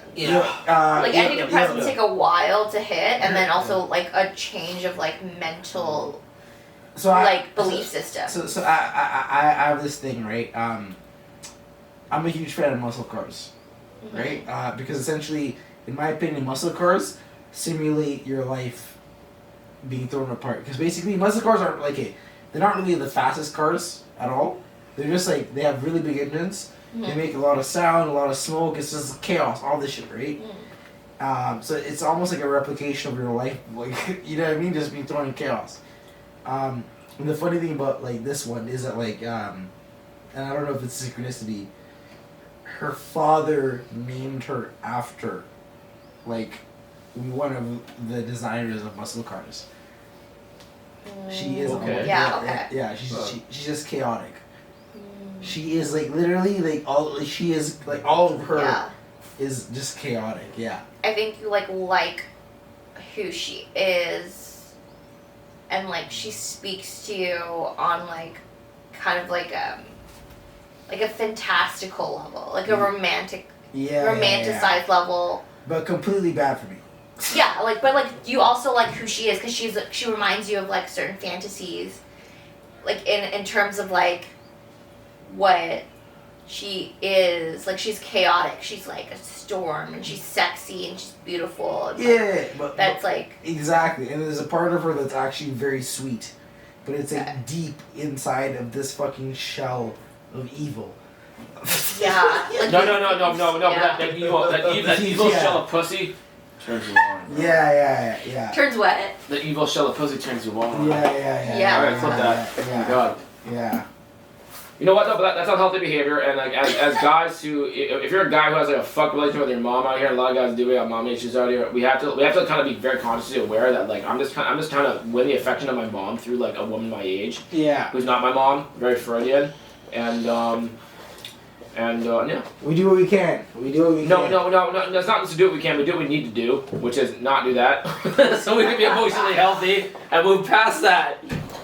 Because don't you know you're doing it? If you keep doing it, man, you got a problem. If you actually know you're doing it, if you know you're actually kind of like putting yourself in a less emotionally healthy state, and you keep doing it, you got a fucking problem. Mm-hmm. Yeah. Anything you want to talk about this podcast today? There's been a lot. We have a lot of Covered a lot. This is what every week is like. We just run on. It's all about like bringing people on who like can just talk non-stop and like who are It's pretty group informative. therapy, to be honest. You know group therapy. You know group therapy actually Feels is. like it. You know what group therapy is when you turn the camera off. When you turn the camera off and do group therapy, that's when people start talking about. We start talking about personal issues. We start talking about like dropping names and like talking about like ex relationships and dropping people's names. And that's when the real group therapy comes up. So usually at the end of it, we turn the camera off and we get into like personal shit and like. Yeah, I feel like there's definitely a difference when the camera's on and off. 100%. I'm like, no, 100%. I've done enough of these episodes to know that when I turn the camera off, the subject matter totally changes, and it gets like, it doesn't necessarily get darker, but it definitely gets like, More personal. definitely more personal because the camera's not on, so we're not doxing people, and people start talking about like real bullshit in their lives and the shit they're going through. Like, I think like before you guys got me, you were having a one-on-one convo just about like my life and like kind of like our families and like things that we would not say on camera because we're not trying to ruin people's privacy. Oh, for sure. I'm like, I mean, there's a whole gamut of things that I'm not revealing, just because I'm like, well, I don't want people to know. We have to do I turn the camera off and just like end the episode. We can go to private. What time is it now? It's we 1:30. Yeah. We did about. Do you want to go on a private mode? We did a good 3 hours of content. So you want to go to private mode now? Yeah. All right. Thank you everyone for watching our episode, and we're gonna go private mode and fuck you guys up. Let's go. All right. That's the.